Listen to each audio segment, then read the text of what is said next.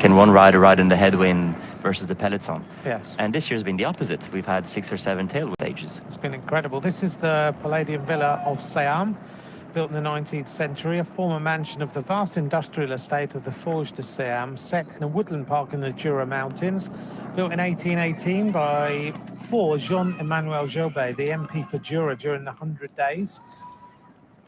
The villa was built in the style of the fine Italian villas of the 16th century by master Andrea Palladio, set on a square. The Parisian architect Louis Fain was commissioned to oversee the first phase of restoration and modernization. It's an incredible building. It's now being restored. At one point, it had a library with 36,000 books in it. It's a lot of books. It's a private estate.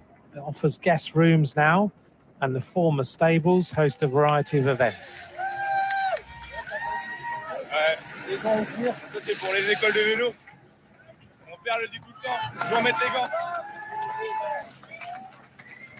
Kevin Clan.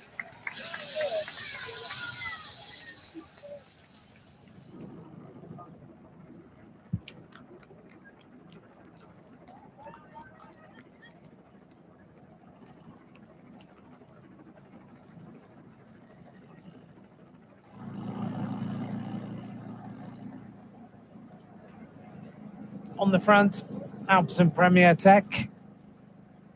Behind, Lidl Trek. Looking after the address of the green jersey, Mads Pedersen. And just behind, NSM looking after BINI. Yeah, everybody's in a long line looking after their various riders to try and get this green jersey. Yes, at this point in the competition, there's really 3 riders who are capable of going for that green jersey, and all 3 riders are fighting it. Quite harshly, actually. They're committing full on between Girmay, Philipsen, and Pedersen. It's quite nice. Often we see just 2 riders going for it after the second week. But in Girmay still believes he can get the points to try and get close and maybe wear the green jersey. 11 kilometers to the intermediate sprint. It's all a little bit in this valley road for now. Well, last night for many people was quite a late night. Sometimes the evacuations off the top of mountains can be a little bit tricky. As Nico said, he feels like he's got jet lag. We got to our hotel at 1:40 in the morning. It was a long drive for all of us. So you've been for a ride to try and get yourself going. Loosen up, yeah. Yeah. 2 hours. We've all tried something. We've all got our own little techniques to try and get some sort of life back into you after a night like last night. It happens at least once on the tour, doesn't it? I think back the last years we've done, there's always one night where we have one of those nights. Yeah, last year was Hatakam. It was, wasn't it? Yes. Hatakam was horrible. Also a 1 o'clock job. So it can be quite tricky. But for the riders, they got themselves off the mountain very, very quickly, down to the team buses, and then got themselves underway. But for some riders, Nico, it wasn't such a quiet night, was it? No, indeed. Jonas Vingegaard was commented this morning in the newspapers that, well, not in newspapers, in the news, that he had an anti-doping test at 2 a.m. And he said he totally agreed with the anti-doping, and I think it was the correct way. He just questioned if 2 a.m. did not also alternate his performance maybe for today, and that it took him over an hour to get back to sleep. It's quite 2 a.m. is... I didn't know they could actually test you at 2 a.m. I thought it had to be in the window in which you've specified where you are. No, so in the window, it's called a time slot. In that time slot is a time slot anti-doping control. And then you have the out of time slot anti-doping control. And then now, since I probably think 2 or 3 years, but it's the first time I hear someone speak about it vocally. They've been doing these middle of the night testing. And when did they start that? Do you know? I think 3 or 4 years ago. Oh, really? it's the first time I actually hear a rider speak about it. I've never had any other. I don't think I've read another interview of any rider saying they've had. I mean, most riders are tested in the Tour de France. Well, I think the GC riders most likely every day or every second day. So it's not something that you talk about every day in the media because it's part of your daily routine. Yeah, it just happens. Most riders would go about, probably Tadej Pogacar would probably have at least 30 to 40 rider tests a year. So it's not exceptional. So that's why riders just don't really talk about it, because it's part of the routine to get tested. It's normal. You finish the stage and the protocol takes you straight away to anti-doping. Let's hear now from a former Tour winner, Chris Froome. So we've got a really interesting stage today, stage 15 of the Tour de France. You can see it here. We're going from up there and we'll be finishing up at Plateau de Solaizon.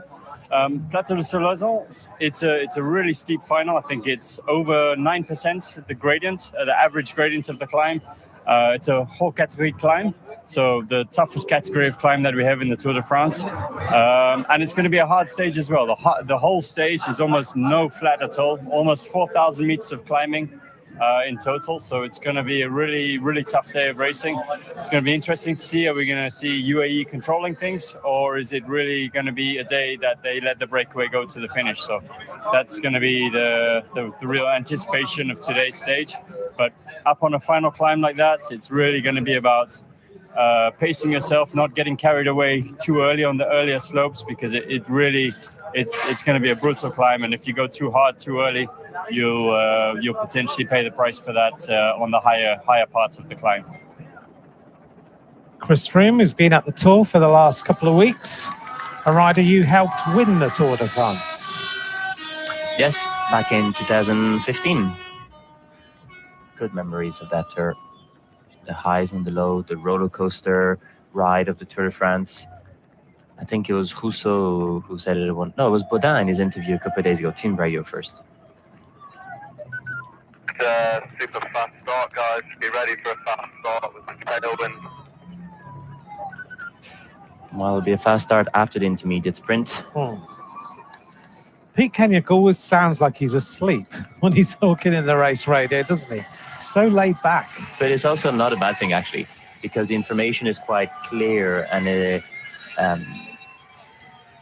as you can hear even from here on the TV, it's always clear. Yes, very good. Coming up to the front then, UAE, also Visma Lease Bike. Sorry, coming back to the interview of Alex Baudin. Alex Baudin says, well, when you go to the tour, is literally you start the tour, you go into this washing machine, and you come out of it 3 weeks later. And I think that was the way I've always described it. I think a lot of riders use that image of the washing machine or the roller coaster. There's an attack. Lidl Trek have started attacking. Big move on the right-hand side of Tom Scoynes as he tries to get away. 7 kilometers to go. Scoynes looks around. He wants to disrupt this and see whether they can run away and get the points, because Philipsen has been beating Pedersen all of the time, hasn't he? Yes, and the last 2 intermediate sprints, Pedersen was beaten by Philipsen. And today, this 6-7 kilometer road that will take us to the intermediate sprint slightly goes up. It's a bit of an uphill sprint, intermediate sprint, sorry. So they're going to try and not make it easy for Philipsen. Yeah. Don't hand the bottle out like that. They're not going to grab it. So Scoynes just trying to disrupt and get up the road, see if he can take the points. Because every day, as we said yesterday, Pedersen's losing 5 points, isn't he? Exactly. So if one of the other riders can take the points and not Philipsen, it would be better for Pedersen. Just these clever little tactics. I hope you're enjoying understanding how the tactics of these teams work, and keep asking us questions. So many of you, hundreds and hundreds of you have sent questions in, and we love reading them because it gives us the thoughts on what you need to know. But just these nuances of what is going on and why Tom Scoynes is deciding to attack. Because if you really work it out, Nico, we've got how many stages after this? We're on 15. We've got, so today and another, 5 stages, 4 stages really. if he loses 5 points every single day, and then if something goes wrong one day, he's losing the green jersey. Yes, and he's, I think, worried about that. He knows that at some point he might get those 5 points for the breakaways. Those early intermediate sprints kind of penalize Pedersen and favors Philipsen. So it might seem that it's a bit odd that you're seeing Lidl-Trek attack rather than just lead him out, but Pedersen's obviously being very realistic with his team in the team bus in the morning, and they're trying to come up with a plan because Philipsen is faster. Philipsen is faster. It was 2 out of 2 in the last sprints, intermediate sprints. And then if Girmay sneaks in, and then Max Canter sneaks in, then suddenly Pedersen's leads can drop very, very quickly. And just right on cue, you could just see on the bottom left there of the screen, Max Canter moving up with the X4 the Astana team. X moving up as well, coming up to the front. We're coming up to the intermediate sprint, still got 5.5k to go. You see Chris Froome on the screen there, and you've ridden alongside him onto the Champs-Élysées, and you talk about this washing machine for 3 weeks. When you hear people say, oh, the Tour de France is over because Pogačar has got such a big lead, does it make you smile a little bit, thinking when you're in a team, it doesn't really feel like that? Because Froome was dominant during his time as well. No, well, I wish we had 7 minutes on Quintana back then. I think we only had 1:30, so the pressure was on all the way. And if you remember, Chris Froome being in trouble in Alpe d'Huez on the Saturday, and it was Richie Porte who managed to come back, give him a gel, and save him from a hunger flash. So it was a very different scenario than being in a very dominant team, like being around Tadej Pogačar when you're 5 or 6 minutes ahead. And it's really, if you crash, that things are going to go wrong. Yeah. But crashing is part of the Tour de France. As many years we've seen top riders come out of the GC. We rarely see the yellow jersey in the final week crash out. But unfortunately, crashing is part of cycling. And although no one wishes anyone crashes, it's a reality, because if you look at how the bunch is riding, we've been actually very lucky this year. I feel the bunch is riding a little bit safer this Tour de France. I've often been quite harsh some of the years of how the amount of risk that we're taking, but I do feel with the enforcement of these 5 kilometer laws, the sprint zone and everything, it really made a big difference coming into the finish. Where in the sprint, it's always messy, but it's guys who sprint every weekend. It's not some tiny climber trying to save his top 10 in GC who's elbowing some of the 75 kilos sprinters, and you see handlebars and wheel touchings and whatever. So I do feel that this bunch is riding a lot safer in this year's Tour de France. Also, we've had dry roads. I think this also makes a huge difference. It's only rained twice.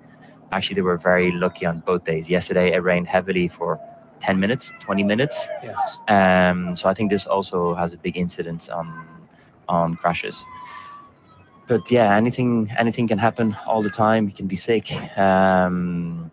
Or just have a bad day. We haven't seen Pogačar have a bad day when he's on shape, but it's still open to everyone. We've seen other riders have bad days, so why not him? Yeah, and he has had bad days in the past. It was very noticeable yesterday, the interview we had right at the end of yesterday's show, when they interviewed Mauro Gianetti. And at the beginning of that interview, he was very buoyant, talking about, well, the moments when he remembers Eddie Merckx going through his hometown in the Tour, and he watched it, and then he says, everyone comes out to watch Tadej Pogačar. The minute he was asked about the Tour and the Tour being over, you just saw his face change. Like, literally was switching. It was like changing a switch. His face completely changed. It was like, absolutely not.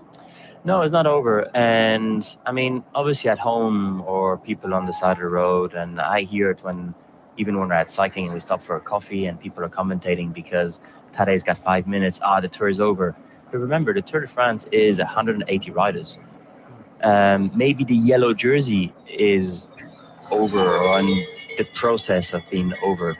But there's 180 other stories happening in the Tour de France. Yes. For Verstappen is to go back into another breakaway. That's his Tour de France.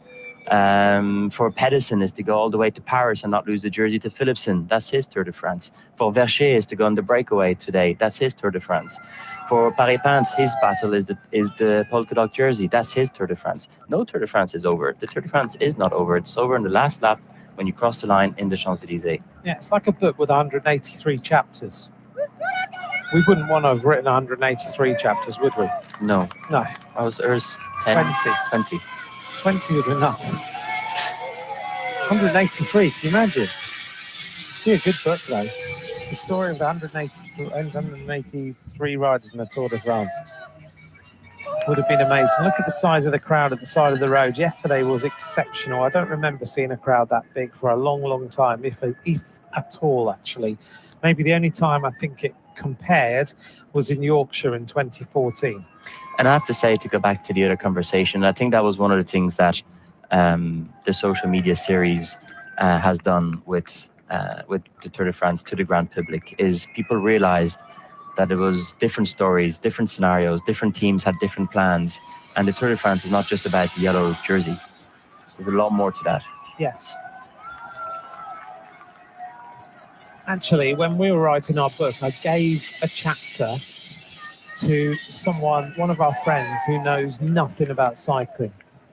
And she read it and she came back and said, I never knew there were other jerseys. I thought there was just a yellow one. And so you kind of understand that people see the yellow jersey and that's it of the Tour de France because everything's yellow and we spend all day with something on yellow, but you know, it is all different stories. We're coming up to the sprint then, 1,600 meters to go. Yes, this sprint is pretty straightforward. There is a roundabout at about 700 meters to go, so cautious there. It's on the same road. There's a bit of an S, I won't say chicane, but a bit of an S, first to the right, then to the left. So they won't see the finish line quite so early into the sprint, and they're going through a little town. So again, cautious. There's the points, 25 points, 20, 16, all the way down, top 15 riders. And now the three trains with NSM are in place at 1.2 kilometers to go. Well, let's just give you the update. Pedersen leads by 36 points from Philipsen, with Girmay another 14 points behind in that classification. Let's take a look then. 1 kilometre to go. Scoyne starts to lead out. Quinn Simmons is there, and I would imagine Simmons and Pedersen and Bartek are going to try and score points here and also try and put some daylight between Pedersen and Philipsen, who are very close to each other in this group of riders. Cantor comes up. Now the sprint starts, and Alpecin are trying the games as well as they try to put riders and put daylight between Philipsen and Pedersen. There's so many tactics going on right now. Here goes Max Cantor, left-hand side. Pedersen is still in the wheels.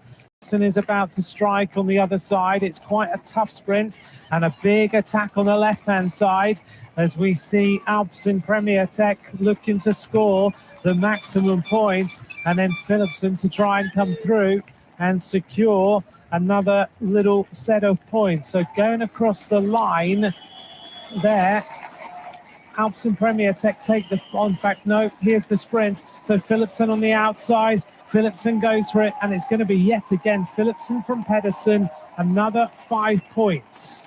I think Max Cantor in third. That was a funny one there with sending riders to do lead-outs, but I think when the rider from Alpecin Permitech went out, he might have thought he had Pedersen on the wheel. Yes. Because then when he realised he didn't have him, he stopped pedaling. Initially I thought, oh, he's attacking, but no, he should have been attacking. But yeah, anyway, good sprint. Yeah, 31 points now, the difference. Let's look at this one again. I think I thought he was just about to hit the line by the way that he just sat down. It was a big acceleration. And again, Jack Stewart just goes all the way around. He thinks he has Girmay on the wheel, but no, Girmay has to go around the rider. Very messy.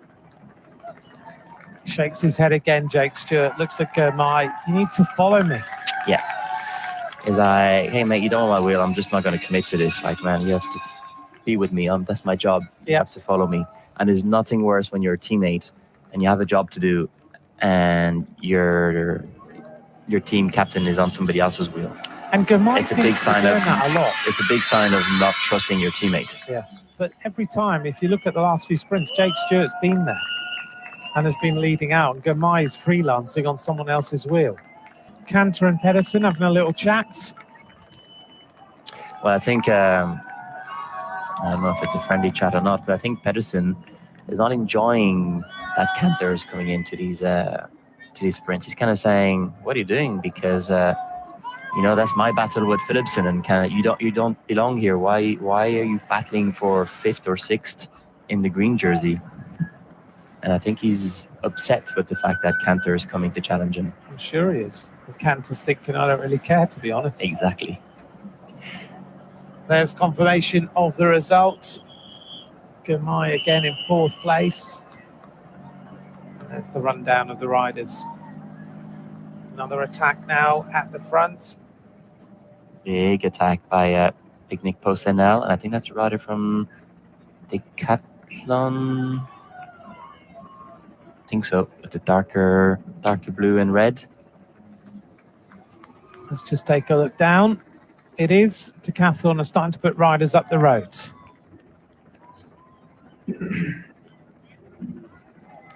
Biniam Zakalo Girilomati. You can sit. 2 riders. Olav Koy, I think it is, by my look at the helicopter shot. It is. Olav Koy has gone on the attack with his friend, I think, Julius Vandenberg. Yeah, he's having a big smile on his face. Yeah, these two are off the front. They might as well carry on now. See whether they can get something going. So I think today is another day where we see the riders from Movistar being aggressive, trying to go into the breakaways. Carajal also. Oh, I wouldn't have that chair sat there, would you? No, not safe. No, not at all. Once again, there with the crooked helmet. Ben Healy, very easy to recognize him, trying to look for the opportunity. These two thinking, right, okay, should we go or not? I mean, they were big attacks. They probably did it for the fun, but it was a proper attack. There goes the attack again. Carajal. Problem, Isaac Del Toro. For the mechanical. He's not sure. Oh dear, that's exactly why you don't want to run alongside a rider. Nearly took Del Toro down with his foot going behind him. Casper Asgreen, Castrillo, Tobias Foss. Big attacks now at the head of this race. Abrahamson. Ben Healy's coming across. Jagat trying to go across as well. Looking for Ed Plankett. Looks like the gears aren't working too well. Himself going. There's a little click on that bike. So Foss, Abrahamson, Healy all at the front. And here is Del Toro trying to come back into the race. As the first time we see Barguil in this Tour de France. Been extremely quiet, the French rider. One of the top name riders in Picnic Post NL Raisin. Here's Del Toro, just trying to spin his way back in. Wellens waiting for him. I think he might have had a problem of his own. Because he's actually further back, isn't he? There he is. He's got a job to do today. And it is Warren Barguil now off the front, and Weistroff is the rider coming across to him. Weistroff wants to be in a mountain breakaway now, and he's trying to go across to a former King of the Mountains and double stage winner Warren Barguil, who's off the front. So after this kicker, we're going to have a bit of a descent. Problem for Tish Benoit. We're going to have a bit of a descent, almost 4 kilometer descent, and we're going to start the third category climb, the Côte de Rousse, 6.6 kilometers at 5.1%. Now you're right then, Tim Wellens was waiting for Del Toro. Brings him back, nice and easy. Big wide roads here, aren't they? For a while. For a while, yes. So a little group of riders off the front. Wellens taking Del Toro up the outside of the peloton, put him back in the front to make sure he's okay. Yeah, it's going to cost them a bit of energy, but they need to go straight to the front. Barguil. There's another rider. Is that Johansson once again for UNOX Mobility coming on the left-hand side of the screen. Yeah, also Voizard is in here for Tudor Pro Cycling. Lies 17th overall at 19 minutes and 16 seconds. Yeah, he was in the mix for a long time yesterday. And once again, Wiesma Elisabach trying to ride aggressive. Jorgensen at the front of the peloton trying to bring it back together. So just trying to nullify this breakaway.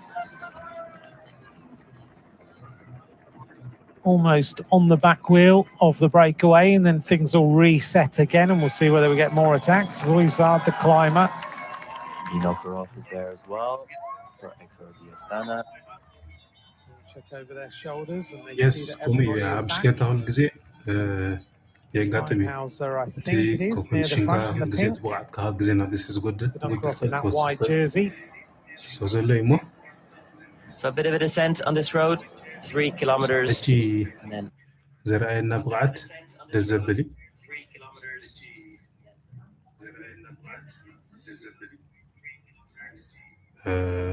كلاتنا نبيني أجوها مورال كنو ويز قبا كساب حجي يا كلي لا يكولن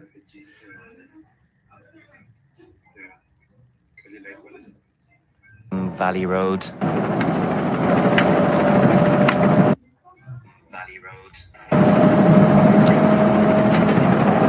Jorg Steinhauser is the rider who is trying to go away.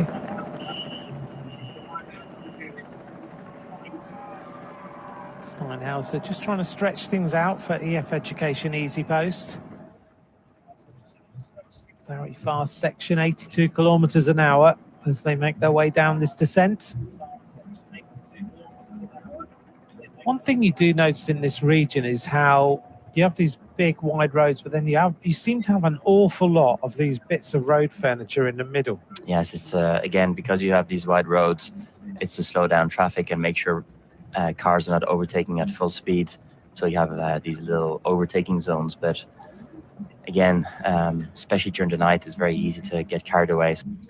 بتعمي انت عاوز زلمنا امبر كمز قلي جينا نوزنا هاد جزي السوغا مسلا بيني قليل كوين نعنا قليل كم زغم زغبر الناس بيني سلازس كساب حجي زرعنا بقعت كساب حجي زرعنا زل بقعت زنا ادي بقعت مقدال يقاتمي حدا افريقاوي ايتراوي مخانو وكيليو هاغور مولو هاغر داري كونس هاغور مولو وكيل زوارادر زلت قادماي سو نزا قمت كنت ولنا كبيدي صوت له بزح ነገር ختم ማለት ስለዚህ ስለዝኾነ ምስኮም ወሪና የማሐቅ ንቢና ክሳብ ሕጂ ክንስገን ይግቦይ ስቲል ኣብቲ ውድድር ኣሎ ካብቲ ውድድር ኣይወፅን ኣብ ናይ መዓልቲ እውን ኮንዲሽን ወይ ከናቱ ብቕዓት ክቅየር ስለዝኽእል ጃስት ተስፋ ደይምቑራፅ ንዑ እውን ሞራል ንሃቦ ሞራል ምሃብ ብጣዕሚ ቀሊ ነገር ኣይኮነና ብሽክለታ ኣብቲ ናቱ ፔጅ ከይድና ኣጅኻ ገለ ንበሎ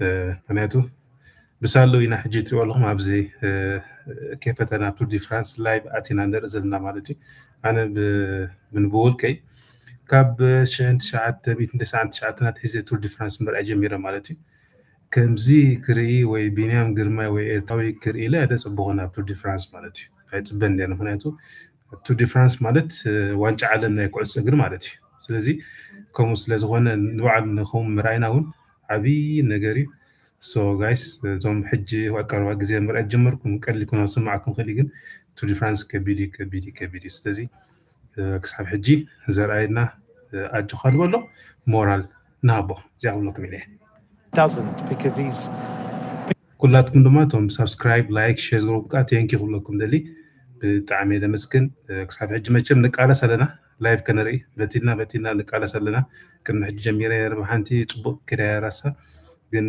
ሒዞም ማለት እዩ ስለዚ ሓዝን ተጠይላ ኣላ ሕጂ ብኣ ላይፍ ከሪእክኒ እዚኣ ግን ሓዳሽ ኣላ እዚኣ ከተስፋ ገብር ንቁርብ ግዜ ፅቡቅ ክሰብለና ክተሳጉመና ብዘይካዚ ነዛ መደብ እዚኣ እውን ካልእ መደባት ናይ ማሃርን ኣዘናቃ መደባት ብሕጂ ክዳለወላ ስለዝኾነ ያ ምትባርኩም ሳብስክራይብ ሼር ኣባላት ትኮኑ የምህፀን ተስፋ ገብር ቴንክ ዩ ስለቲ ዘይውዳእ ድገፍኩም Yeah, 8 meters. Yeah. It counts. He's won 20 times over 1,500 metres. And Jonas has won 9 times. Bernal's won 6 times. Hindley's won 5 times. And Richard Carapaz has won 5 times over 1,500 metres. That's a fast descent past the viaduct. Extremely fast. So, yeah, it's just about on the borderline, isn't it, where you say, right, at 1,500 metres, they're going to start to feel it a bit, but not much. Not much. No, if someone has bad legs today, you can't blame it on altitude. We're into Morbier, past the viaduct. 2,300 people live here. Probably takes its name from the little stream that flows through it. When I raced, I started to feel it around 1,800. Did you? Yeah. I think riders, everyone's a bit different, but from 1,800 is when I really had to start looking at readjusting numbers, and I could start feeling the air being thinner. Degenkolb and Alaphilippe. It's like going back to the Tour de France 6-7 years ago. These two riders off the front with Turgis coming across, and also looks like Matty Morich has joined in on the action.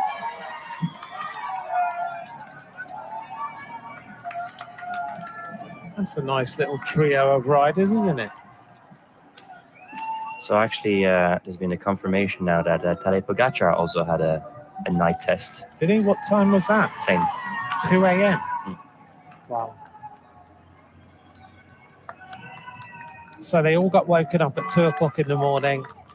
And it's not an easy scenario, is it? That test, you know, there's a lot to go through. You have to also wake the doctor up, because the doctor generally is there in the team to make sure everything is done properly.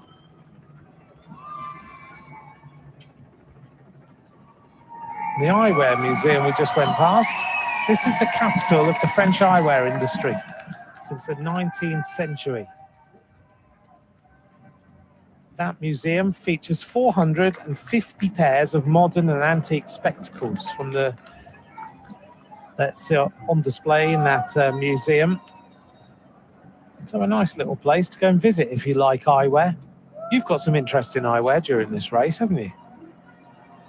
Oh, the connected ones. Yeah, amazing. Yeah. You filmed me the other day while I was having my lunch. That was just a test to show how they work. Yeah, I was hopefully one of the days we'll be able to see the finish again in the mountains, and I'll be able to take some shots. I'm using my drone a lot actually these days, trying to show a little bit how the road looks and the scenery is. And it's Movistar trying to close this gap with 2 riders.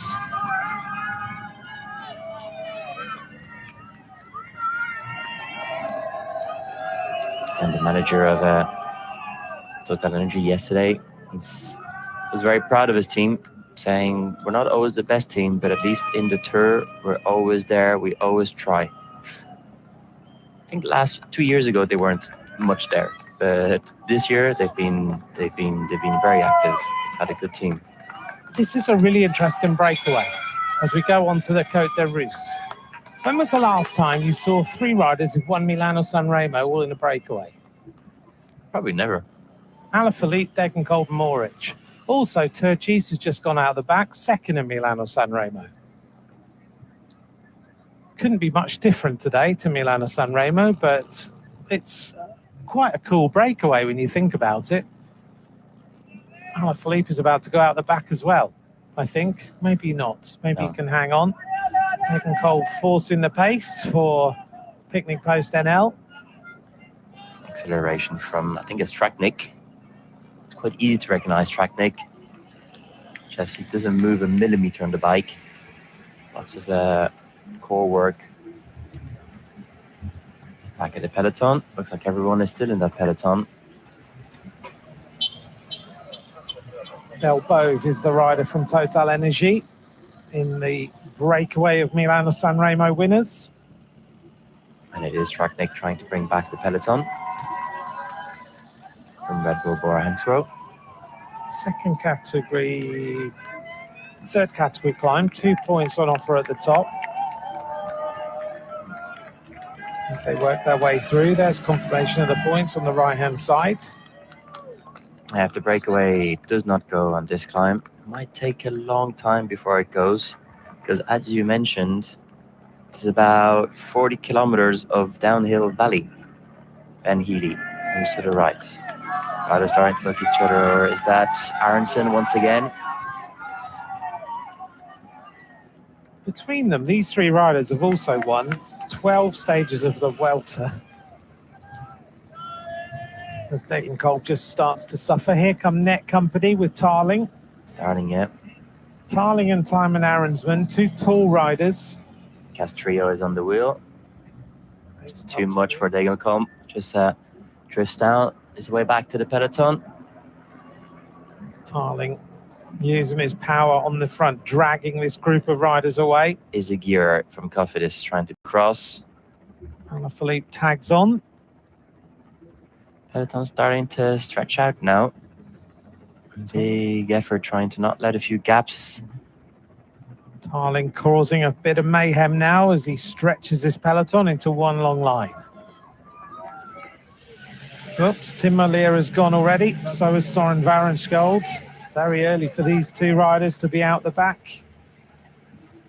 It's going to be a long, lonely ride. They are out the back from 152 kilometers to go. Molière doesn't look too worried though. Tarling continues. Attack on the right-hand side of Tiberi. Again, Tiberi was the rider who attacked a lot yesterday for Bahrain Victorious. Onto his wheel. Is that Van Wilder going? No. No. It's Louis Vermaken. Ah, yes. Comes across. EF with Carapaz. Trying to bring him to the front. There he is again, looking for the stage win. Vinokurov grimacing. Timon Aronsman.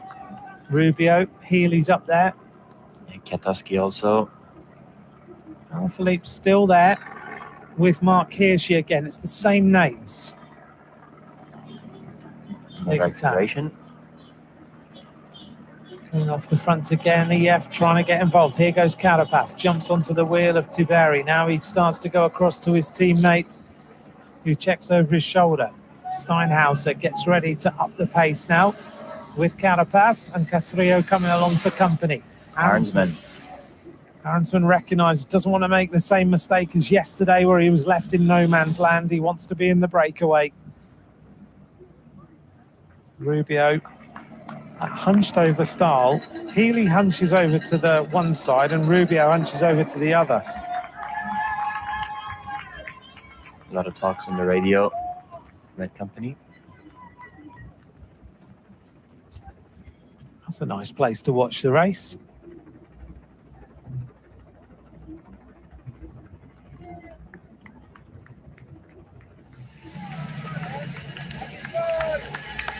At the top of the Côte de Rousse is the Fort de Rousse. Oh, that's not good news, is it, for UAE? If he gets over the climb, though, he's got a long time to come back, hasn't he? But not good news that he's hanging on like this right now. Top of this is the General Henry Martin Fort. It's been named since 1984. Another attack at the front for Carapaz. And Simmons. And more riders. Ben Healy trying to go again today with Carapaz. Carapaz checks over his shoulder to see if anyone's prepared to go. Healy's hoping that someone will.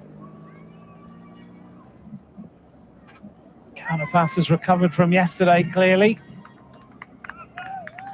No reaction from the peloton so far. Still led by Alaphilippe. Pogacar just moving up. He's got Vingegaard on the wheel. The red helmet. Carapaz with a little bit of daylight. Obviously looking for points as well in the King of the Mountains. There's not many on offer up here, though. Only a couple of points.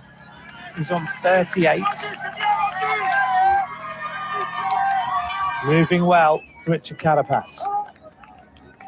Norwegian fans in the background. And yet again, it's Alaphilippe who's trying to bring this back together. Yeah, I don't know what the tactic is there with Alaphilippe. Bringermai at the back of the peloton.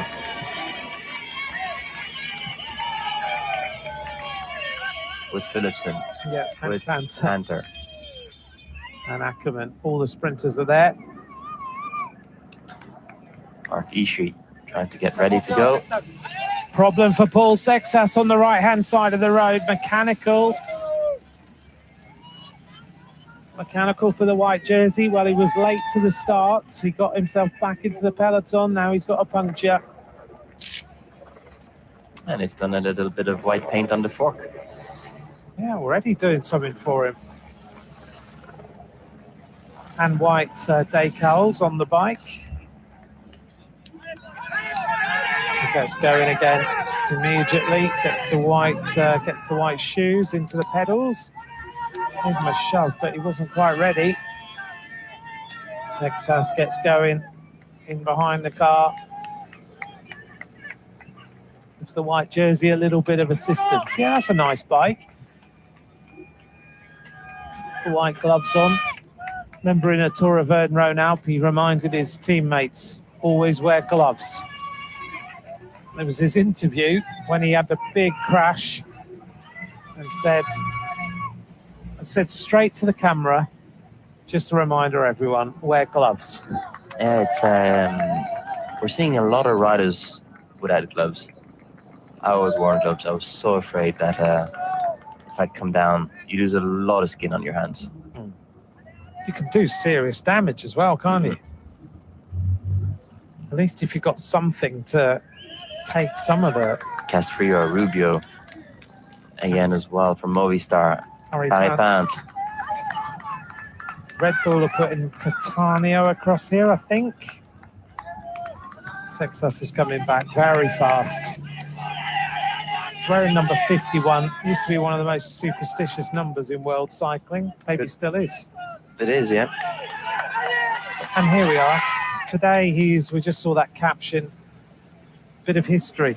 He is the youngest ever wearer of a jersey in the Tour de France. In history. But he was the second youngest rider to take part in the Tour de France. Yes. It's almost off the back. Bottle. He's got a team. Thank you guys. Thank you Tom subscribes gobarkum. Thank you Tom likes gobarkum. Thank you Tom shares gobarkum. Thank you ሁላችሁም. Today. Yes, apparently yesterday when he went by in that final climb, the crowds were absolutely mental.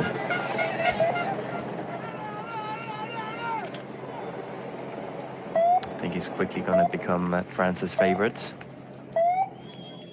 Well, he's already caught the sprinters group. Shouldn't be underestimated, Nico. This is pretty hard. This is hard when there's riders being literally thrown at the back and you have to make your way back up to the peloton who's attacking, trying to go into the breakaways. There's Izagirre. There's his teammate that can't even help him. This is still a sprinters group. You see a lot of the bigger riders. Had a Fini in that group, and this is the front of the peloton. Another attack. Asparin of Pinarello goes clear. Trying to mix things up again. This team, another counter-attack. Bruno Amirai.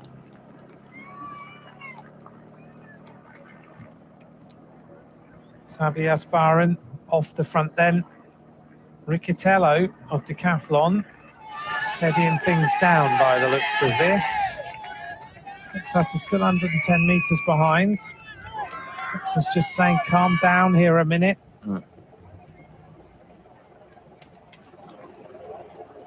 There we go. He's okay now. Yeah, it's a bit of a...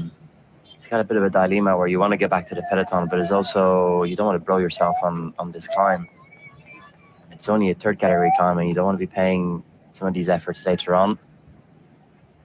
Because it is easy to come back way too quick and then be struggling for the next half an hour, isn't it? For going too deep, yes, totally. We saw that yesterday with the rider from Lotto who came back very quickly onto that group, but then he really struggled when you know that in the front of the race it's going to go like this, attack and stop, and attack and stop.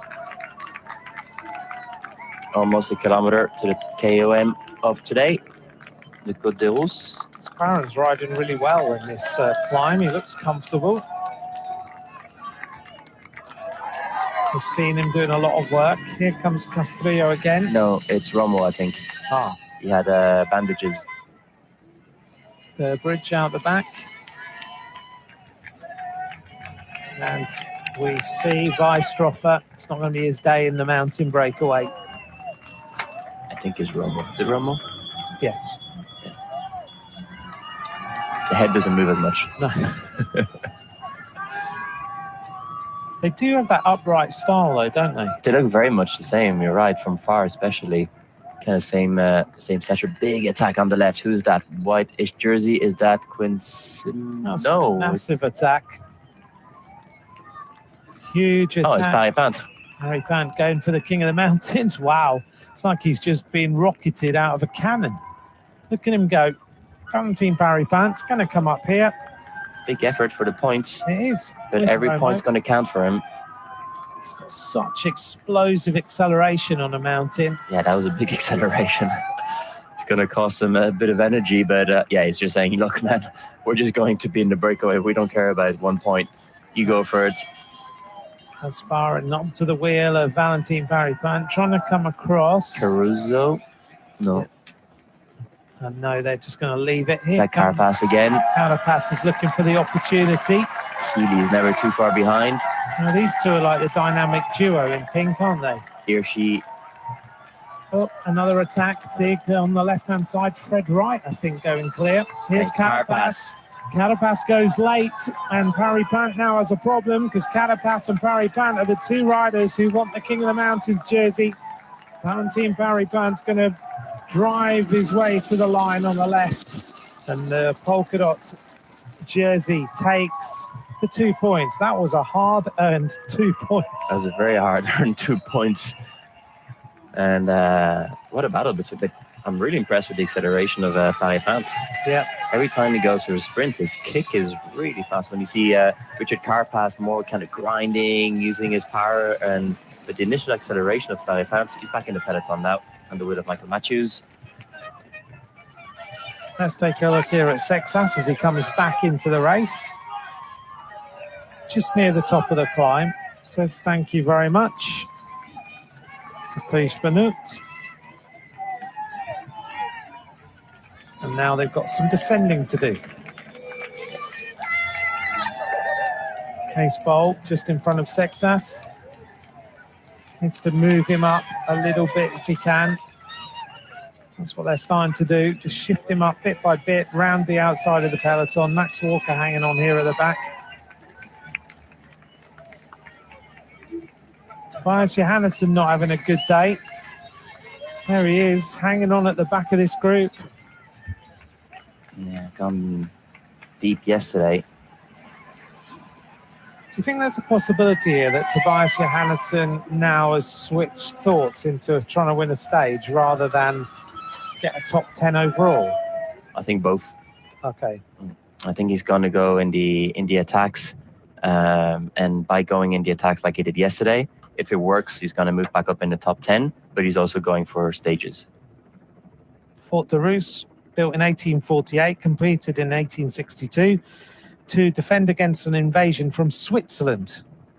Abandoned in 1999, it's now a holiday camp.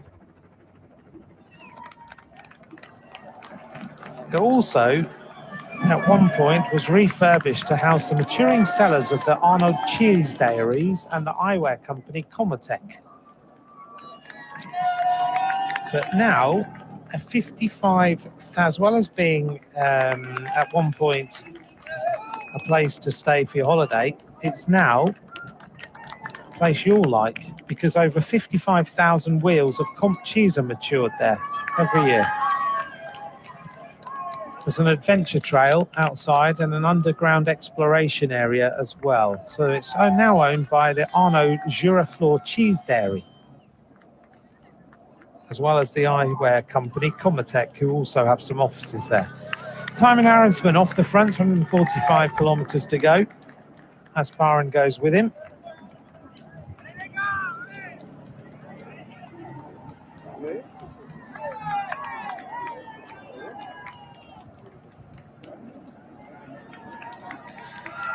Next climb is at 52.5 kilometres to go. So we've got a long time now until the riders reach the three main climbs of today's stage. Arensman with Asparin in the grey shorts. 13 seconds. Back of the peloton here.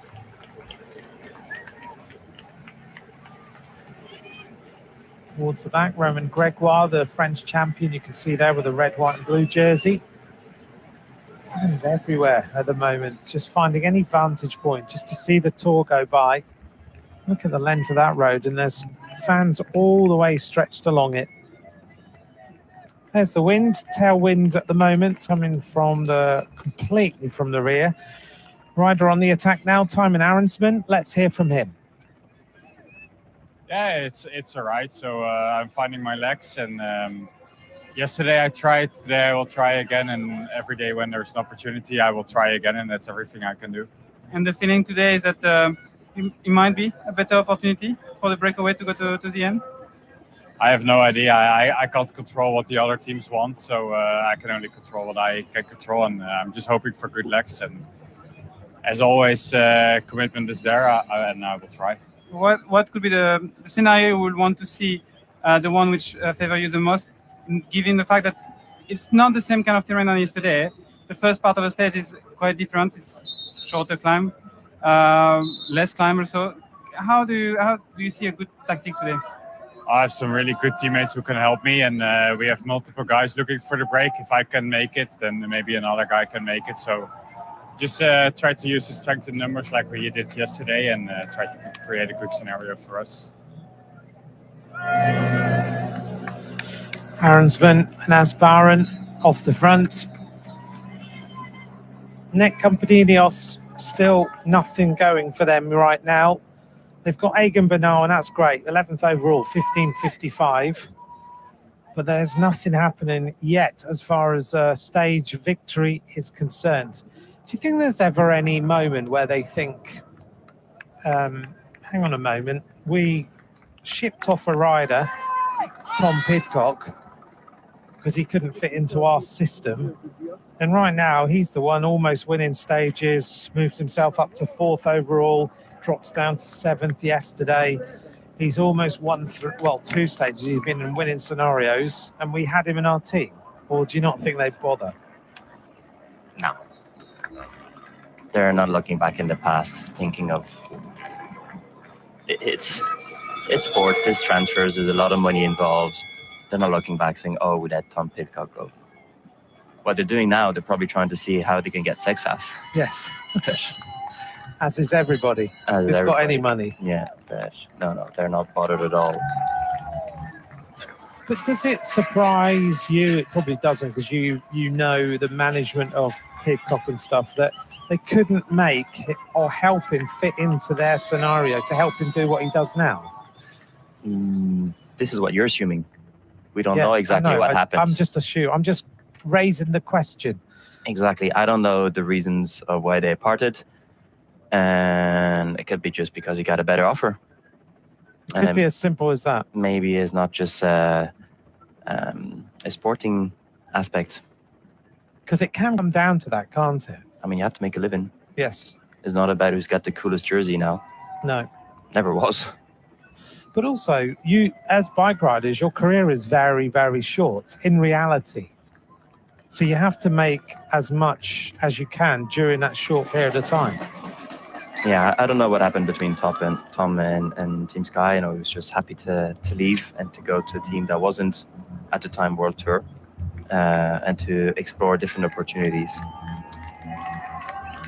142 kilometers of racing to go. Another attack. It's not an easy team to fit in, Team Sky, or at the time. No. Well, you've been there, you know. Yeah. 2 riders from Uno X Mobility yet again going on the attack, trying to get something going. Magnus Kort, the Danish champion. There's a little campaign going on because he's won the Danish championship. And he's about to retire. He said he's retiring and they don't want him to. They want him to keep going for a while. Here's the team radio. A number 1 bike. Front or rear wheel? Front or rear? Rear wheel. We can change it. If it's quick, no problem. After super good. Okay, we're ready with car 1. Do it now, mate. Do it now before it splits the peloton. Do it now. Good communication there by the team. The Radu insists he doesn't want a bike change. He feels good on the bike, but he also feels the legs are feeling good. No stress, just change the back wheel. Good response there by the radio, from the team director in the radio.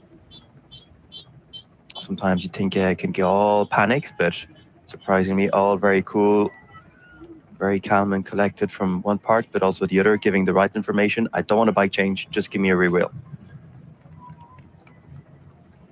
So we watch these riders going away. I just want to mention that sometimes you might think, why can't we hear that radio right at the moment? And it should just be mentioned that what the team radio team do, which is staffed by ex-pro riders, is they don't give away the tactics of the teams in any way. And so you don't want any team to be at a disadvantage. So we play that radio after it's happened. So you can understand, so Nico can explain to you and you can understand how calm Pulse XS is and everything that's going on around it. What we make sure we don't tell anyone that he's got a problem so that it's an advantage to Tadej Pogačar or Jonas Vingegaard or anything like that.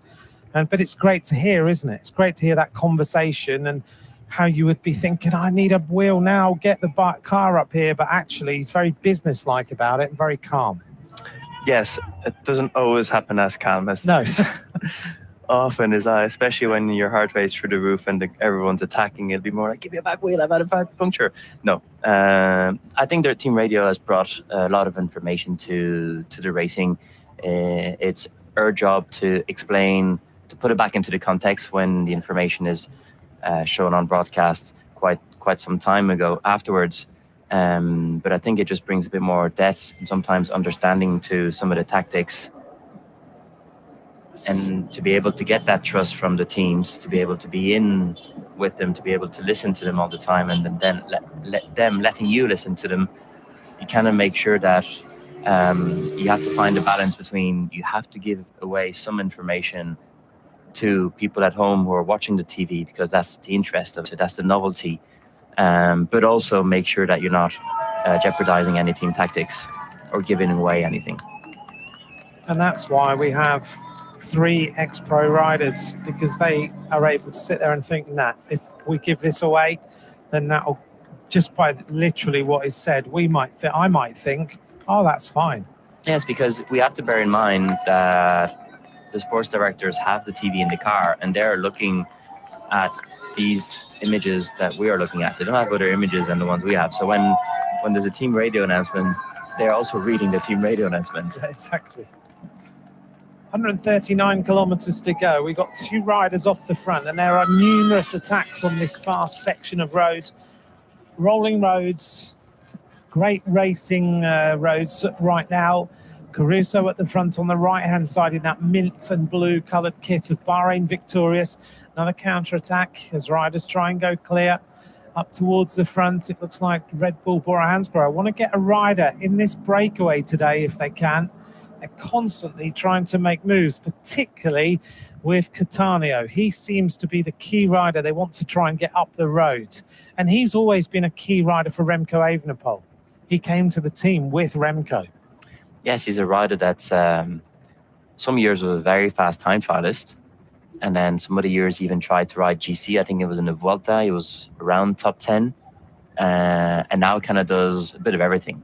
Puts riders in position, helps them in some of the mountain stages. He tries to hang in there quite a lot. I think that's Garcia Perna in the front. Yeah. Yes. It is. He's easier to spot out. Exactly. Style, bigger shoulders on him. Yes. More attacks. Right-hand side as riders try and go away. And you could just see how it's a bit of a downhill section because they're all really going full rev, 80k an hour. We're going to go down for quite a lot of time until 70 kilometer 74 at the stage, which is going to be this. What beautiful road. Look at that. Stretching out in front of you. You can see the 2-rider breakaway disappearing into the left-hand side of the shot. So it's almost 25 kilometers on a rolling down terrain.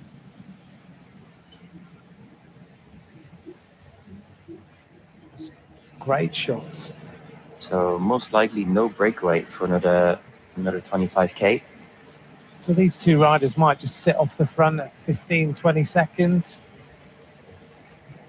And one thing that's going to be very interesting is the further away we go onto the stage, and the more it becomes a GC day. Well, the longer the breakaway takes to form. Yes, because then the less work the team of Tadej Pogacar has to do.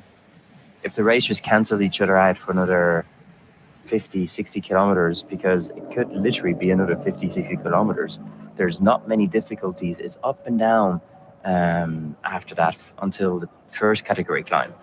There's a couple of 2-3 kilometer climbs, loads of them, 1, 2, 3. There's four climbs, but they're only between 2 and 4 kilometers and between 6 and 7%. So they're good ramp for riders to attack. But the way this peloton is fighting to be in the breakaway, it could take another long time to go, or maybe not even go. It could just be fast racing with a couple of riders here and there in gaps. Yes, and team chasing each other down, believing it's going to be a breakaway day, trying not to miss the opportunity.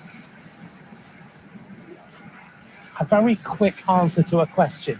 Cobus Berger sent me a message, and actually I thought, you know what, that is a very good question. Can we explain the graphics up on the top left-hand side of the screen? So I'm going to do it very, very fast. Because new fans don't automatically understand what they're looking at. So as you can see, there is a bit of a change of color of the graphic. You see the yellow around about, with the two arrows, around the peloton graphic. That means that we are looking right now at Group 2, which is the peloton. And a moment ago, the yellow was around the kilometers of the Tête de la Course, the head of the race. So basically, the minute the camera shot changes to a particular group, you'll see the yellow centered around and underneath where you see the heading of Group 1, Tête de la Course, head of the race. That's the breakaway. Group 2, peloton. Then sometimes we'll have Group 3 with a jersey in it, say the green jersey, or Group 4, whatever. But basically, whenever the camera shot changes, you'll see the yellow go to that particular area. That's the group you're looking at, and that's your time gap. And it's in seconds that you can see what the time gap actually is at any particular moment in time. The left-hand side, you see the little finish flag, 133.4 counts downwards to the finish line. So it gives you a bit of an idea of the graphics. Quick clip now, looking into the future.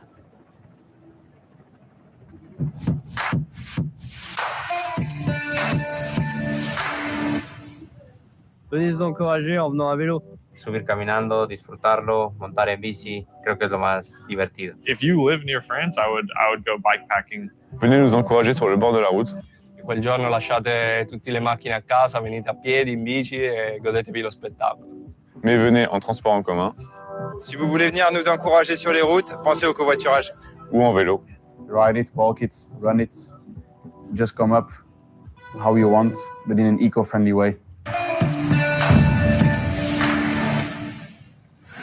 Little message from the riders in the Tour de France, 20 seconds to the peloton. Nelson Oliveira is in a gap at 12 seconds at the moment, 132.2 kilometers of racing to go. So Cobus, hope that helps you. As you can see, the yellow has gone to the Tête de la Course, the head of the race, which is these two riders here, and they've got 131.9 kilometers to go. The little arrows show the gaps. So there's a gap to Group 2 with Nelson Oliveira at 11 seconds. You might see him appear in a moment. And then to the peloton, 19 seconds. But the gap to the peloton is 18 seconds from the front group, not another 18 seconds on top of where Nelson Oliveira is. There's Nelson Oliveira, just saw the yellow change. Poursuivant, the pursuer, Nelson Oliveira down on the bottom left-hand side. And don't forget on the right, scan the QR code and get the Tour de France app. And you can follow along with the race every single day. That app gives you all sorts of information. It will give you the race, the details. It will give you the actual itinerary so you can follow along and see where the riders are on any particular time. and how long they're going to take to get to a particular place or a particular climb. You'll be able to also see the start layout and the finish layout and lots of other bits and pieces of information. So it's a lovely little app you can download. I've got it on my phone, and I tend to scroll through it every single morning when I'm doing the preparation for today's stage. Another group of riders jumping away. Abrahamsen, Scar safe. Also looks like stage winner Mauro Schmidt in the lavender colours. Another member of his team is just behind. Just looking to see who that is Michael Matthews. Matthews looking for an opportunity. Ionis Aguirre is the rider in the red and yellow, burgundy and yellow of Cofidis. Looks like maybe Nico Dens has jumped in there as well. And on the back, one rider from Movistar as well. I can't quite pick him out at the moment as to who that is.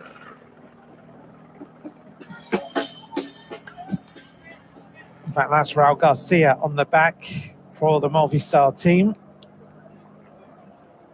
So very quickly moving away again, trying to form up this breakaway. Peloton still at 20 seconds. Back of the race then we go to the rear of the peloton, and Lotto Intermarché with riders just hanging on at the moment. Jorg Zimmermann is the rider who's sitting right on the back. A couple of places or 3 places in front of him is Lennart van Eetveld, who's riding with that broken rib. And then Hubart's their sprinter, another place in front of Lennart van Eetveld. Oliveira's about to catch the leaders. Arensman says, let's just calm down, let's get him to come across. That means we've got a bigger breakaway. Maybe this is the moment the breakaway forms. So good job there by Thymen Arensman. So let's just calm down a moment. Arensman, experienced rider with a couple of stage wins in the Tour de France in the Net Company Ineos colours, puts his radio in so he can just get some instructions from his team. And Oliveira's got a teammate, so he's going to be happy with this. Now they start to push on. Scar safe goes through to the front. This is the up at Mijou, the Mont Jura Resorts, one of the iconic sites of the Mont Jura ski and leisure area. It's up here at 1,323 metres above sea level. Has exceptional views over the Lake Geneva Basin and the Alps, notably Mont Blanc. It's got Europe's longest zip line, linking the summit of the Petit Mont Rond to the Col de Fossile. Giant zip line offering a dizzying descent at nearly 120 kilometres an hour with a maximum gradient of 37.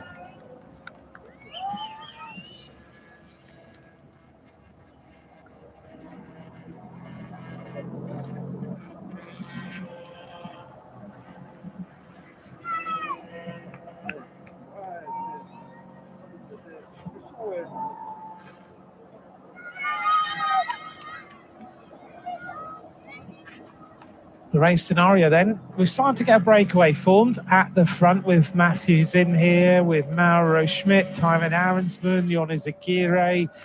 We've also got Scar Saith of Uno X Mobility, one of the Johannesson brothers. We have got Nelson Oliveira, we've got Asbaren, and there's one rider from Red Bull, Bora Hansgrohe, I think is one of the is Van Dijk, I think, but I'm just going to double check if it is or not. Yes, I think it's him, just by default. Haven't seen much of him yet. No, not at all. If not, it's the first time we mention him. Yeah, he's been at the back most of the time in the race, or just sitting with Remco on the flatter stages. He's more of a classic specialist, isn't he? But only been given 10 seconds. It doesn't look like the peloton really want to do too much about letting them go. This is the group at the back of the race. Is there anyone that we should be looking for? Philipsen's in there, isn't he? Number 12 there is a Feeney, but Feeney does more work on the flat days for Wiesmann, doesn't he? Yeah, when the camera was on that group for a long time, I might have thought some of the GC riders were cut out. There's the gap with the peloton. And today's day for the climbers. We're going to try and focus on the climbers. Sprinters should have a bit of time today, at least 45 minutes. Well, let's hope that Merlier got himself into a group. We don't want a situation like Anton Sharmik. Sharmik was nearly an hour down yesterday and is out of the Tour. He took one of the most aggressive rider prizes the other day. He won a stage of Tour of Rhône-Rhône-Alpes. He's not a rider who is just an ordinary rider in this group of peloton, in this peloton group. He's won some big races, Anton Sharmik. Maybe a little bit of illness or something. There's the group moving away. Still rolling roads. Michael Matthews. They're not being given a big gap, are they? No, there's still teams who want to go into this breakaway. 2 riders from United Mobility, 2 riders from Jake Alula, 2 riders from Movistar. A lot of teams want to be in that breakaway. They'll be chasing. Average speed is 45.2 again. That's confirmation of the makeup of the front group of riders. Tobias Johannesson is in here. He was struggling earlier on. He's okay again. He's obviously got going over the top of the climb, puts himself in the breakaway, looking for an opportunity if he can. And the team of EF Education Easy Post, who is trying to close this gap. Yes, surprisingly, they've missed, considering they were the ones who were doing most of the attacking on the climb itself. Mm-hmm. So they're trying to close this one down. Next climb coming more or less at 105 to go.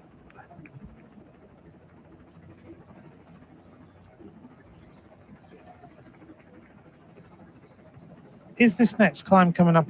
It's not a classified one, is it? It's just a rolling little climb. Yes, the bottom of the climb is going to be at 109 and the top at 105 to go. So still a while. Because after that, we're going to have another 10 kilometers of downhill. Or drag down, but this kind of long valley road all the way into Belgraz, and then there's another little climb. Well, moving along very quickly on today's stage.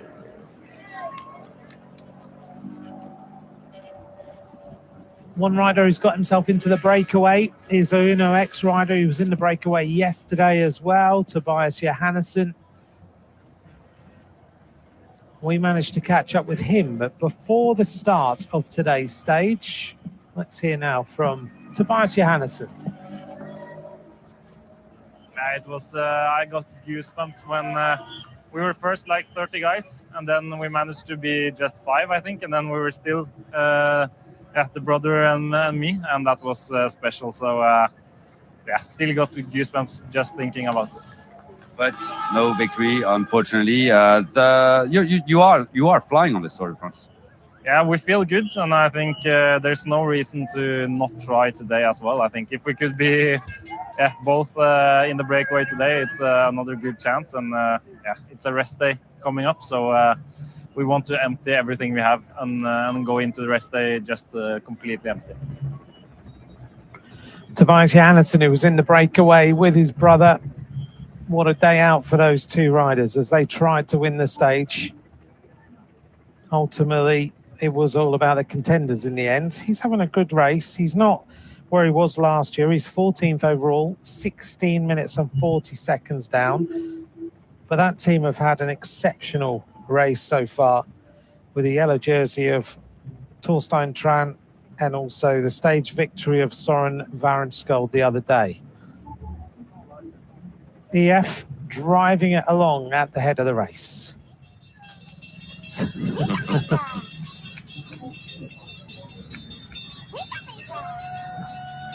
If you're going to do it right, huh? At least it's not 50 degrees anymore. Exactly. It's been more sustainable. It is. Yesterday, we saw an incredible crowd at the top of that particular mountain. It was quite exceptional. both on the mountain and on that little descent that we saw as well. Just tens of thousands of people at the top of the climb. It was an immense day out. It really was. And as you heard from the riders getting goosebumps now on the course. Tadej Pogačar, in his post-race interview, also saying it was an exceptional day for the fans at the side of the road. I don't think the riders could quite believe how many people were coming out to the Tour de France. And we mentioned it earlier, as EF throw everything, including the kitchen sink, at trying to bring this breakaway back. They're not impressed that they have missed this. Yesterday, well, let's just hear the team radio of Net Company. EF need Carapaz in this breakaway today to try to get the KRM. Yeah, they certainly do, and they've missed it. Look at the Uno X riders and the Net Company riders. They're asking the motorbikes to move out the way because they do not want EF to bring this back. Kwiatkowski sitting near the front. So is Magnus Kort. They want a gap. They do not want EF to get any assistance in bringing this race back together.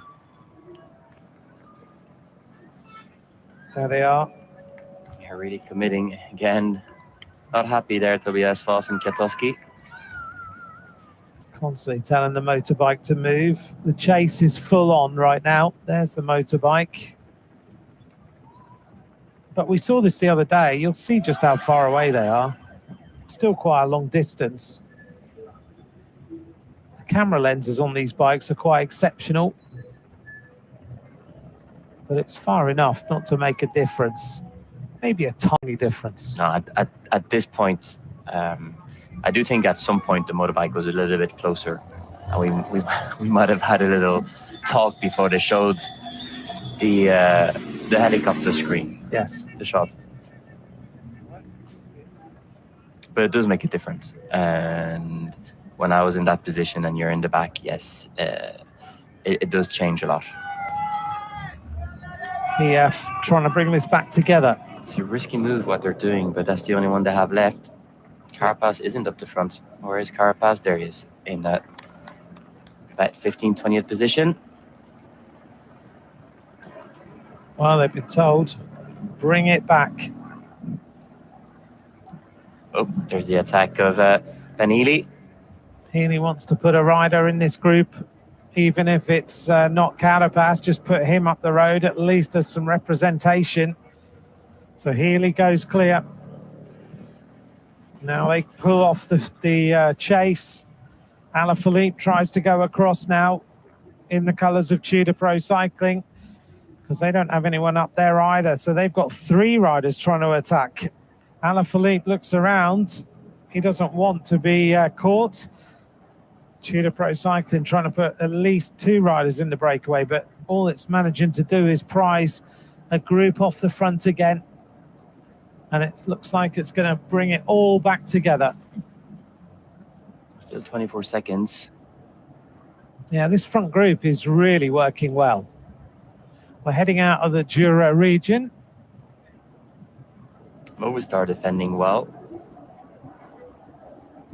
Kind of breaking that momentum. Even with all that riding that's gone on, the gap's just growing. Healy goes to the front again. Yet again, another counter-attack from Movistar. Steinhauser comes up. Tarling's quite happy with the scenario. He's got his rider up the road that he wants. They're working well, aren't they? Really are. Really are on this, again, quite fast downhill section. Like Matthew is asking for water. There's a rundown of our breakaway group. Another 10 kilometers before they start hitting another little lump. This morning, I was looking at some of the social media feeds of some of the top photographers who are here. The photos of yesterday, I have to say, by those photographers are out of this world. Absolutely stunning. If you don't know the photographers of the Tour de France, here's four names I'll give you of photographs I looked at this morning that were breathtaking. There's always Gerard and Ashley Gruber, Gruber. Their photos of yesterday are out of this world. They are absolutely exceptional. Thomas Maheu, Maheux, his photos are brilliant. The Japanese photographer, Suji Kai, his photos are amazing of yesterday. And Pauline Ballet, she's the photographer for Decathlon now. She was always the photographer generally around the Tour de France. Pauline Ballet's photographs, ballet is in ballet. She has taken some lovely photographs of yesterday. She's chronicling, really, I guess, Paul Sexas and his first ever Tour de France. She's embedded in that team. So those four or five photographers, for me, yesterday, were out of this world. If you want to have a look at them, take a little look. We're going to have a quick feature now about the yellow jersey.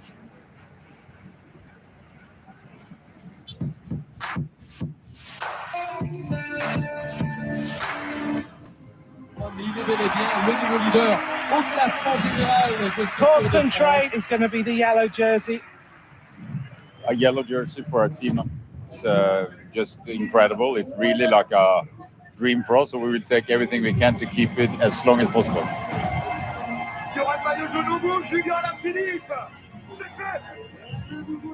C'est un rêve pour la plupart des coureurs de porter le maillot jaune. Ça motive, ça transcende. Forcément, ça donne aussi un peu plus de responsabilité. Et il a sorti tout le monde de sa roue, le maillot jaune. Il faut contrôler la course. It's always the best to have the yellow jersey. We create a good situation in front, good breakaway, with no dangerous riders, no GC riders. But you know, you have to look in front what's happened, if you have to spend too much energy. So it's a question of a balance. You know? It depends also on the dynamic of the race. You know, there is when it's too hard or when there are some opportunity also, you know, to take a responsibility to avoid any protocols.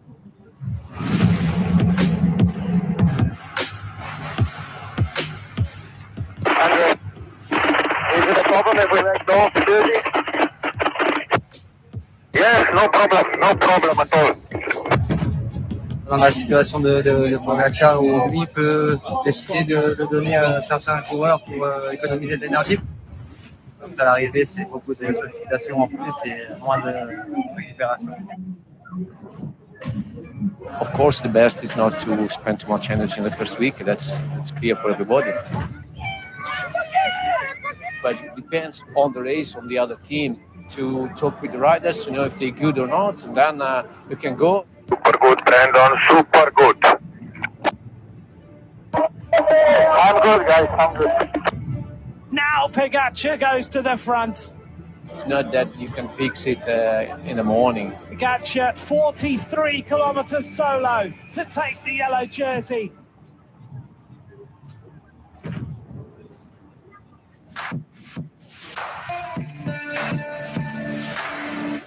The yellow jersey, the symbol of the leader of the Tour de France, worn by Tadej Pogacar.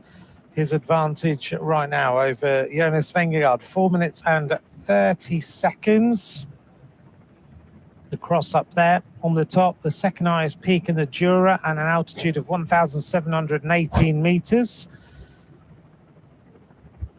That 10-meter high metal lattice cross was assembled with nearly 2,800 rivets erected in 1892 by the blacksmith Francois Nollet to assert the Catholic faith in the face of the Protestant lands of Geneva. Still EF trying to chase this one down, 20 seconds.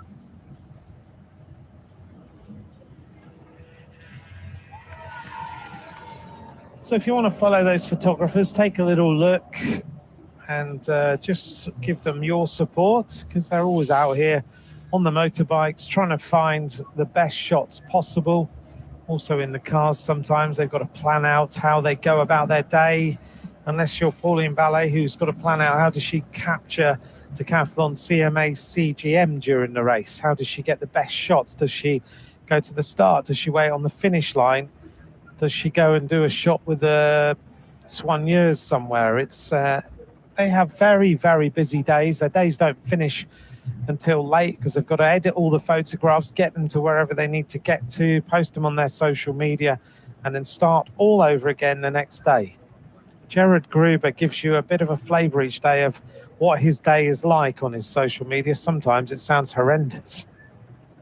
He has quite a few adventures, him and Ashley. I've known them for a long time. They've been photographing bike racing for, what do you reckon, 2 decades? Maybe, nearly that. And I know you love photographs. I love the way that different photographers have a different twist on things, what they look for, how creative they are, and the sort of shots that they love to take. Yeah, they also have their own styles with the editing as well. Some photographers are a bit more raw, others will kind of edit them, trying to make the most of the actual picture. You've got one of your friends out in the race as well. Yes, with Total. So sometimes the teams have got their own photographers as well, like Pauline's is a bit exceptional because of Paul Sexas, but there are other teams with their own personal photographers. Yes, indeed. I think today teams with the pressure of social media do need to have a certain amount of content, and they have started to invest in not only press officers, but photographers to have content with the team. Tadej had his own personal photographer for the last couple of seasons, but now doesn't. I think it's more the team that are doing a lot of his photographs. They're flying, aren't they? This EF squad, the entire team's on the front. I don't think Charlie Wegelius and Tom Southam are very happy right now, judging by what they've told them to do. They're at the bottom of the descent now, so they're going to have a little drag. And I think this is where they need to try and maybe bridge across, because after that, well, once again, it's another 7-8 kilometers of downhill till kilometer 93. Out the saddle, full on now, 15 seconds. People at the back must be wondering what is going on. If you want a crepe or a burger, that's the place to go on the left-hand side. Could have done with that last night, couldn't we? Yep, last night was one of the few times that we have to grab a sandwich on the motorway. Yep. At 10:30. 11, something like that. When you're trying to eat a salad in the back of the car with a light on at 11 o'clock, you know that it's one of those days. Thankfully, I think we should only have one more of those days. Yes, which will be hopefully not Saturday night. But it's going to be Saturday night when we get to. But actually, Friday as well, because we're going down Friday up to S2. We are, yes. We might have 2 of those nights. I reckon you're going to ride, aren't you? Oh, good thinking. Yes. But I don't think we're in Grenobles, and that road is not, it's a big road. It's not safe. No. No, you're not riding. Oh, problem here. Jan Tratnik's had a puncture. Very relaxed about it. Just leans the bike down, changes, gets going again very quickly for Jan Tratnik. Immediately gets the feet in the pedals, puts them in, gets going. Jan Tratnik back into time trial mode to come across.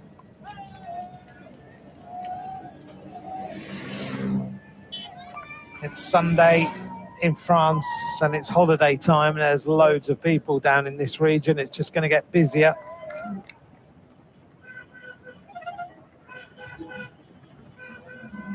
I thought this was an interesting question as we just have got a little time while the EF team chase.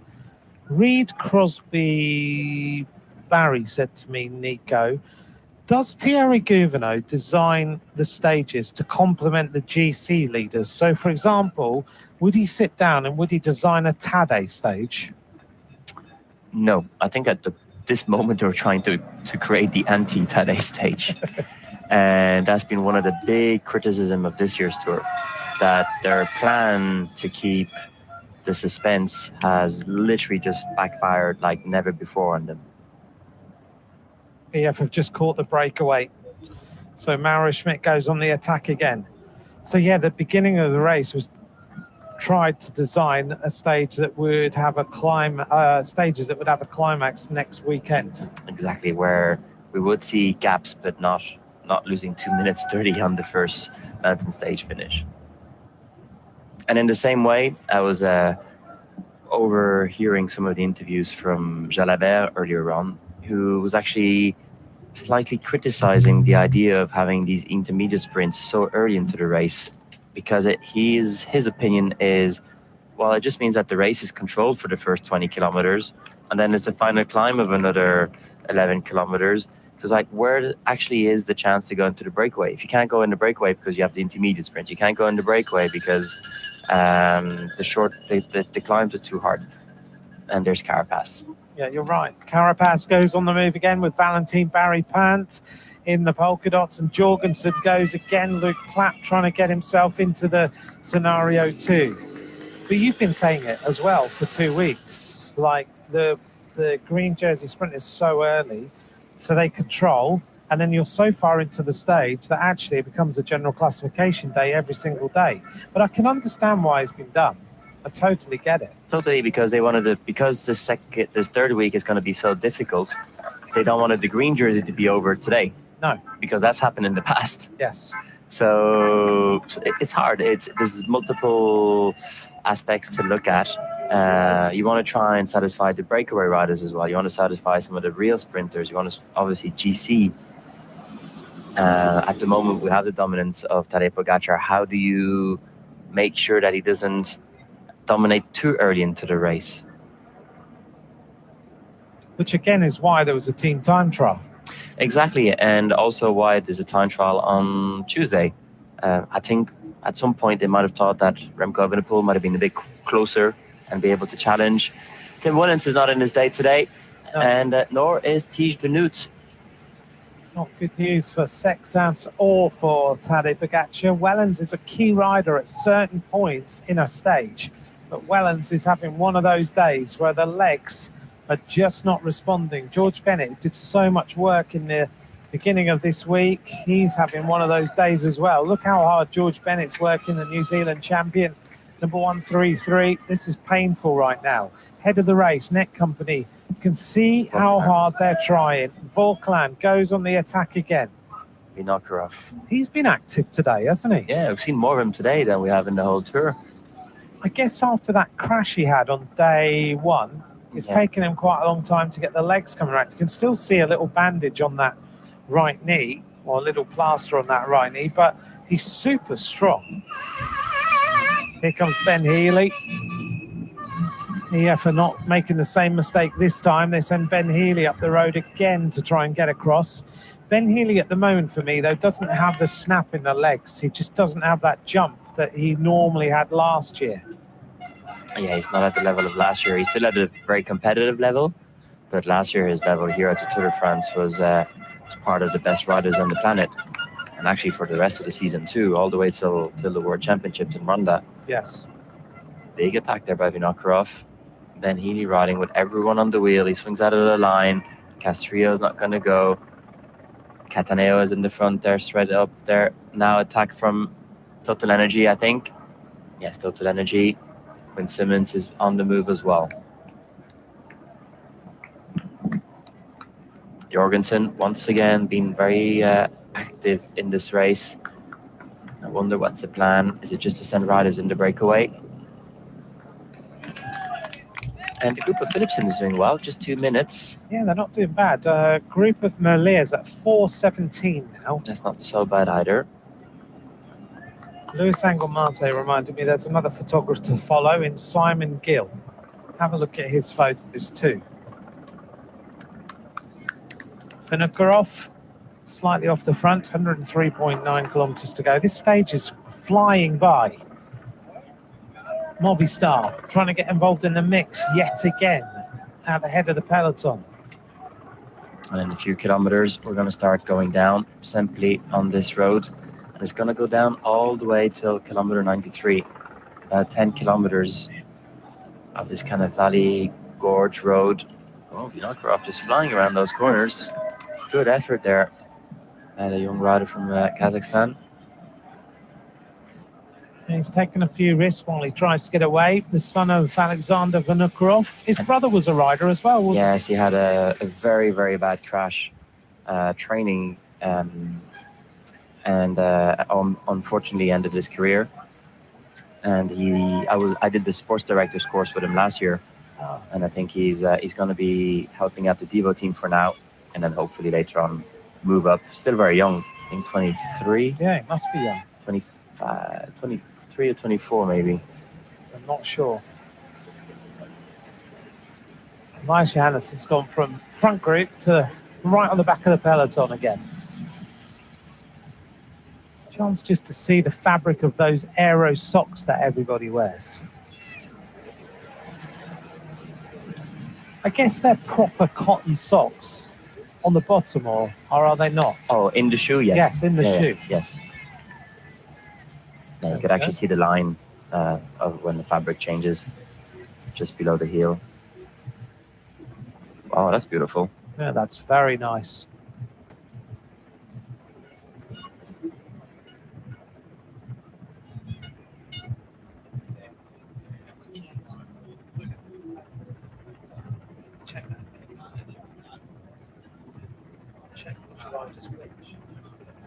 Le pont des Pierres.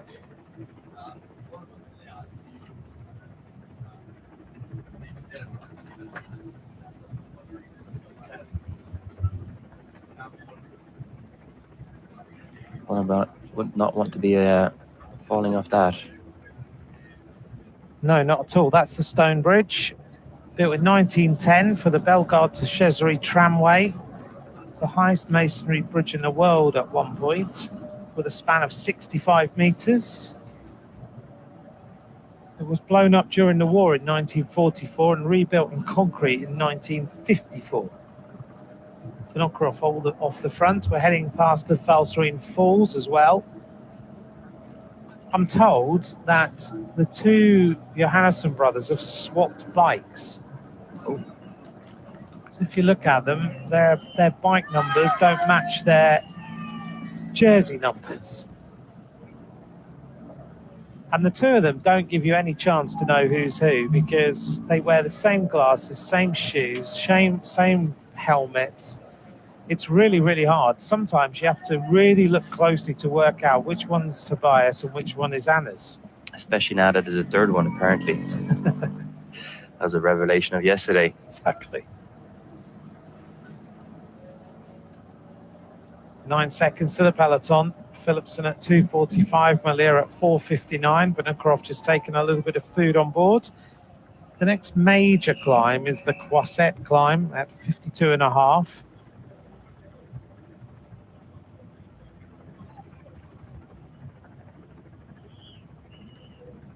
It is a beautiful area here.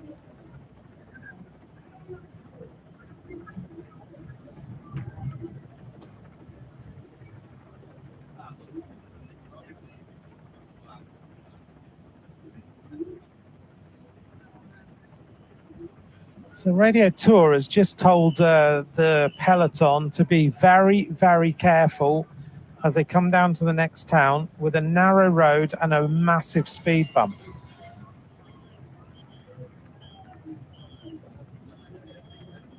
Let's hope everybody gets safely through there. Another attack of Net Company coming through.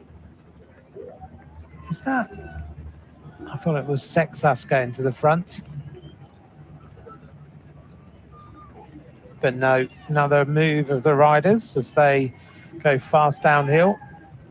67 kilometers an hour on this fast road with this speed bump coming up. There's the peloton stretched out behind. While we've got a second, we'll just keep an eye on this and make sure that everybody gets safely through this narrowing and over this speed bump. 48 kilometers an hour is the average speed of today's stage. It's rapid out here yet again, but we've been saying that all week. Coming back into the race, Niels Pollitt. He's not having a good day either. To me, UAE are not having the best of days. Yeah, they spent a lot of energy trying to control every day. Once again, yesterday, all day long in the front. Here's this little narrowing coming up.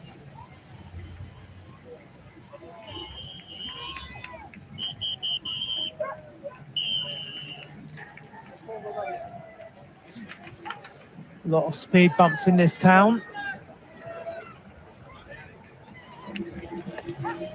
Another narrow section with more speed bumps. Bottles falling out of the bottle cages. Adds even more risk. And another group of riders just flying off the front in comfort. We're inside the magic 100 kilometres of racing to go. Comfort, a population of 660 people. Lots of road furniture to deal with. And it's actually a favourite of the breakaway. You could just see some of the riders are making the most of seeing the gap on one side or the other of the road furniture to go on the attack. Looks like we have a group of about 10, 12 riders there. 10. Yeah, just flying off the front. Another rider trying to go across. Another group of 3. There's Vinokurov. EF have got themselves organised. Ben Healy and looks a little bit like Steinhauser, but it's Falkland bringing them across. Guillaume Martin is in the group for Group Arma FDJ United. Bernard Mirai. Yeah, he's in there for Wiesma. They're just checking. And there you go. Again, it's just no to make it in the breakaway and no one turns. This being the kind of the rule of what's happening in this Tour de France. Van Dijk is good today. He's in the group. Yet again. Oh, it's stretched now. Very stretched scenario in this race as riders try and get away. Little groups of 2 dodging across.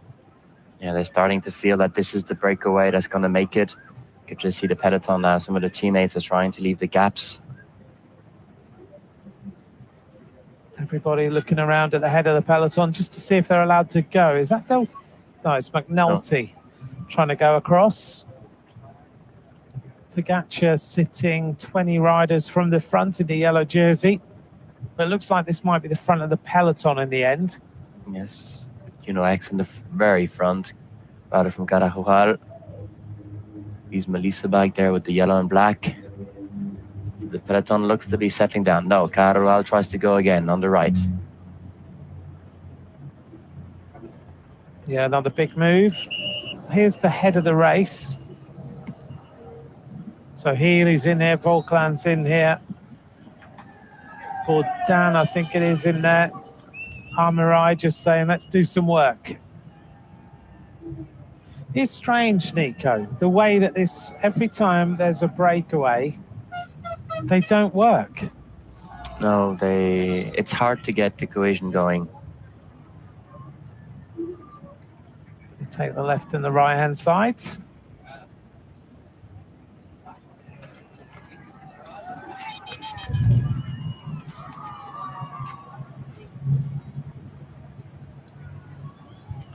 Bit of road furniture again going through the town. And it's X trying to bridge it across. Thought I saw someone from their team in that breakaway. Yeah. Into the town of Longcron. And they're going to start another climb in about 1 kilometer. It's going to be a 3-kilometer climb up to the climb of the town of Liaz. We're going to go back in history now to 2020 and stage 19 of the Tour.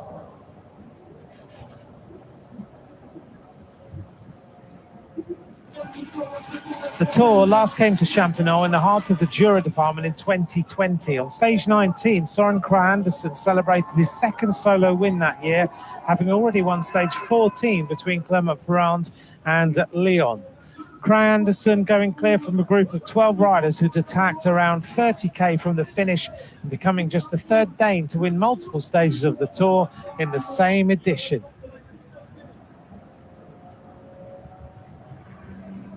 The COVID year of the Tour de France. Yep. We'd won 3 stages that year with Sunweb, Mark Hirschi, and 2 from Kragh Andersen. It was a good year, wasn't it, for that Good team? year. Anderson was flying. And then we had Case Ball, who was doing his first time going for his own sprints in the Tour. Now, unfortunately, was very close, twice second. Had a good team there with Tige Benoot, Michael Matthews. Was Michael Matthews in that? No, Michael Matthews had just left.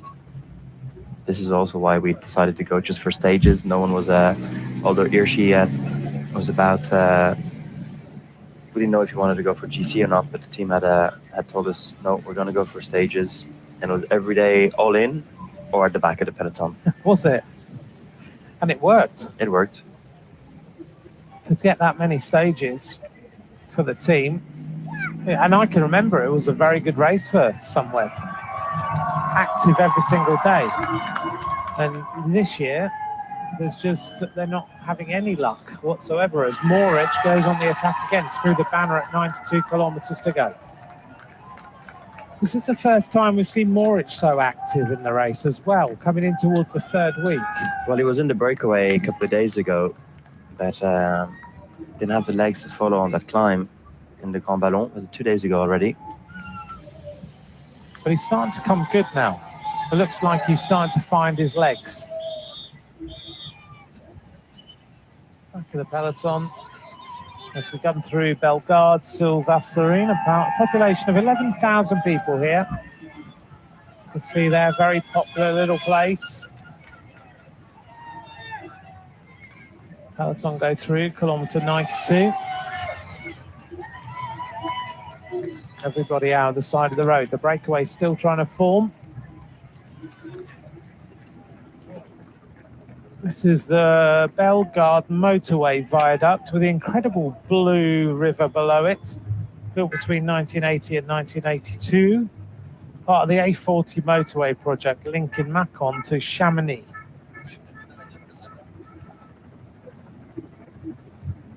It's over 1 kilometre in length, that viaduct.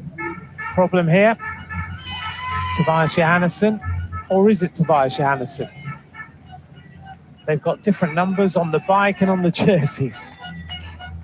I'm pretty sure it's Tobias, isn't it? Yeah. It looks like him. Looks like the peloton is happy with the breakaway. Start seeing riders going back for bottles. So it looks like we have a breakaway after 90 kilometers of racing. Now we won't get the confusion of a different bike. Here's Johannesson getting going again. Tobias Johannesson underway. He's tried to make the moves today, but now he's at the back of the group.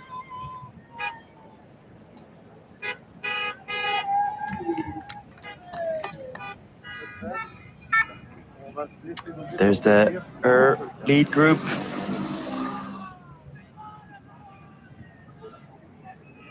Is that Yates in that group? Yes.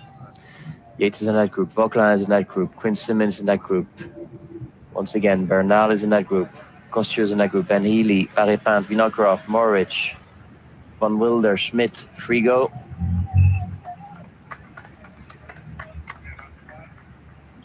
Kostya, Van Moor, Tom Pidcock once again, Rubio, Martin, Wazard, and Delet. Quite some climbers. Oops, take your time.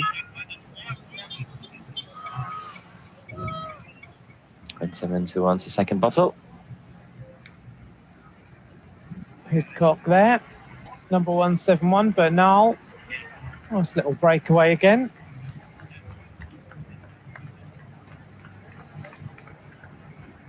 So now the second part of the race is how many minutes are they going to give this this breakaway? How many minutes would you give Pidcock and Bernal? 3, 4. Pidcock now at 7 minutes 59. He's doing this, it's like snakes and ladders. 3 to 4 minutes maximum, but also it depends if the team wants to go for the win or not. Yates is in that group. He's probably the better climber of that group. Will they play his card for him to go and win a stage, knowing there's also Carapaz in And Carapaz is a lot more used to being in those breakaways than Yates. Yates often wins or goes well from the peloton when he has to do his work. Del Toro now getting his bottles. Here's our front group of riders. Volkeland, Frigo, Kostu, Campenaerts, Rubio,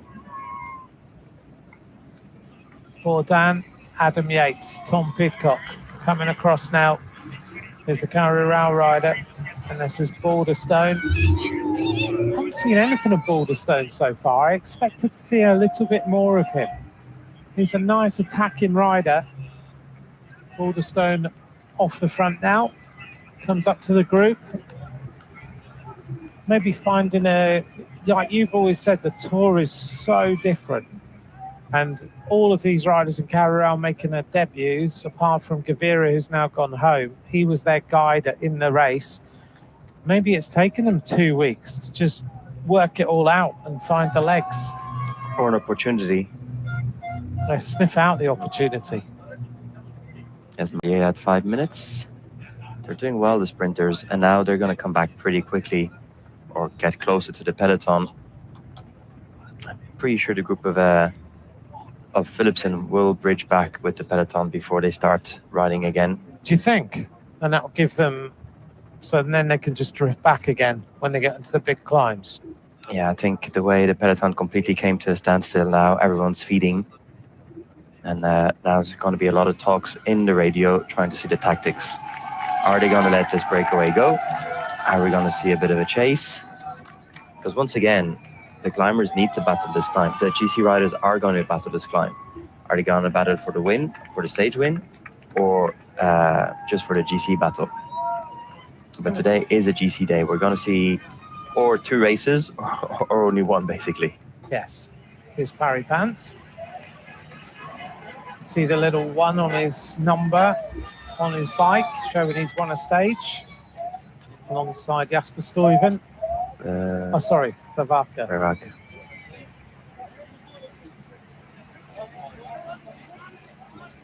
Sometimes with a shot slightly from behind, he looks a little bit like Jasper Stuyven. Agree.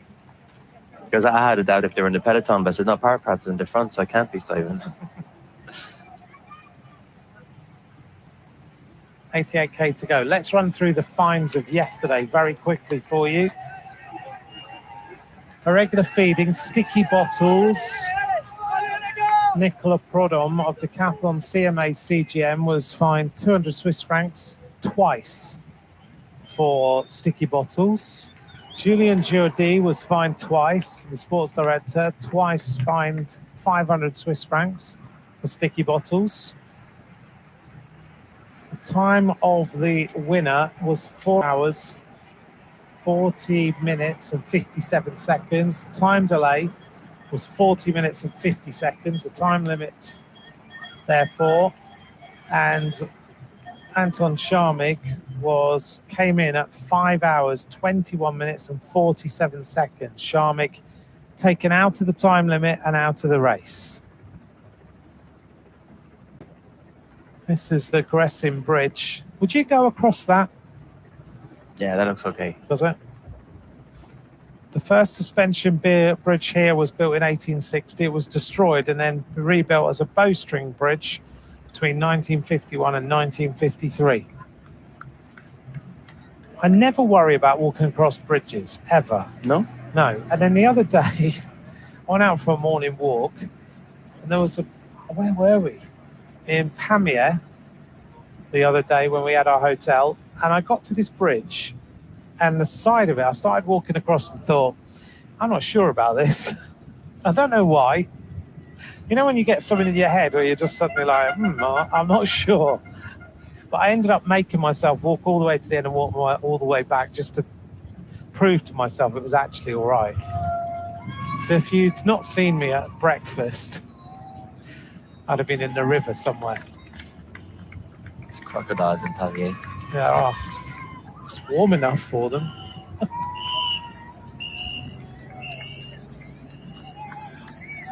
Let's run through the rest of these finds before we hear from one of the riders who is in the breakaway. 60 bikes were controlled yesterday, 12 were x-rayed, all bikes complied with the UCI regulations. Today, feed zone will open at kilometre 10 and will end 10 kilometres from the finish, and musettes are allowed in the bottle zones. The bottle zone on Plateau de Solaizon remains in place, and on-foot feeding is now only permitted in designated areas. No medical communication of yesterday, thankfully. So they've taken out the warm protocol rules, basically. Yes. Back to normal racing. Let's hear now from Bruno Amirai.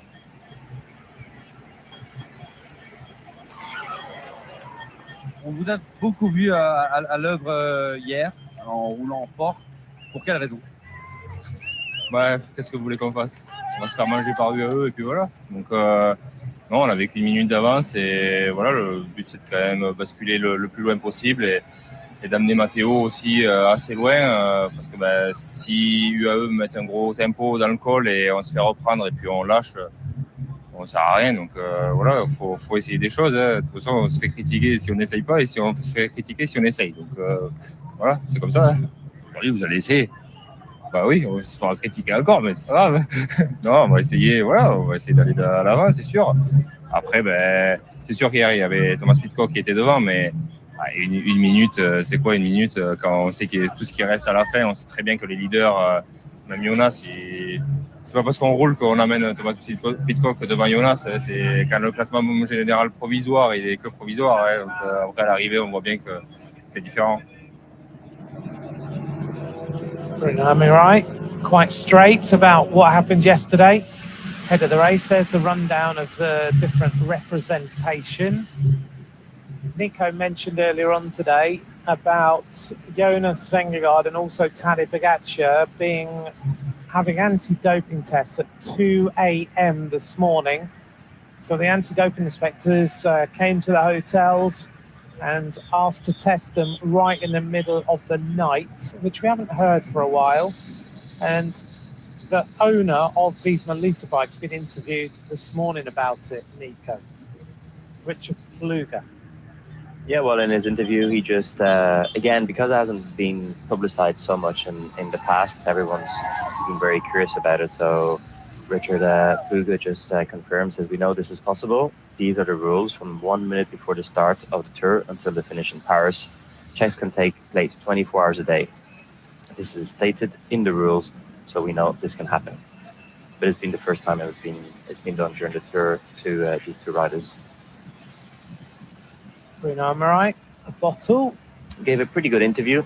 I think it was good to see that he confirmed what we were thinking yesterday, that it wasn't for the breakaway, it's just to be one step ahead in case the team of Emirates, UAE Emirates XRG kind of put the hammer down that they have at least one rider in the front to be able to support the likes of Vingegaard. And again, also confirmed that often journalists and even sometimes sports directors get a little bit overexcited with some of the racing scenarios, and he insisted that there's a reason why it's called provisional and is not at the end of the stage. So it's like, yes, provisional, he's beating Vingegaard, but he's not going to beat Vingegaard at the end of the stage. And that's the difference between good de-essing and sometimes some of the other sports directors get a little bit nervous too soon. We just saw the motorbikes coming up to hand out water to Bruno Amirai. Michelle, Glyn and Matthew are sitting at home and wondering, Nico, do you happen to know how many motorbikes are designated to give water out? No idea. No idea. That's something we'll try and find out, the rest of them. But there's not many, but there's just enough to look after the breakaways. I think there's probably 4 maximum. I've seen 2 of the blue ones for sure, and then the red one. And that one that just came up now? Yeah. That's 4. Yeah. Yeah, not many, because we don't want many vehicles, as we talked about a week ago, going past this race. No, they're trying to take out vehicles. It's like now the photographers, they used to be, you just applied and you could go and be there with your photographer, where now the photographers share motorbikes and take days on and take days off to be able to make sure that every photographer gets their shot and there's less motorbikes. This is a Longray Railway viaduct. First structure was erected there between 1877 and 1880, destroyed in 1940 in the war, then rebuilt in reinforced concrete between 1941 and 1943. It's got a 66-metre span, designated as a 20th century heritage viaduct in 2007.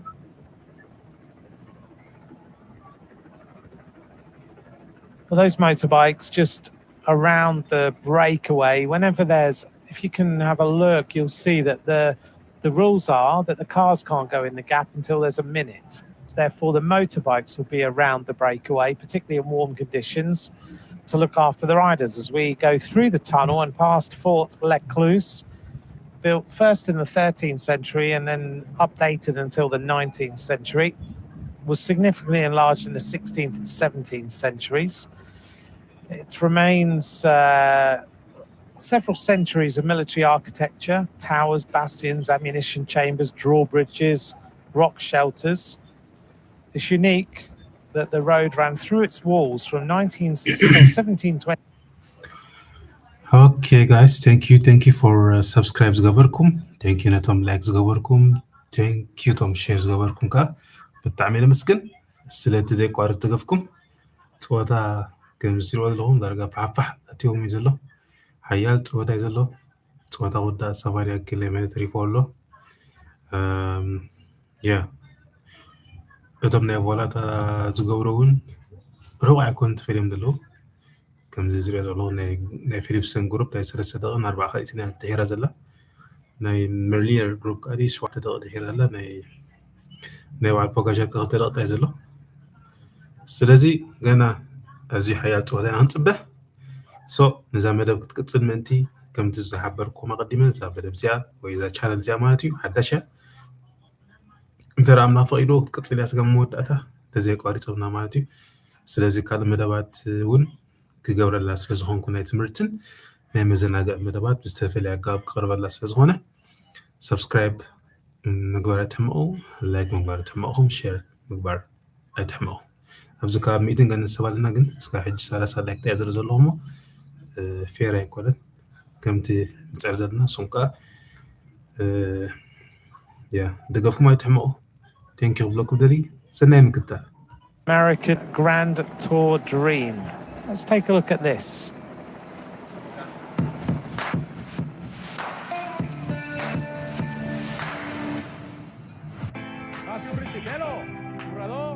Do my job as best as possible, I think, and trying to contribute to a successful tour for the team. There's success now moving on the right-hand side of the road with this full team.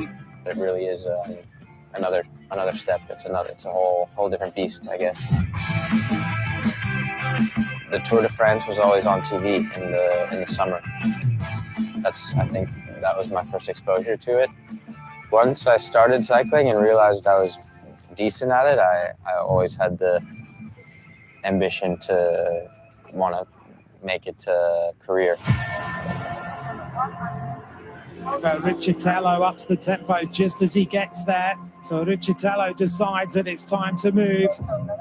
I'm always just wanting to race the Grand Tours with the best riders in the world. Riccitello goes, big acceleration, Hindley responds. So does Vingegaard, sprinting flat out. There's something different in the 3-week races to the rest of the races on the calendar. I don't know exactly what it is, but I'm drawn towards the Grand Tour more than anything. Another big attack by the American as he kicks again. Right now, Riccitello's moving into 5th place in this welter. There'll be full support for Paul in the high mountains, which is also really exciting. I think to go to the Tour for the first time with a team that can fight for GC and even like the podium even in GC is it's going to be pretty crazy. He's he's young, and I say that also as someone young. I don't think anything he's done has surprised me, but it's really cool to be there, to see it firsthand. I think when you go to the tour with the guy that can finish on the podium, it's full for that. I mean, anything can happen in these races, but for sure that's goal number one.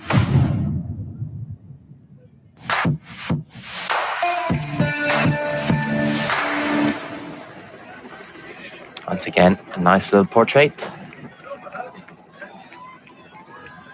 And it's totally right when you go into the tour with one of the favorites. It's for a podium, for the overall victory. The whole focus of the team is quite different. It's pretty exciting. And we have the team of the yellow jersey already in the front as we make our way into the Département de Haute-Savoie. Partner number 74.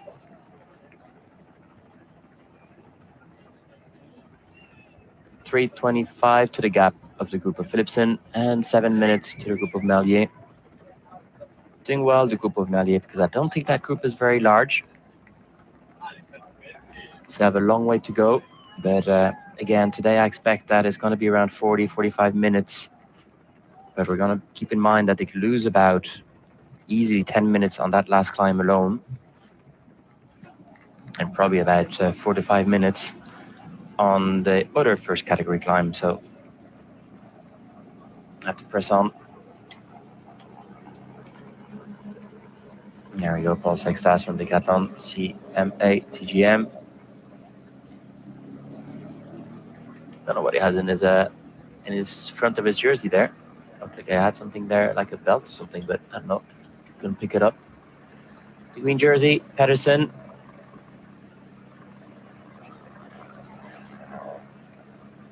Lost another 5 points today in his battle.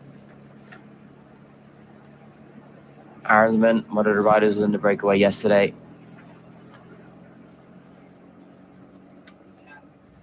And it's Neil Pollitt making the tempo in the peloton.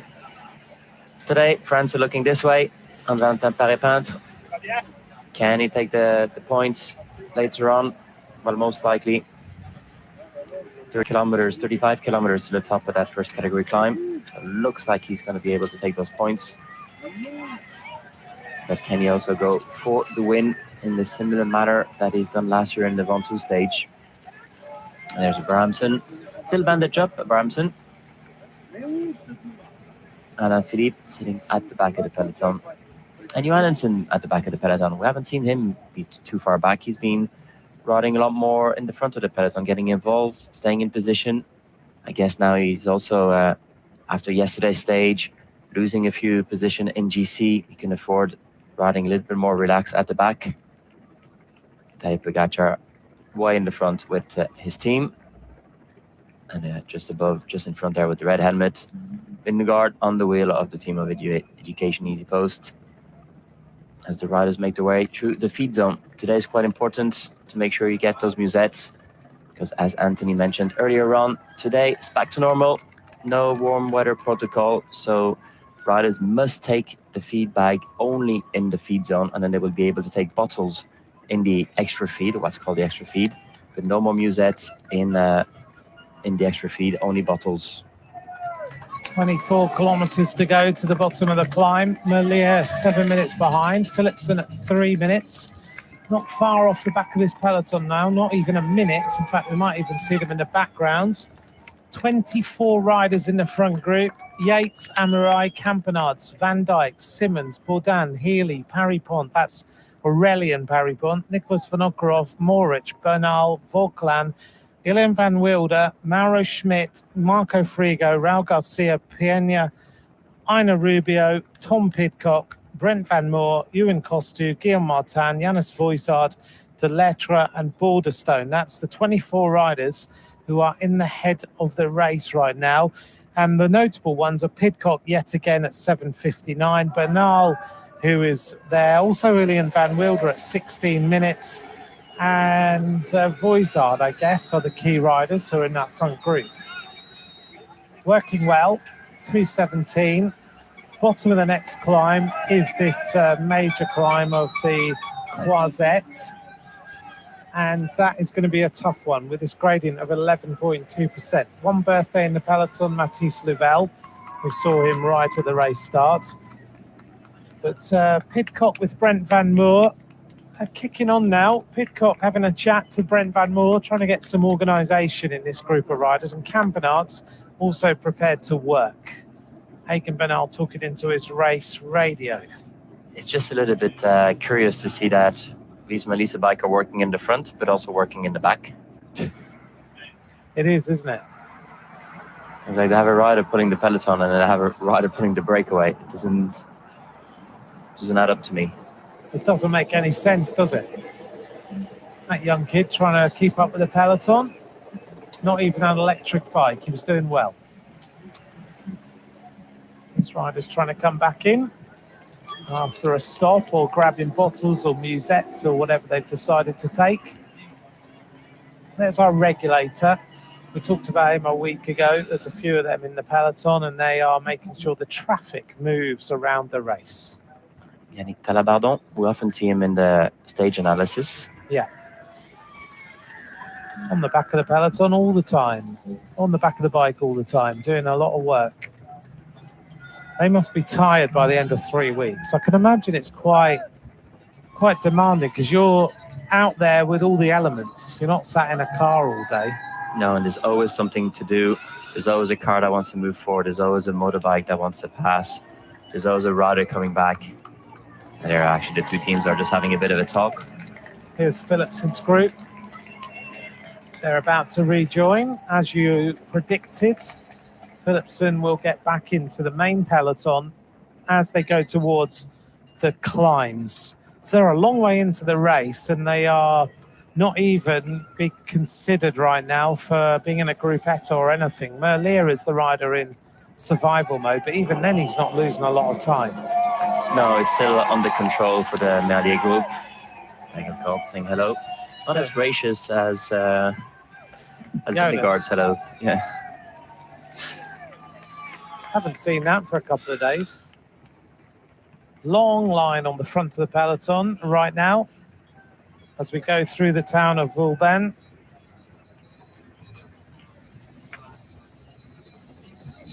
This town that we're going through now. We're now in the Haute-Savoie, so we've changed department.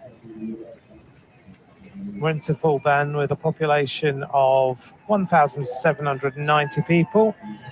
We're very close to the Mount Vauche, which is right in the western edge of the Haute-Savoie.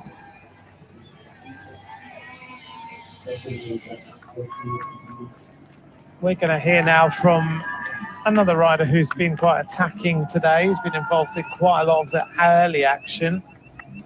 He rides for the team of Tudor Pro Cycling. And he's on the front of the breakaway right now. There he goes, moves over to the right-hand side. Let's hear now from Yannis Voizard. C'est quoi votre objectif sur ce Tour de France? Vous êtes 17e au général, c'est de se concentrer sur le général ou de gagner l'étape? Ou les deux? Pourquoi pas les deux? Mais après, voilà, il faut savoir rester réaliste. Et pour l'instant, voilà, c'est un beau challenge pour moi, ce classement général. Je n'ai jamais fait, c'est mon deuxième grand tour, donc c'est nouveau. Je ne sais pas trop quelles sont mes capacités sur 3 semaines. Donc la semaine prochaine sera un gros test et un gros challenge. Donc j'espère avoir les jambes pour continuer comme ça encore un moment. Mais pour l'instant, je profite à fond de chaque étape.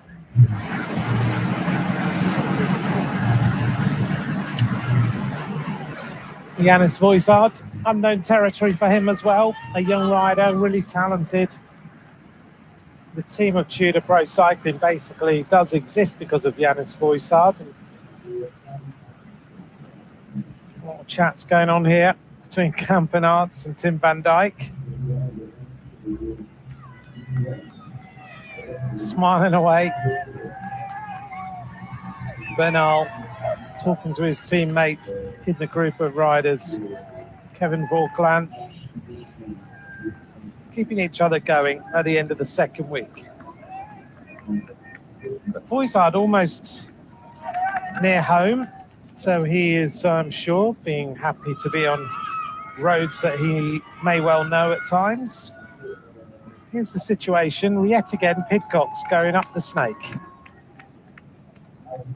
Or up the ladder and down the snake, isn't it? Up the ladder. So there we go, Pidcock climbing. Back up to 4th overall in the general classification virtually. If he's going to do this for the rest of the week, who knows where it's going to end up in Paris.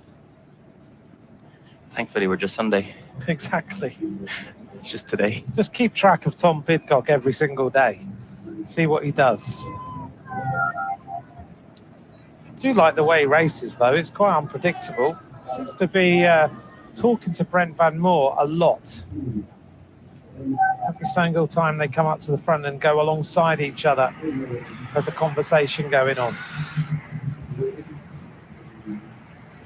Whilst we've got some time, just a quick few mentions. Marielle Oblipias, sorry if I've pronounced that wrong.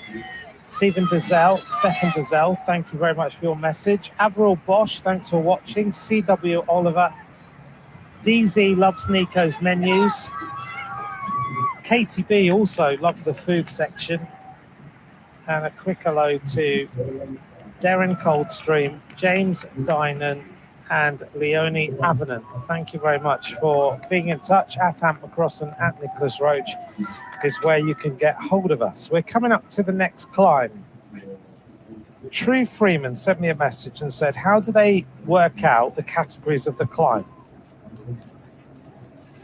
There used to be a story, didn't there, that it was the climbs were decided. The climbs were decided by this Mattis Lavelle having his birthday. Happy birthday to him. I think he's 27. Hits a bump. The climbs were decided by an old car that used, old Citroen car, used to drive up the climb, and whichever gear you could go up it in was the gear. Was the number of the climb. That was the urban myth. And the HC is when they couldn't get it up. Exactly. So you'd get partway up and think we can't go to the top. That's it. But actually now it's much more sophisticated than that. What they do is they take all the climbs, they put them in a spreadsheet. There's a formula attached. That then throws out all the HC 1, 2, 3, 4 based on the gradients and the length. Then what happens is that there is a group of climbs that are HC automatically. Yeah, for historical reasons. Exactly. It earns their right to stay HC. Yes, so they never get relegated. So Alpe d'Huez, Ventoux, Tourmalet, Galibier, all those climbs. And Plateau de Solaison, which is a new climb, must have come out in that formula and automatically thought this has to be... this automatically has to be an HC climb. So that's what happens. Nico, Remco Evenepoel has had some words to say about this test in the middle of the night. Was he tested as well? No, he wasn't tested. He was asked at a pre-race interview his opinion, and his answer was, well, one, he wasn't aware of these tests, and two, he says, well, I wouldn't be getting up if someone came and knocked on my door at 2 a.m. So he's not that happy about it. Well, his reaction is that he doesn't think it's right, judging by his words. It's a couple of years that this rule came out. It's just the first time it's happened, especially on the race. I don't know at home, but I know. I'll check how long it is, but it's at least, because I was still racing, so at least 5 years. Really? So they could basically say during a stage race, they could come and see you at any time. That's the difference I need to look at. I think maybe it was out of competition. Moving the riders over to this road furniture. They're going to take a right at this roundabout that's coming up. So a lot of conversation around these tests that happened last night at 2 a.m. for Jonas Vingegaard and Tadej Pogačar in particular. Bearing in mind also that Tadej Pogačar has been tested every day when he was in yellow, every single day. Jonas Vingegaard tested, he was in yellow on day one, so he's been tested. And then there are random checks every single day of riders as well. There's about anything between 15 to 20 tests today. Randoms. Yeah, it's a lot. it's not all random. There's leaders, top 10s, potential breakaway riders, GC riders, jersey leaders, and then just random. And when you get to the finish, you know, don't you? You said the other day, you know you're going to be tested. A chaperone will be there and take you immediately. Well, you know when the chaperone comes to see you. Yes. So the idea is not to be told before. So when you cross the line, the chaperone comes to you. And they're never going to miss you at the tour. They just grab you straight away. And I think you sign a thing straight away, don't you? You sign the start of the protocol sheet. So when you start when you get, it's a notification paper, and they'll put the time. Okay, just met you at, I don't know, if the stage finishes at 7:30. At 7:32, if you're in that front group, while you grab your water, you sign it, and that's the beginning of the protocol. And then from there, there's quite some strict rule where you cannot be away from the chaperone. You can't take a shower. You have to go directly to the anti-doping, or if you're on the podium, sometimes the podium will have priority, and they will try and talk who goes first to the anti-doping. Yeah, I know. C'est l'anniversaire de mon papa. Ah. S'il regarde la télé, je souhaite bon anniversaire. Hein? It's his dad's birthday. Mm. There we go. Wishing his dad happy birthday from the tour.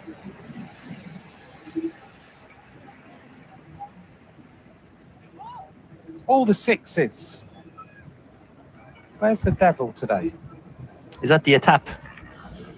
He's not been at the side of the road forever, has he? No.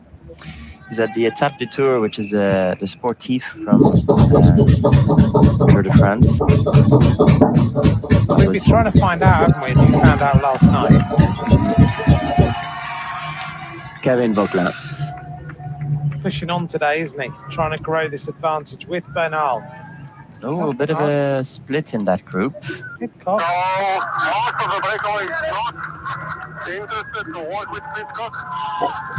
So the marathon will stay close. I think we're not going to get a big gap. That's Morich talking. Pidcock is coming back to this group of riders. So Matty Morich just updating the sports director as to what's going on. A little bit of a gap was left as they continue to push the tempo. Pidcock's teammate is the rider on the front, and Pidcock's just had to close the gap, wasting a little bit of energy here.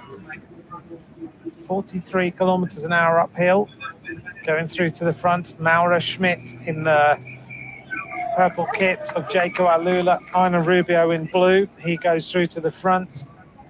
Another 10 kilometers before we hit the bottom of Col de Croisette, that first category climb.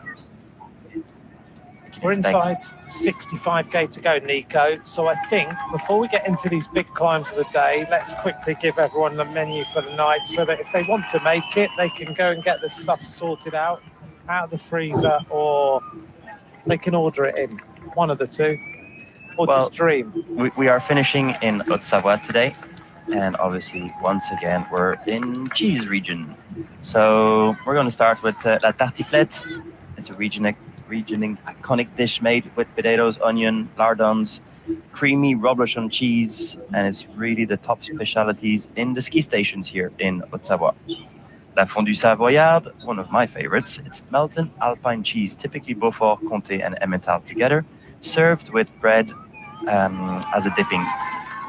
And obviously the trick is there's always a competition about who drops the least pieces of bread in it. You kind of dip it with the bread, put all the cheese around it, and a lot of times the bread stays in, and the one that often drops the most bread, well, he pays a bill. So last night, you'll be pleased to know that at some point, I think it was lunchtime yesterday, there was the first question of, within the team, do we have to make sure that tonight or tomorrow night, Nico has fondue? At some point. Please. So we have to make sure it happens, because we can't have a repeat of last year where you didn't really speak for 2 days after we didn't get you in. Thank you, Antoine. The raclette, melted raclette cheese over potatoes, cured meat, and pickles. It's a classic mountain meal. The pella, never heard of the pella before. I knew about all the other ones. It's a traditional dish from the Aravis area that resembles like a tartiflette. It is made without the bacon. So that's one for you if you're a vegan or vegetarian. The farcement is a distinctive Haute-Savoie specialty made with potatoes, prunes, smoked pork, and dried fruit, traditionally slow-cooked. The diottes of courgette, that was my lunch. Savoy sausages served with small squared buckwheats or wheat pasta and has a little bit of a creamy sauce on it. So once again, you cannot leave this region without trying the reblochon, the abondance, the beaufort, or the tome de Savoie cheese. Very nice indeed. And we're going to the Croisette next. Yes. That's the next climb. Is it named after that col? No, it's spelled differently, but I did double check.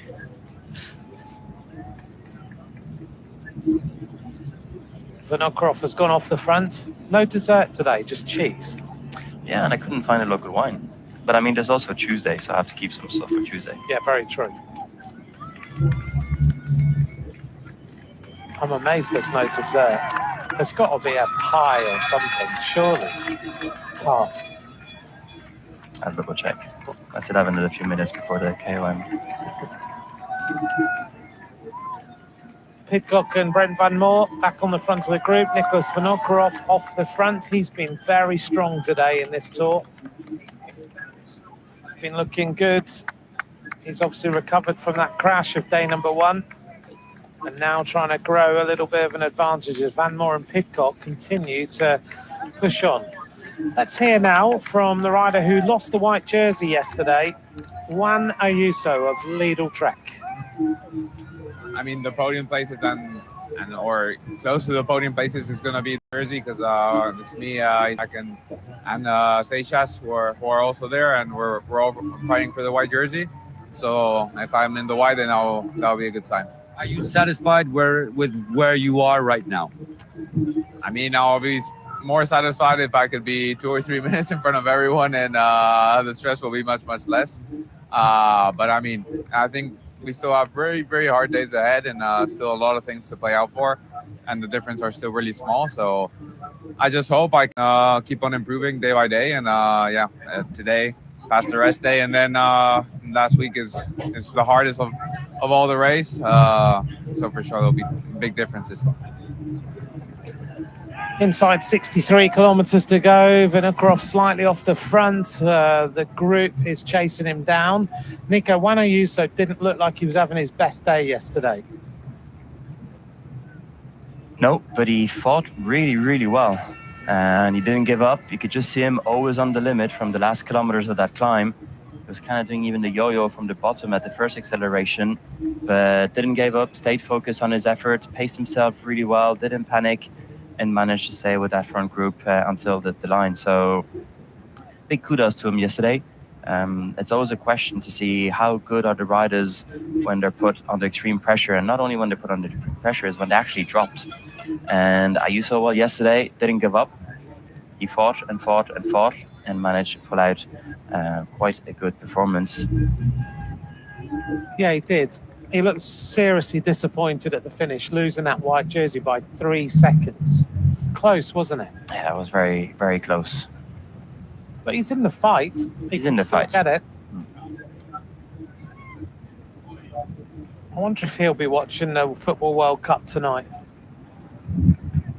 It's a rest day tomorrow. Yeah, I don't know if Ayuso is a football fan. There are some... what's happening here? Oh, a little kiss. Family. Might be family at the side of the road for one of the riders. That's nice to see. Not sure if it was Godon who peeled out of the line. I'm not sure. Just having a little look. Could be Godon. Most likely. I mean, it's an easy guess saying, yeah, he's French. It has to be his. Or was it Kwiatkowski? Yeah, Kwiato is not in that group. So it might have been Kwiatkowski's family at the side of the road, coming to say hello. Rest day tomorrow. Family quite often come and and meet the riders on the Monday. We're inside 10 kilometers till we hit these climbs. Nico, the combination of these three climbs, one after the other, is going to make the end of this stage look so different to what we've seen. Yes, especially, I mean, yes and no, because there's also 20 kilometers of valley road where riders can come back until the bottom of the last climb. But it'll be interesting to see if, especially in the peloton, if there is an acceleration in the Col de Crozet. Is a team going to make it hard and start putting the pressure on this climb, or are they all just waiting for the last climb to go all in? But so far, we're seeing the team of Visma Leasebike taking the race on in that peloton. Two reasons, maybe. Is it just because they don't want Tom Pidcock to come back closer to Vingegaard? Although, we did hear in the interview from Amirai, thank you, that they weren't worried about Tom Pidcock. But, or is it that they have the master plan and they want, and Jonas Vingegaard, who yesterday was happy with his stage, as we see more attacks there. With Tom Pidcock, obviously, as we heard on the radio earlier on, a lot of riders do not want to ride with Tom Pidcock, but it's a pity because he's not going to sit up. So it's like, well, that's the race, you have to deal with it. So there's two ways of doing it. Or you don't ride, and this is what's happening. You create a bit of a, Pernia is struggling there to go back onto the wheels. Shows how hard it is out here. It's super quick. 60k an hour. So there's at this point, it's like you get on with it, which I think some riders are doing, because Tom Pidcock is not going to sit up. Or you don't get on with it and you just don't work well, and the breakaway is going nowhere and it's lost anyway. 60, 70 kilometers trying to be in the breakaway. What do? Do you ride hard and hope for the best? Or do you just give up straight away because Tom Pidcock and all you've done is not going to work anyway? There's no right or wrong. I would still commit once you're in the breakaway. Some riders are just saying, this breakaway is going nowhere. If I get at the bottom of the climb with 2 minutes, we're going to get caught anyway. Why should I commit? It's an interesting scenario right now. Pidcock's been on the attack for 3 days now. Let's see how he goes into these climbs. We are going to La Salève, the Col de la Croisette. It's the first time it's been climbed since the 12th stage of 1992. The first on top was Fabrice Philippot. We're climbing it for the 5th time in the Tour de France. What's amazing around here, Nico, is the water, the glacial blue water of this region. It's very beautiful.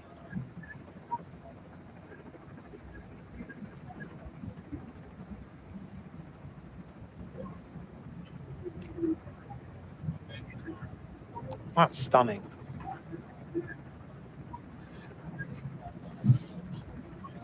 The lake where we are at the finish here is quite beautiful as well. We're going to hear now from Remco Evenepoel with the breakaway at 2:50 now. Satisfied with yesterday, first of all? Yeah, more or less. I think I was a bit ashamed or a bit unfortunate that I had to drop the group a bit before the most flat part of the climb. So, yeah, I mean, today is another day, another type of climb. But in the end, I think I managed my final very well. So pretty happy with the outcome. Yeah, actually, that's really interesting because you are dropped from the group. It was the case the other day, and you finished like a bullet. How do you explain that? Yeah, I mean, I did a recon of this stage, so I knew that it was still like more or less 6K, like falls flat downhill. So still about 8 minutes of racing. So there was still something left to do. And also the last 1K and a half of the climb where Tadej attack was also the hardest part of the climb. So yeah, I kind of tried to pace myself to really be able to dig deep in the last 8K of the stage. And yeah, it was a pretty good tactic. I came quite close to the group in front of me. So I mean, yeah, today will be another story. I think today it's really going all out on the last climb, and it will be a bit overpacing because it's a mountaintop finish. So, and I don't really want to lose time today with the eyes on Tuesday. So, yeah, another big day today. You know, le plateau de Salaison, have you done recons? Yeah, I mean, I was training in Combloux for the last few weeks, so really close to that climb. So I did most of my my effort days on this climb, so I know pretty well how it is. First 6K is really steep, really hard, and then it's a bit more like rolling, but still very steep. So it's a very beautiful climb, to be honest. Yeah. Merci. Bonne étape. Remco Evenepoel, his thoughts on today's stage. It was Mikhail Kwiatkowski who suddenly stopped at the side of the road to greet his family and say hello. Very nice moment. Remco Evenepoel, how much danger do you think he's in third place overall at 5:04 with Sexas at 5:19, Ayuso at 5:22 and Lipovitz at 5:44? I mean, it's still extremely tight where he is with the riders around him. I think, again, yesterday he talked about the importance of pacing and how he managed that, and how today's going to be a very different type of pacing, where actually today, as he mentioned in his interview, it's a day where he can go flat out and doesn't need to pace. It's about going a little bit deeper because it's a mountaintop finish. So let's see how he manages that. And now we're starting to see the GC teams fighting for position as we're about to start this first category climb. 3 kilometers now for the breakaway group, 5 kilometers for the peloton, onto the bottom of the La Salève, Col de la Croisette, 4.6 kilometers. It's a brutal 11.2% average gradient. A first category climb, 10 points on offer at the top. As Fiesma Lisa bike drill into this at 74k an hour at that point, 66k an hour now. Decathlon move up on the left-hand side as we look. And already Tom Pidcock and Brent Van Moor are driving this breakaway on and trying to come into this actual climb with an advantage. Pidcock clearly has got good legs again today. Here's the team radio. So Brent, yeah, we do the work into the steep climb. So Van Moor's job is literally get to the climb. That's his finish line. Nico, let's take a look at the profile. Well, the profile, as you're going to see, is pretty straightforward. Straight up. Mainly between 9, even a maximum of 12.5%. 4.7 kilometers, 11.2%. So not the longest climb, but pretty steep. Takes us up to 1,175 meters. It's on the slopes of Mont Salève, the balcony of Geneva. 4 times it was ridden in the Tour de France between 1973 when Lewis Ocaña led the way and 1992. It's a wall. That's how they describe it locally. It's not nice at all. It's one of the 3 climbs that are not nice on this stage. It's horrible. The gradient will find you out. If you are not on a good day, you will be left wanting on any of these 3 climbs that are coming up. Vácek on the front, the Czech champion, with Pedersen in the green. Done very well to be in this front group all day today, of the second group on the road, the peloton. He'll do his work to help the team out, then they'll leave Schkelmoser and Ayuso, their best placed rider, at 5 minutes 22. Lidl Trek quite happy to take this on a little bit. Pogačar sitting further back today, not worried, doesn't seem too bothered about what's going on in front of him. No, just keeping an eye out, seeing what teams are taking it on. Adam Yates is in the 24-rider lead group, which is splitting under the impetus of Brent Van Moor. I'd say the speed is too much there for Schoons, who just swings out of the line. At the bottom of the climb now, in the town, at the bottom of the Col de la Croisette. So there's one thing about, it's very easy to go and criticize Tadej Pogačar for winning everything, but there's always a race circumstances that even when they decide not to ride, there's a race circumstances that pushes other teams to ride. Yes. And today, teams are defending their GC. Little Trekker riding, trying to bring Tom Pidcock back. Same with Ismail Issa bike. And this favors, again, the tactics of UAE Emirates XRG.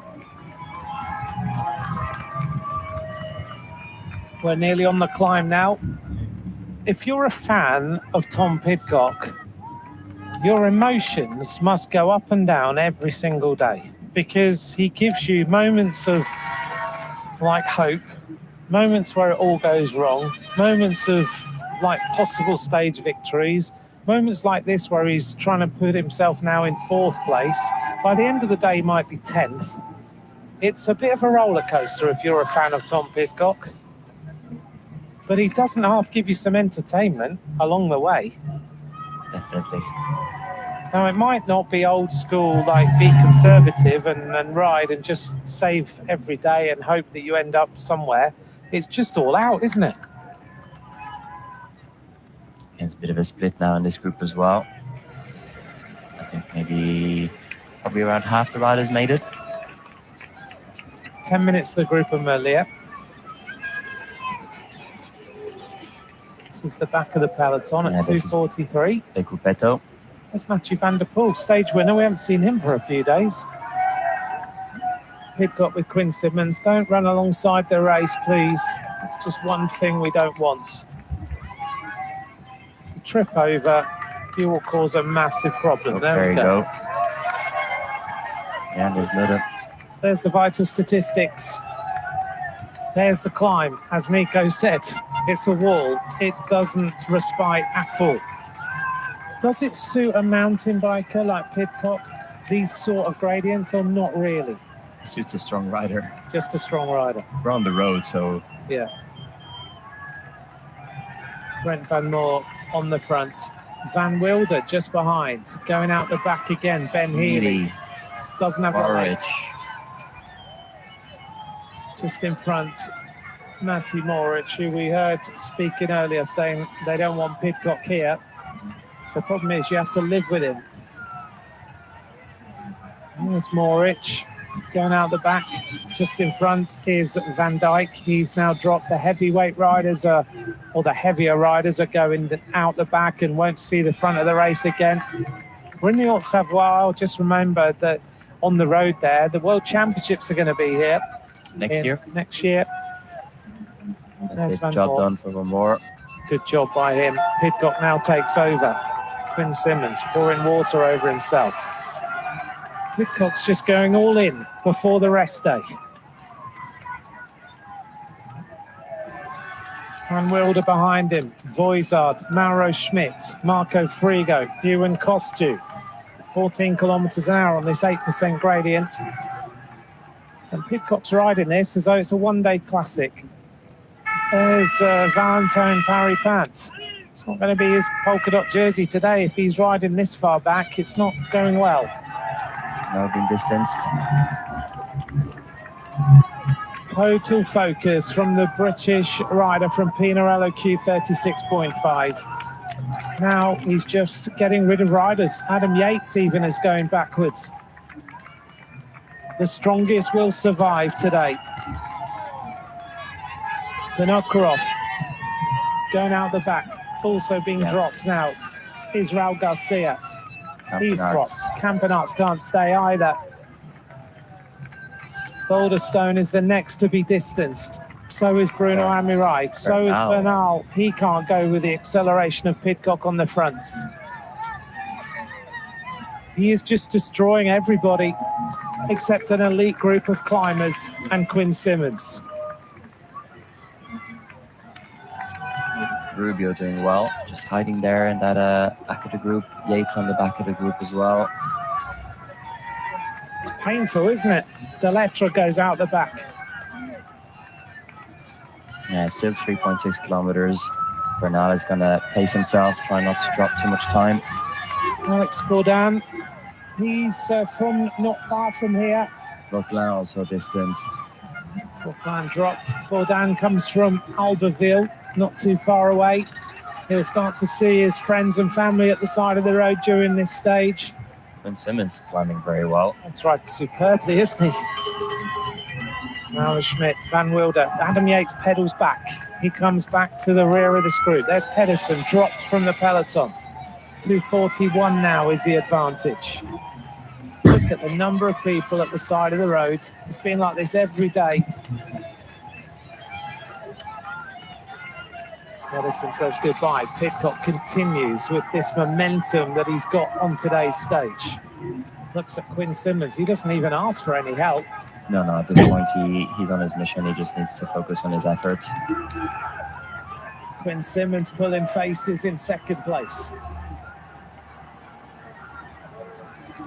3.3 kilometers to go. Now we're in the steeper part, 12%. This is where Pidcock now ups the tempo a little bit more. Van Wilder.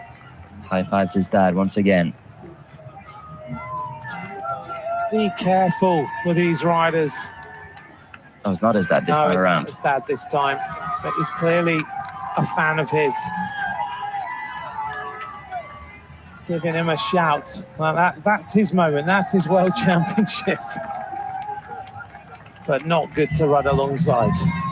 Here we are in the peloton. Isaac Del Toro wearing number 2. He knows these roads exactly the same as the Tour of Verne-Rhône-Alpes stage he won. This last section is similar, well, pretty much the same. This is Piganzoli on the front. It's quite a reduced bunch.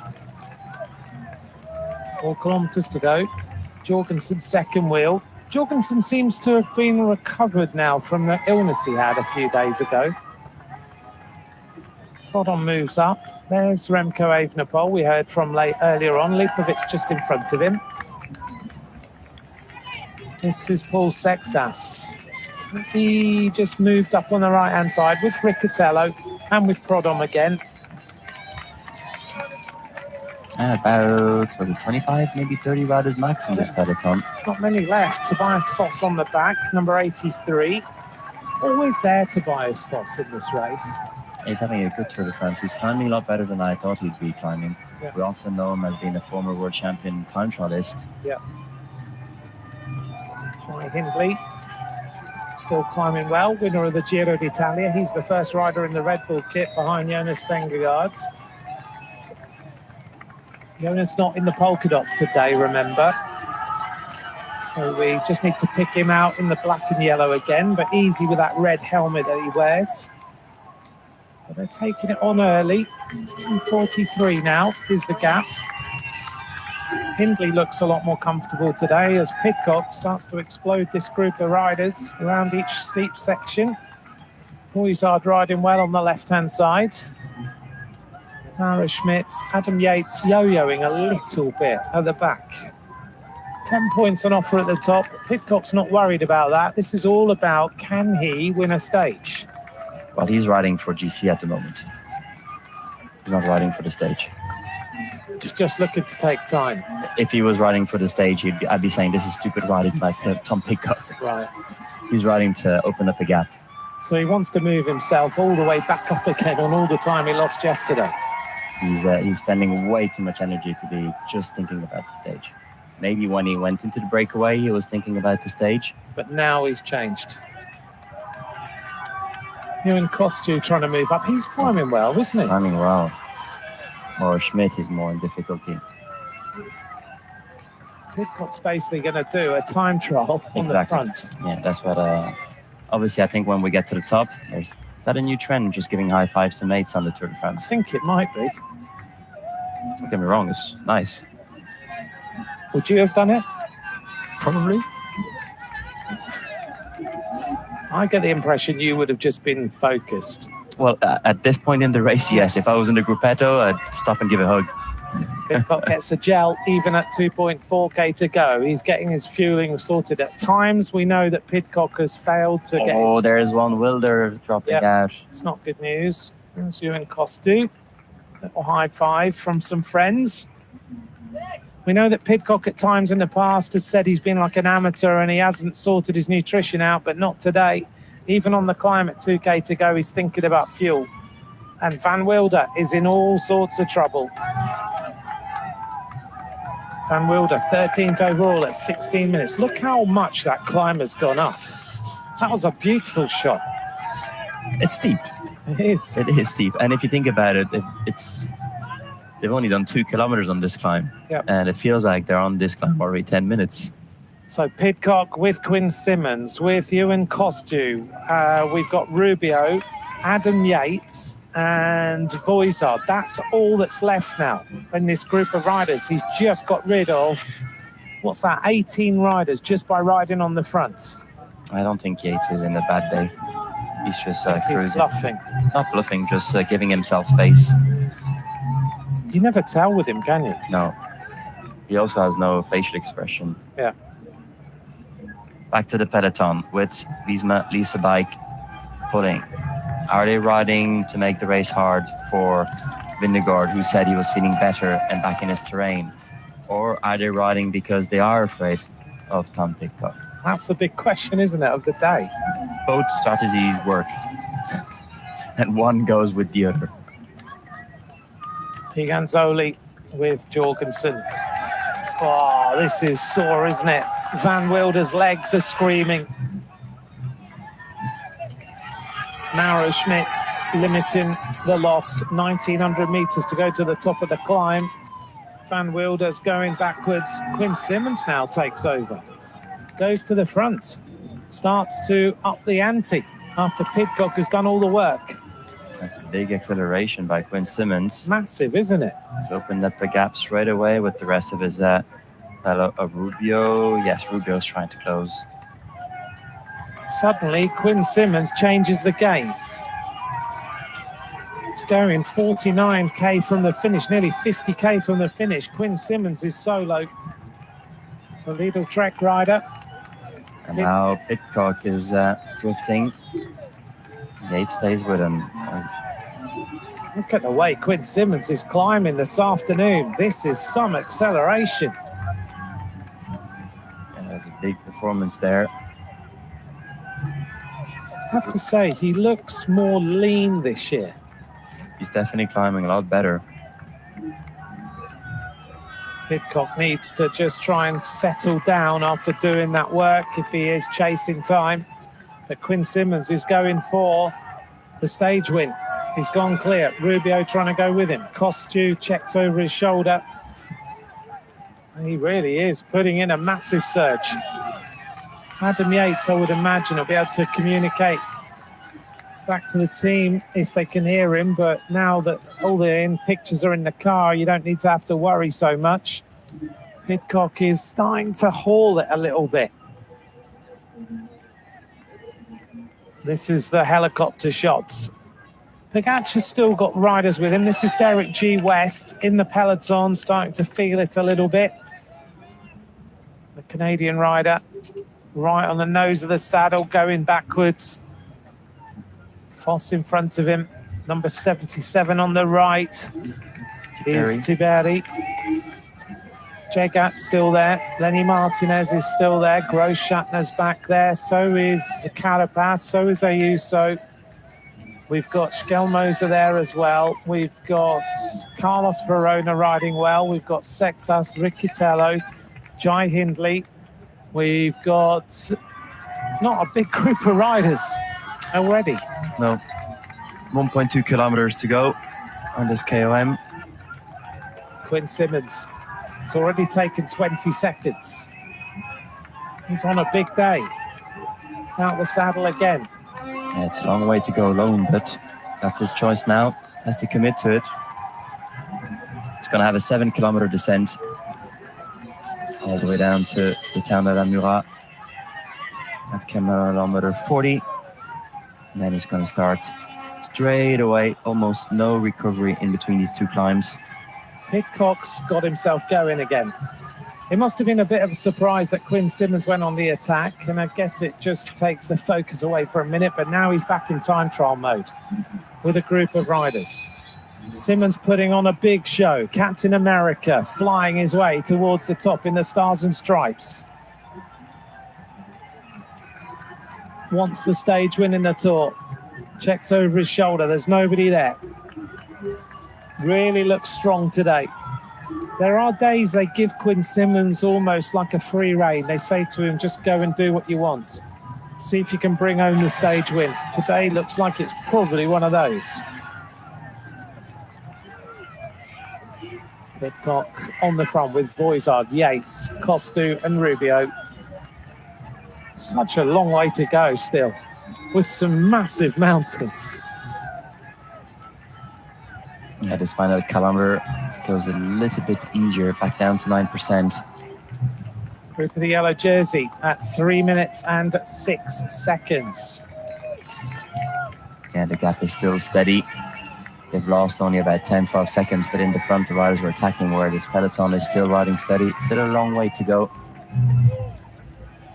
Lenny Martinez sitting at the back. Always hard to read Lenny Martinez. You never know, do you? Is he good? Is he not good? Is he just sitting in? What's going on? Here's Brent Van Moor. They've just caught him almost near the top. I have to say, whilst Vengegaard said he is now on his Terreno looks better, today he looks to me like he's riding much better. Very relaxed, even at this sort of steepness.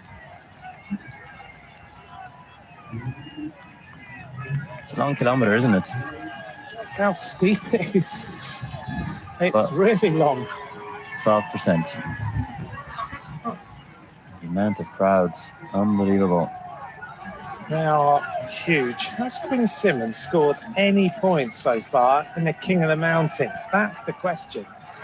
I'm sure he must have done. Yes, he has. He's scored a maximum of 3 points so far. Maybe he's on a, maybe like the polka dots instead of stars and stripes, but he needs to score a lot of points today.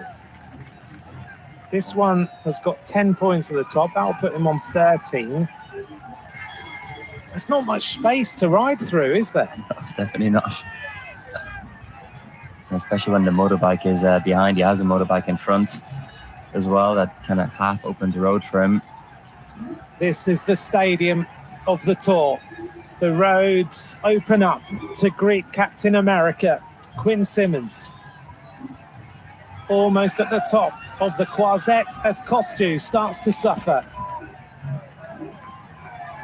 And still Tom Pidcock in the front.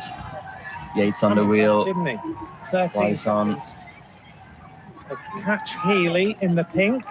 Giganzoli takes a bottle. It's an electric atmosphere on the Col de la Croisette to greet Quinn Simmons. It's absolutely exceptional this weekend. I don't remember crowds like this for years. Simmons wanted a bottle. Please give him a bottle. I don't get it. Everybody leaning over to see Quinn Simmons at the top of this brutal climb. It's a wall that he's conquered.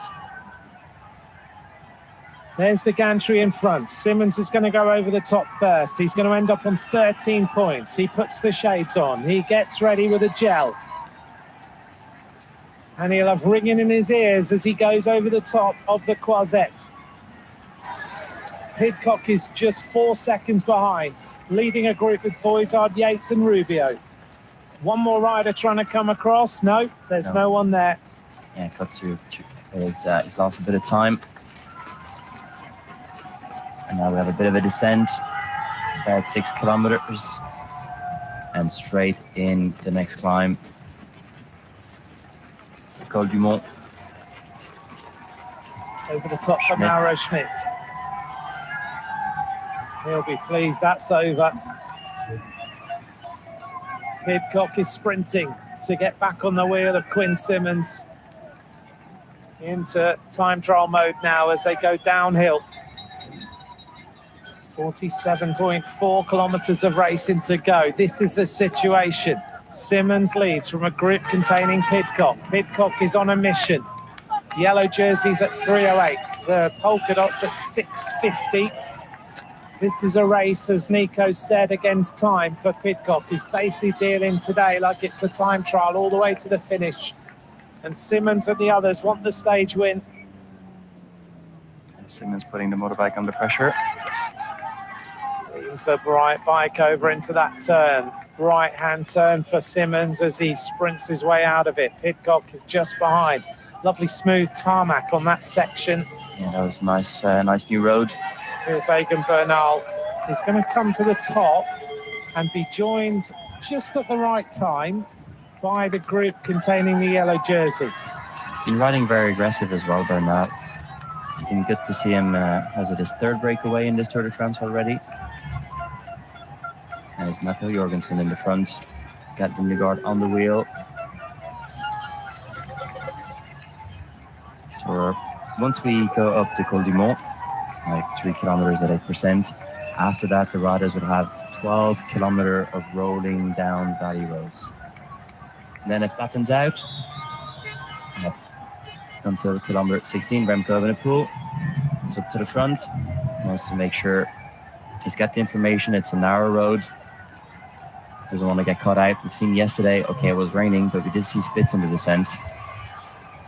Looks cool, calm and collected today. Looking for the bottle with ice, with a gel. It's a party pack. Takes another one. Gets ready for the descent. Pogačar alongside as Remco works his way back a little bit. Del Toro's on the wheel of Pogačar. We're going to go over the top of the Croisette. The gap's going to be 3:06, maybe 3:05 to the yellow jersey group. Jorgensen leads. Top of the Croisette for the peloton, and it's 3:03.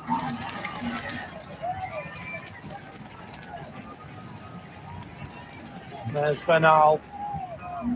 Bernal caught that group just at perfect time. Front of the race then, if you've just joined us, is confirmation that Quinn Simmons took 10, Pidcock took 8, then Voizard. The front group of riders now is Pidcock, Quinn Simmons, Voizard, Adam Yates and Aina Rubio. That's who's going downhill. We reach the bottom of the next climb, Nico, what, in 7 kilometres? Yes, no, a bit less. 4K. Yeah. And then straight up. 4 kilometres straight up over the Côte de Mont, a 2.1 kilometre climb. And then a long descent and a flat road to the bottom of Plateau de Solaizon. Mara Schmidt is not far behind at 25 seconds. He could add some firepower in that descent and into the bottom of the climb, couldn't he, Mara Schmidt? I suppose.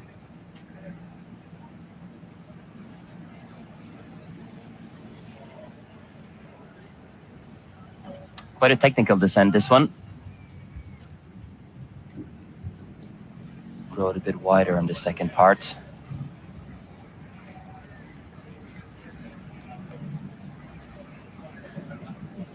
And once we get to the bottom in the climb in the town of La Murat, well, straight up, Col du Mont, 2.1 kilometers, 8.3%. So again, another steep little wall.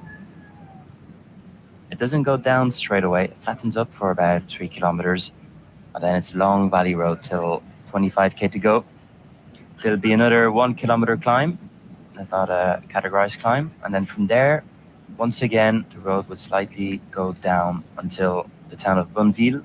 That's 16 kilometers to go. And then you got 4 kilometers flat. And the final climb.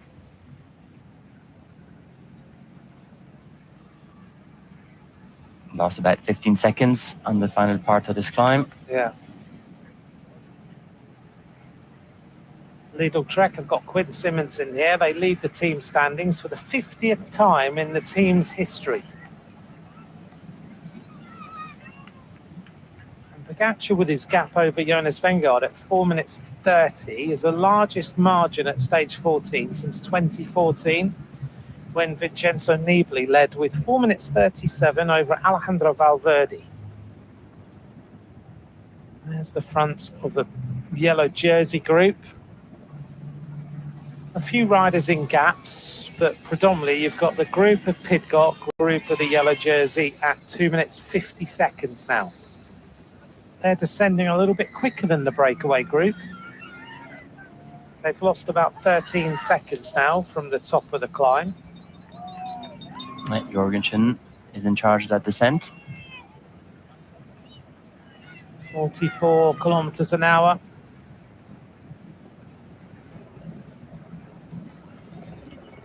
$2:49.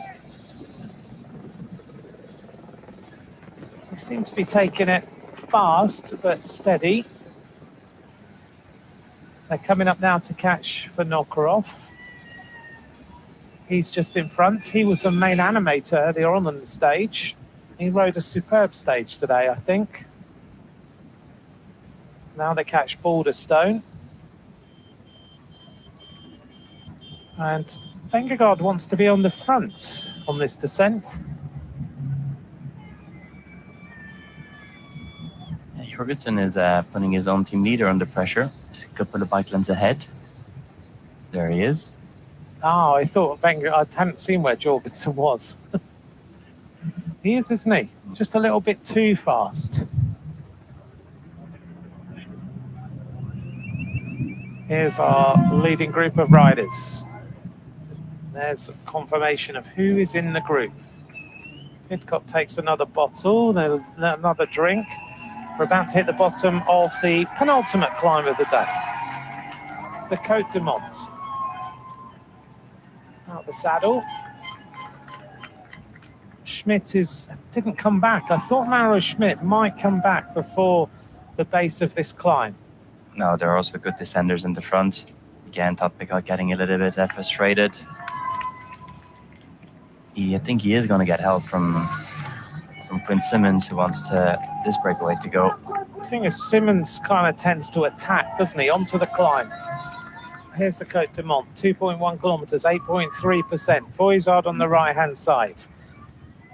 And here is Kostu. Not quite.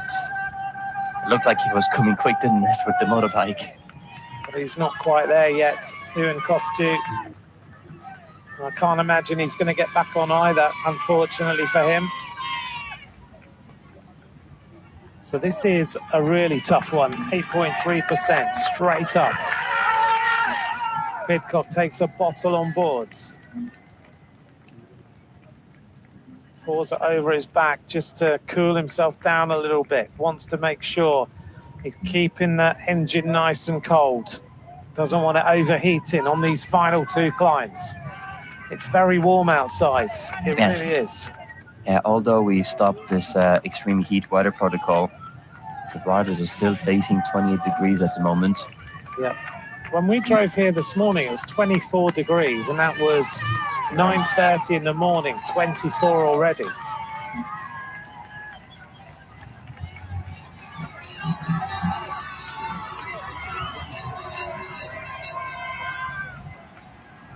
How does this climb differ from the last one, apart from length? Is the gradient quite similar? A little bit less.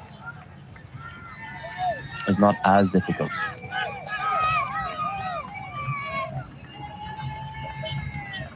Voizard on the left. This is a good day for Tudor Pro cycling. This is the best we've seen Voizard ride so far.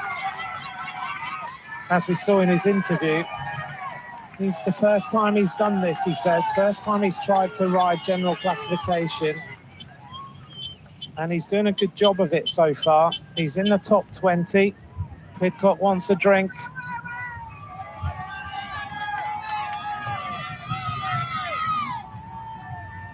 He's asking for another bottle.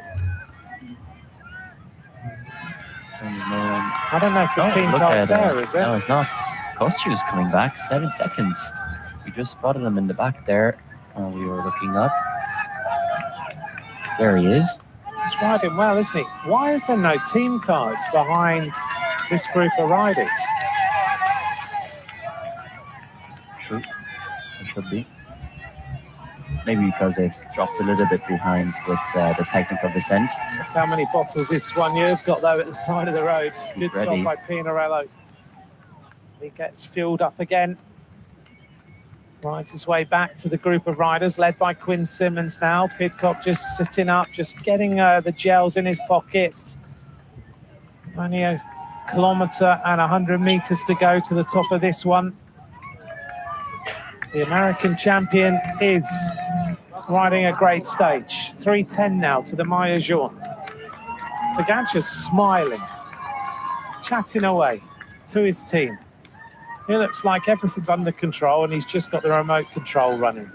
Although yesterday in one of his interviews he said, it looks like I'm always smiling, but my pain face kind of is similar to my grimace, to my smile, sorry. Is it really? Do you think? Yeah, because he just has this little grimace, almost like a little itch, and it's hard to understand if he's smiling, but he's not smiling in the last 5K of the race. No, sure. Riccatello, the American rider, moved to this team this year to be part of the squad, looking for a bottle. Works his way back up again to the wheel of Egan Bernal. Number 204 is Alexandre Delettre, who's still surviving in these groups. He's gone from the front group to this group, but he's still there with 38k to go. Tiberi is there as well. Pidcock's got his radio in. Glances nonchalantly across. And there's Quinn Simmons. Oops, drops it. That one. Not very happy with that, is he? No. Needs a bottle now, Quinn Simmons. Yeah, they're almost at the top of the climb. This Let's see what the cars are. Yeah, where are they? I don't understand. There's one or two cars here. Mauro Schmidt coming back. Good ride. Very good climb, isn't he? Stage winner already. Starting to ride well at the end of this stage. 400 metres to go to the top of the third category climb. 2 points on offer at the top of this one.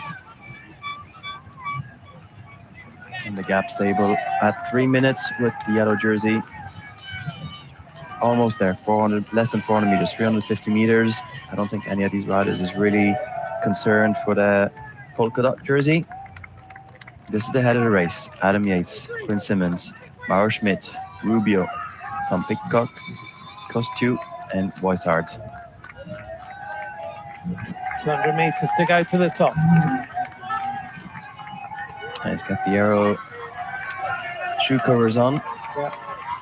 Pidcock moves alongside him now, 9% gradient, getting set for this descent. Slowly but surely, he's just taken a lot of points, actually, when you look at it. He's starting to move up. He already had 18 before the start of today. And just by riding, he's securing points. Pidcock puts in a little bit more hurt just as Mauro Schmidt gets there. The face of Mauro Schmidt tells you a story of a horrible day. Over the top of the climb, Pidcock secures another 2 points. Quinn Simmons secures 1. Now they get onto the descent. The gap is 2:54 at the top of the penultimate climb of the day. Oh, and Bernal's been distanced now from the yellow jersey group. So now What's coming up? There's a bit of a plateau. It's not going to go down straight away. And then until kilometer 25 to go, so 12 kilometers, mainly rolling down. That's Prudhomme, has a flat rear wheel. It's going to be a bike change. Riccatello. Oh yes, Riccatello. He looked like he was struggling at the back for a little while. Riccatello gets going again, the American. So American at the front and American alongside Paul Sexas. The UAE car, just get straight in the camera. Well, Nico, what's coming up? On the top of this climb, there's a little plateau for 3 kilometers, and then there's a 9-kilometer descent. At 25k to go, there will be a 1 kilometer little kicker, and then it will descend all the way to 16 kilometers to go. A couple of kilometers flat, and we're going to start the final climb. Pidcock is just riding everyone off his wheel. Long sticky bottle there. Simmons coming back on the wheel. This is the plateau that Nico's talking about. He looks around. He's like, come on, guys, let's get on with it. Riding a little bit too hard. He wants everybody with him. He doesn't want to get rid of them, clearly. Yeah, and actually, in instead of giving out, he says sorry. I don't think his intention was to blow the group apart at this point. It was more to press on. Just wants to keep this gap around about 3 minutes if he can. And he also wants to make sure everybody commits. So this is why, at this point in the race, it's quite smart just to say, "Okay, sorry guys, I didn't want to be Superman. I just got carried away there." You don't want to. You still want to keep your friends at this point in the race, knowing that Yates is not going to ride. Well, maybe he is, because the more he rides, the more this group goes ahead, and the more work we have here in the back for the team of Visma Lease a Bike. Oh, do you think now that Adam Yates and Pidcock can become allies? In a way, yes. Because the faster they are in the front, the harder they have to ride. That makes total sense now. But I do think that the one that needs to ride the most is Tom Pidcock. Yeah. The other riders are going to start thinking 2 minutes 40 over 9 kilometers time. Difficult. Over the top with Wiesma. Mauro Schmidt goes on the attack. 36 kilometers to go. He's thinking about the stage. It's a big move. I think at this point it was maybe better to try and get the groups to ride together. But again, if there was an attack, most likely it's because he felt that there wasn't enough cohesion. Kostu goes behind. Well, they're all coming back to him. Slowly but surely, they're riding their way back onto the wheel. Kostu is the rider chasing. Right, there's riders coming back, and one of them is Victor Campenaerts. Same with Tim van Dijk. He is back as well in the colours of Red Bull Dora Hansgrohe there on the left. Campenaerts now takes up the pacemaking, having been dropped from that front group. Yeah, that's going to be good for Jorgensen, because Campenaerts now can ride not on the climbs but on the downhill and on the fatter parts, which we know he's a lot more comfortable at than on the top climbs. Give a bit of a rest to Jorgensen and the rest of the team. We've also seen Piganzoli do a lot of work, and I need to keep them for later on. We're inside the final 35 kilometres of a very interesting stage as Mauro Schmidt tries to break away. The yellow jersey's now at 2:35. They are starting to ride their way back to the front of this race steadily under the direction of Wiesma Lease a Bike. For those of you who've just joined us, let's take a look at what's happened on today's stage so far.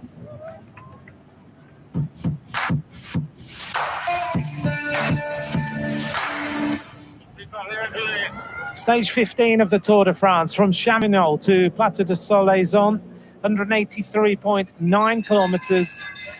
Well, the intermediate sprint was very early with 166.6 kilometres to go, and yet again it was Jasper Philipsen who won the intermediate sprint to score more points and close the gap a little more on Mads Pedersen. It's now 31 points. There was a puncture early for Paul Sexas, the youngest rider ever to hold a jersey. And the top of the first climb of the day, the polka dot jersey, was Valentin Parry-Plant. He went over the top to secure some points, ahead of Richard Carapaz in second.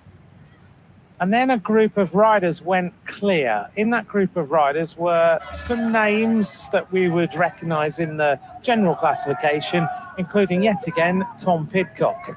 Quinn Simmons attacked over the top of the Col de Croisette. Pidcock was only 4 seconds behind. They've just gone over the Côte de Mont, and now Mauro Schmidt is the rider on the attack, the stage winner from the other day, in the colours of Jaco Alula. The gap is 2:35, and Wiesma hunting down the group of Tom Pidcock as we head now to Plateau de Solaizon, the final climb of the day. Nico, a reminder, time to vote. And vote extremely quick, because you've got less than 5 minutes to finish voting if you haven't done it yet.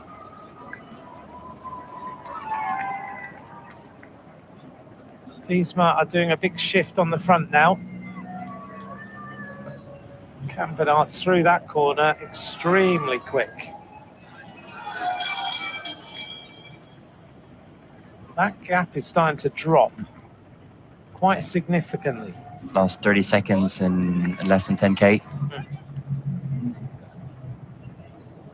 So maybe they are worried about Pidcock. Who knows?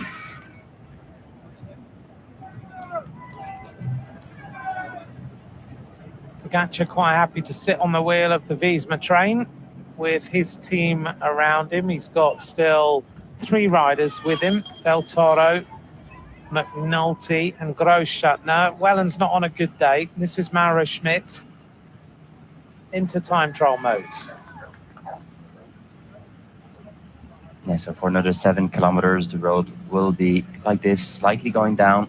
It's not a real downhill. You kind of have to, well, just what Mauro Schmidt doing, get into that position, pushing that big gear. He's done well to come back, hasn't he? And then go on the attack. Distanced on the very steep climb at the Croisette. Now trying to build his lead. UAE yesterday, the first team with 2 1-2s in a tour since 2012 when Team Sky did it. They've had 2 1-2s, one in Barcelona, one in Lamarckstein. Sky did it in 2012 with Bradley Wiggins and Chris Froome in Besançon and the time trial in Chartres. Mauro Schmidt trying to build this advantage now. 11 seconds. Working well. I think for this set of riders, it's good in that they've got Simmons here, haven't they? Simmons wants this stage. Well, they all want the stage, but Simmons particularly wants this stage. Yeah, but unfortunately, I don't want to ruin the show, but it's not going to happen. You don't think so? No. Why? Because it's 2 minutes 30 on the yellow jersey group, and this climb is 10 kilometers long. Quinn Simmons, you will see, he will pass the line at 10 or 12 minutes after the jersey. Do you think so? Yep. Okay. Want to put it down? I'll write it down. We'll see what happens. I'll say he'll be at plus 10. If it's not 10, it's 8. We'll see what happens. And I'm supposed to sell excitement, but unless no one attacks in the back, which I don't think so. No, that's not going to happen today. No. The contenders want to win this stage as well. 2 minutes is not enough, unfortunately. We've seen Richard Carapaz lose 42nd in 1 single kilometer. In 800 meters. And I do think Carapaz can climb better than Quinn Simmons, Yes. especially those long climbs. Wiesma are keeping this gap very, very close. The problem is for the front group that Pidcock is too high up in the general classification, and they, whilst they might not say they're worried, they don't want Vingegaard not to finish second at least. No, but again, I think it's 2 tactics in one. They want to take the race on because at this game, they could have played and let Little Trek ride first. Yes. Or Decathlon ride first. So, or even Red Bull Bora Hansgrohe. So I don't think it's only about Pidcock. I think this is part of their strategy that they wanted to take the race on. I think also because in his interview, he keeps on saying that he's getting better day after day. And I think he wants to be remembered for trying. And it's very easy for everyone, you said it in the beginning of the stage, a lot of people are saying it's over. And I think this is also a statement saying it's not over. And maybe tonight, it might be. But I think the way he is riding is everything is all together. It's like, yes, we ride. It's okay that Pidcock, we can cancel Pidcock's attack. And 2, I think they had planned to maybe ride and make the race hard. And I think they've also started to notice that yesterday was a big day for the team of UAE Emirates XRG. And you were right. So Tim Willens is at the back.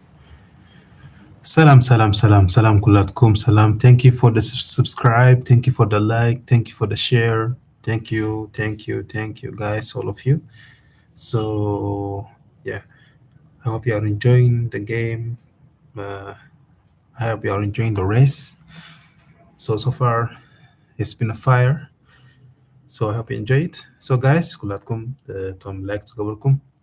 ሰብስክራይብ ሼር ዝገበርኩም ቴንክ ዩ ቨሪ ማች ደጋግመ ቴንክ ዩ ክብለኩም ደሊ ፀወታ ፅቡቅ ተሰማዕሮ ክትህሉ ተስፋ ገብር ፅባሕ ረፍቲ እዩ ፅባሕ የብሎምን ውድድር ፅባሕ የለን ረፍቲ ፅባሕ ድሕሪ ፅባሕ ኢና ክንራኸብ ማለት እዩ ካብ ሕጂ ከብረኩም ኢለ ምናልባት ፅባሕ ዲኣ ተወገይኩም ክሰኺ ትገብሩ ኢለ ፅባሕ ረፍቲ እዩ ድሕሪ ፅባሕ ግን ኣሎ ሶ ከምኡ ክብለኩም ኢለ ላይክ ኣይንርስዕ ኣይትብቀቕለይ ኦኬ ቴንክ ዩ ተዓዘብ back. No. If you're in this front group right now, you believe you can win a stage. I'll believe I'll give everything. Knowing that it's going to be hard, I would still go. You just have to believe, even if it's not easy to believe. And when you look at the gap at 2 minutes, like, wow, this is going to be tough. 10 kilometers, only 2 minutes, I will get caught. But how many riders are going to be there when I get caught? Is there going to be 5 riders and maybe I could be 6th? 6th, yeah. Interview coming up now. 25.8 kilometres to go, 14 seconds to the group of Pidcock, Mauro Schmidt. That TV bike shouldn't be there right now. Should be behind Mauro Schmidt. I know I keep saying it, but it definitely shouldn't be there right now. Let's hear from Tadej Pogacar. Not so good night, but it was a good morning. Can you tell us what is the plan for today? You get a nice, really nice gap at the GC. We know that you would like to give some things to Isaac, who won here a month ago. So is that the plan for today? Yeah, I think he showed yesterday that he's really strong. He's in good shape, and today is his climb. And we see when we arrive to the bottom of the climb. I hope we can speak that we are not to a block, and we speak about how we can approach the climb and the finish line. But for sure, a lot of it's not huge gaps for the podium. So will be, I think, today, because tomorrow is rest day, will be big fireworks on the final climb. I think you have done some recon with him last month or 2 months ago. What do you remember for which could be for today? I remember it was rain all day, and then sunshine the last 10 minutes. And we did after Tour de Romandie, we did recon, and we trained good together. And it's good to know the climbs in advance. Thank you, Tadej. Thank you very much. Tadej Pogacar. He didn't have a good night. Him and Jonas Vingegaard were both visited by anti-doping at 2 a.m. and woken up. It's a great level of the Tour de France in some ways. He must feel like you and I feel. We got to bed at what? 2 a.m. There's going to be a constant discussion about this over the next 24 hours, I feel, because tomorrow has been a press conference, and I'm sure there's going to be lots more people wanted to know the details of why they get an anti-doping test at 2 a.m. when they've been tested every day. But that's how cycling is now. 350 meters between Pidcock and Mauro Schmidt, 50k an hour right now. The bottom of the climb is 11.3 kilometers from the finish. Between now and the bottom of the climb, how hard is it? What's the road like? It's quite a big road, and always slightly rolling down until 16 kilometers to go. And then there will be 3 kilometers, I was going to say flat, and then the bottom of the climb. And later on, we're probably going to see the 3D of the climb. But the first part is the most difficult. The first 4 kilometers, pretty steep. I mean, it's steep all the way. It's 9%. It's going to be very steep.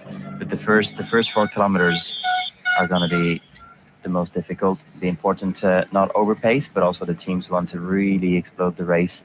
They'll probably put the hammer down at the very bottom, not wait. 57 kilometers an hour from Wiesma. They've now got Bruno Amirai Victor Campenaerts, Jorgensen, P. Ganzoli, all with Vingegaard. This is the best this team's looked for days. Then they've got UAE with all their key riders. Then they've got Red Bull behind with Lipovitz, with Jai Hindley, with Remco Evenepoel. I think Maxim Van Gils is still there. Sepp Kuss just coming up on the right-hand side from the helicopter shots. It's a fast stage today. And here's our leader, Mauro Schmidt. He's opened up a good gap, 20 seconds. Wow, very good around the corner. Good lines. Oh, whoop, whoop, whoop, whoop. Is he okay? Disappeared out of camera shot. Let's hope this group's all right when they come down. No, they're fine. There you go, through the chicane and the roundabout. It's a little bit tricky, this one. Yeah, crash. Oh, big crash. And Del Toro is down. Jonas Vingegaard is is on down. the ground. Del Toro and Vingegaard are on the deck. Sepp Kuss is down. Also down is Großschuttner. And this is not good news because Vingegaard's hit the curb. He seems to be in pain. Oh, no, He's this shaking is the not head. good news. No. This is not good news for the Tour de France and the dreams of Jonas Vingegaard. He knows, I think. Oh. So you see, anything can happen in the Tour, but now we're concerned about the GC, but also look at the breakaway. Now the breakaway has a proper chance, but at the moment our eyes are on Jonas Vingegaard. It's not looking good at all. Shaking the head, he's in pain. The Tour de France is brutal. At any split second, your dreams can be dashed. And right now, Jonas Vingegaard is not able to get up and continue on his bike. Mark Reif stands over him and looks down. I think they know. But let's hope he can get back on the bike. He's taken a fall into that turn. Maybe the Nico here.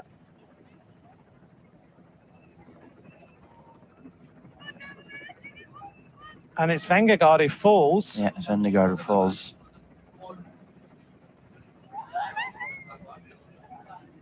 Let's hope all those fans are okay as well. Oh, I hope Vingegaard can get back on the bike here. Pogacar just misses it. They also went a very long way around the the aisle here. They could have gone on the inside.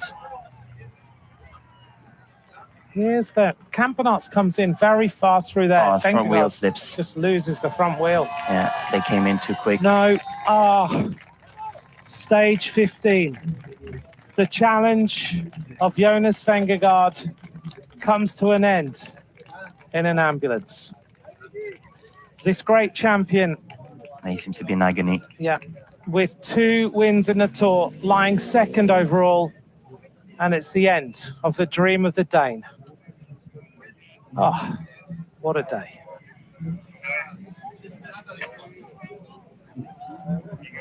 I feel quite emotional for him.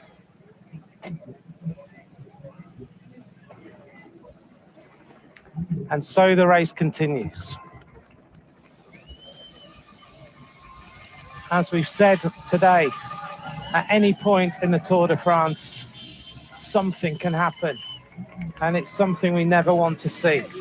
The biggest challenger to the yellow jersey is out of the 2026 Tour de France. Nico, it's terrible to watch. It's terrible to watch, but we've been saying it since day one. It's the Tour. Everything can happen. And something as in a non-dangerous area, just literally a right-hand turn. They came in a little bit too hot there at the front. Yeah. And the front wheel went. And now it creates a big chaos in the peloton. It does, because what do? Obviously, I think at the beginning they were not going to ride to give a chance to Vingegaard to come back. Vingegaard is in the car, so now it's no problem if the team of UAE Emirates actually takes the race on, because it's race circumstances. Vingegaard is out of the race, so actually this is why there's a lot of talking. It's like, okay, I think we need to ride now. Maybe they're just waiting for that information, because Tadej will not attack a rival, will he? If he knows there's a chance he comes back. So now he's just waiting. Is he getting up, or is he? No, not? everybody knows he's out. They do. They're all watching TV. Okay, yeah, that's what I think. He's just waiting to find out. Is he definitely out, or is he not? Here it is. Yeah, unfortunately it's his mistake. Unfortunately, dropped probably a little bit too heavy, but again, Comprenart is too hot. Too fast. He came into that corner way too quick. Also, why didn't they go down the right-hand side of the road? Yeah, exactly. That was the most logical, and you could just see here the. Unfortunately, I think Campenarts went into it too hot. Had to take the left-hand side. That then causes. There's a little bit of oil on the road, actually. Is there a bit of oil on that that's the road? bottles. It's the water from the water bottles. Yeah. Abandon of Jonas Vingegaard on stage 15 of the Tour. And also, he hit the curb straight away. That's just does damage. Oh yeah, when the front wheel went, you could just see how heavy he fell. He fell on that right-hand side. When the front wheel goes, there's nothing you can do about it, unfortunately. Now they're talking, what are we doing? Because obviously, the race goes on. Yeah, and the front of the race continues. And the race continues. This is looking better for Mauro Schmidt. And Quinn Simmons, he might not. I'm just going to write down this Quinn Simmons 10 minutes thing again, then we'll have a little bet. This is in normal circumstances. He didn't have any little appendices or anything. Okay. 5 kilometers I do to like the to bottom. get a little win once in 3 weeks. But Mauro Schmidt, he's doing a great ride once again. Really on form in the second week of the Tour de France. Came to victory a couple of days ago in the first stages of the Vosges, and now once again putting himself in that position. 3 minutes is his gap to the yellow jersey. 5 kilometers to the bottom of this climb.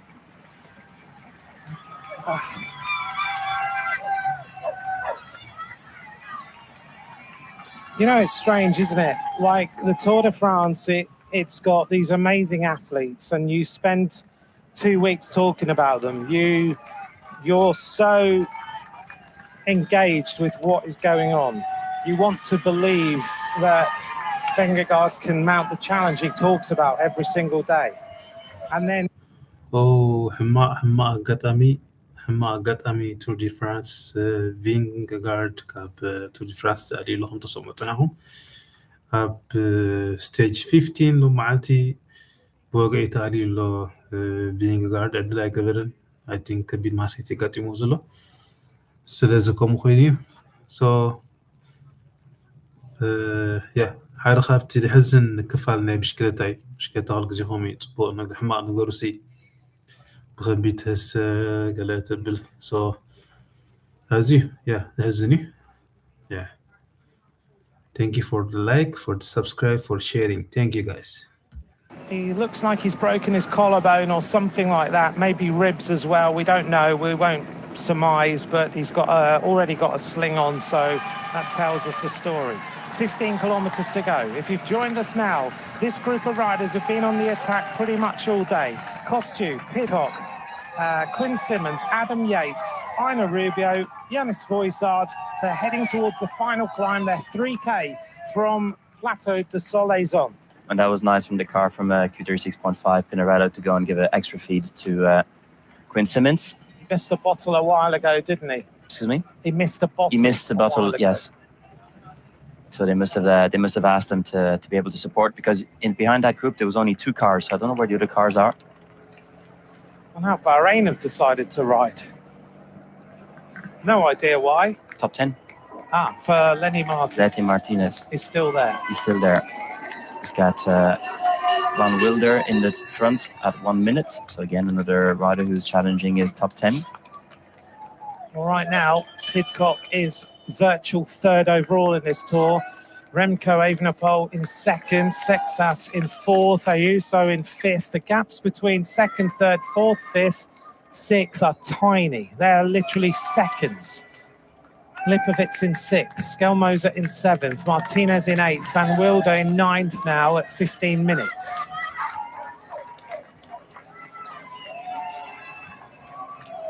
Nico, let's take a look at the profile of this final climb, Plateau de Solaizon. So as mentioned earlier on, once you get into the town, it goes up and is pretty steep right from the bottom, 10.6% after a kilometer. The first 5 kilometers average around 11. Once you go through the town of Brison, there we go, it goes a little bit easier, between 8 and 9%. It's kind of like that most of the way. There are moments where it goes over 9%. When you come to just after that, La Torche, and then the final 7% in the last kilometer to the top here in Plateau de Soleçon. Thanks, Nico. This climb becomes the 47th summit to be ranked as an Hors category climb since that distinction was created in 1979. The last climb to join that list, the special climbs, was Col de Var in 2024, but it was far from being a novelty. It was previously classified as Cat 1 or even Cat 2. And the most recent HC climb was introduced in the Tour as a Col de la Loze with different sides used since 2020. Plateau de Soleçon coming up, the final climb. 2 riders of the Tour de France have met success here. Jonas Vingegaard won the final stage here in 2022, and Isaac Del Toro won the final stage of Tour of Rhône-Rhône-Alpes in 2026. So we're making our way till the bottom of the climb. Once the Bauerschmidt comes out of this little town, the road will start making its way up. 20 seconds to the pit-stop group. There's a stage win at stake here. Here comes the chasing group of riders. With Van Wilder, with Bourdin, with Vauquelin, and on the back of the group, Parry Pant.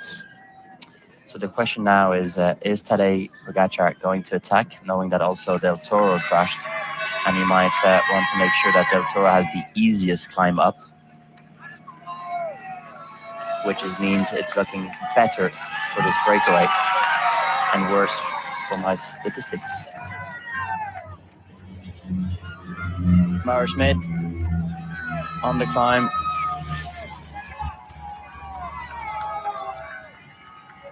Lots and lots and lots of crowd once again. This is Schmidt about to see the polka dots in front of him any moment now. It's really narrow. This little section here is so narrow. I don't know how they get trucks through it to go to the top of this mountain. It's incredibly narrow. There we go, onto the climb just in front. This is Mauro Schmidt, stage winner, leader of this stage. The gap is 25 seconds to Pidcock's group. The Maillot Jaune at 2:41. There's your vital statistics, 11.3 kilometers. Into the black immediately, 9%. It's average gradient, but the bottom is super steep. Who is going to win this stage?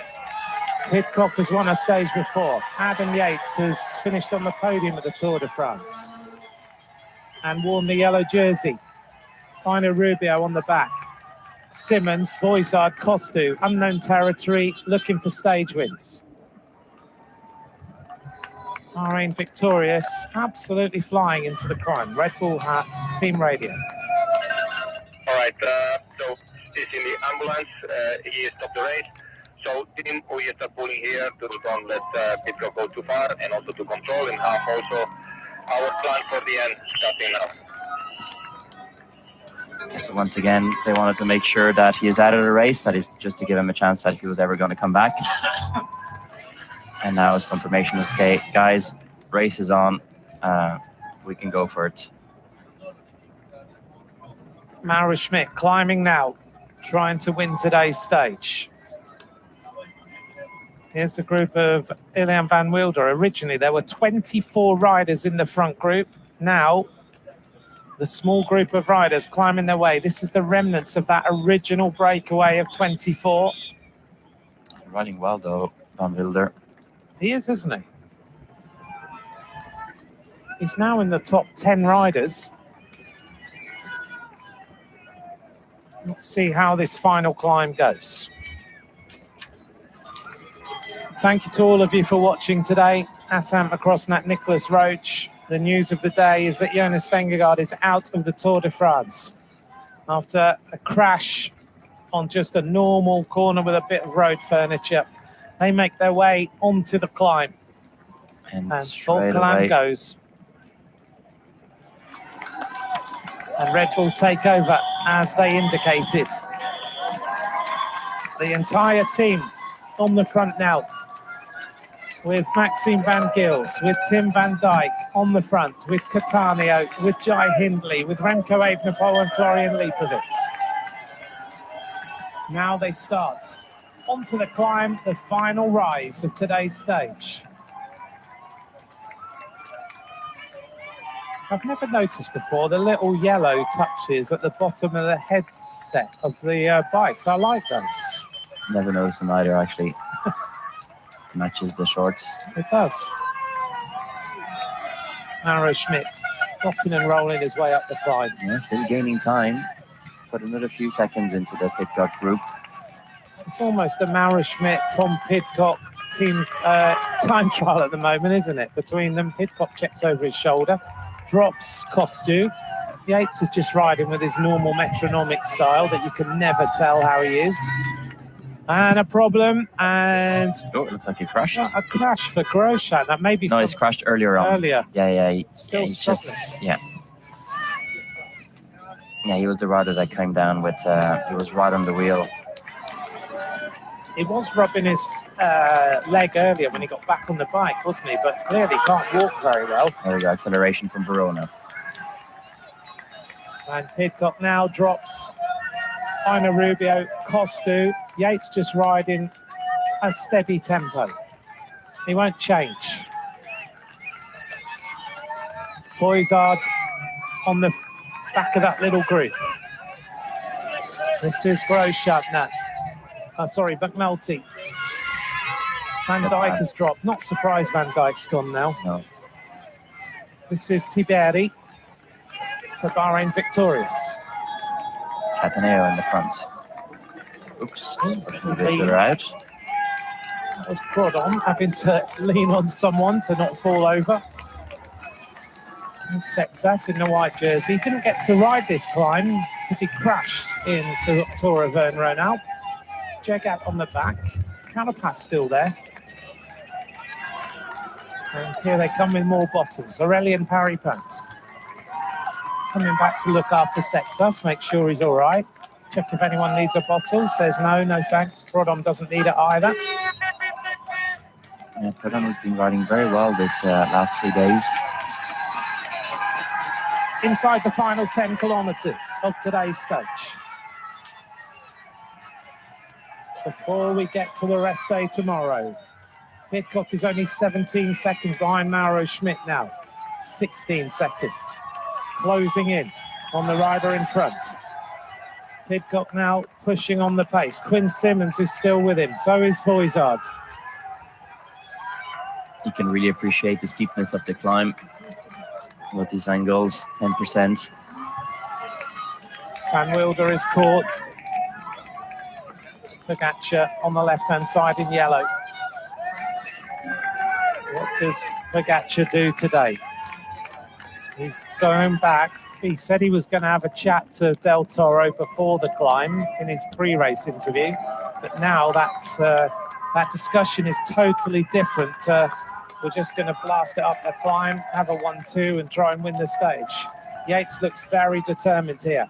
Here's the virtual classification. Pogacar, Remco Evenepoel, Sexas, Ayuso, Leibowitz. So Pidcock right now is in 6th place. This gap is dropping too much to move him up significantly. Yeah, it's just they've lost about almost a minute. Piganzoli has dropped. Simmons attacks again in the Stars and Stripes. He's on fire today, Quinn Simmons. He is. This is the best I've seen in a climb ever. They've played your message on the commentary into his ears and given him motivation. Here goes Pidcock to try and go across. Voizard is trying to stay with Pidcock right now. Takes another bottle from the helper at the side of the road. Mauro Schmidt is only 16 seconds ahead. 1:54 now. still battling, still doing well. There's Quinn Simmons powering himself back onto the wheel. It's incredible, actually, when you think about the terrain we're on today, that you've got two riders of the stature of Schmidt and Simmons at the head of the race. Riding superbly as well. It looks like Tom Pidcock is starting to struggle a little bit. Yeah, I agree. And not because, just because Yates has managed to break back to the group. As you mentioned earlier on, Yates is just keeping his pace all the time. Head of the race now, 9 kilometres to go. Mauro Schmidt, stage winner already. Quinn Simmons, the United States champion, takes a gel and goes on the attack.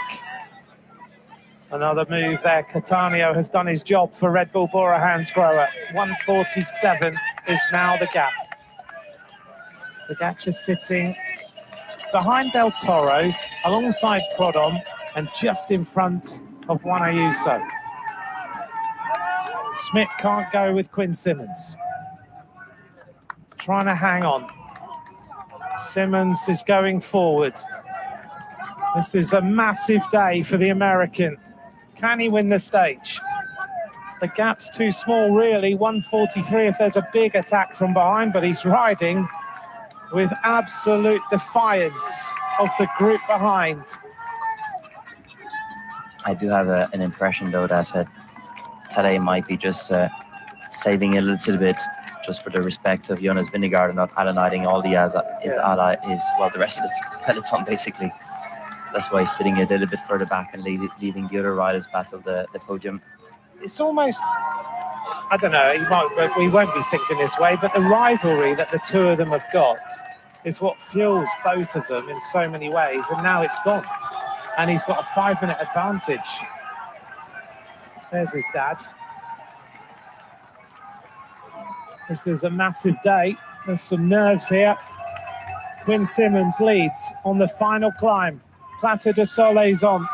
He checks over his shoulder. Pidcock is 10 seconds behind with Foyzard with Yates. And they're catching now Mauro Schmidt. Haven't given up. They're still riding really well. 12 seconds is the gap. They've lost a little bit now to the yellow jersey still. 1:30. They've lost another 30 seconds in about 1.5 kilometers. Yeah, they're coming back, aren't they? Very fast.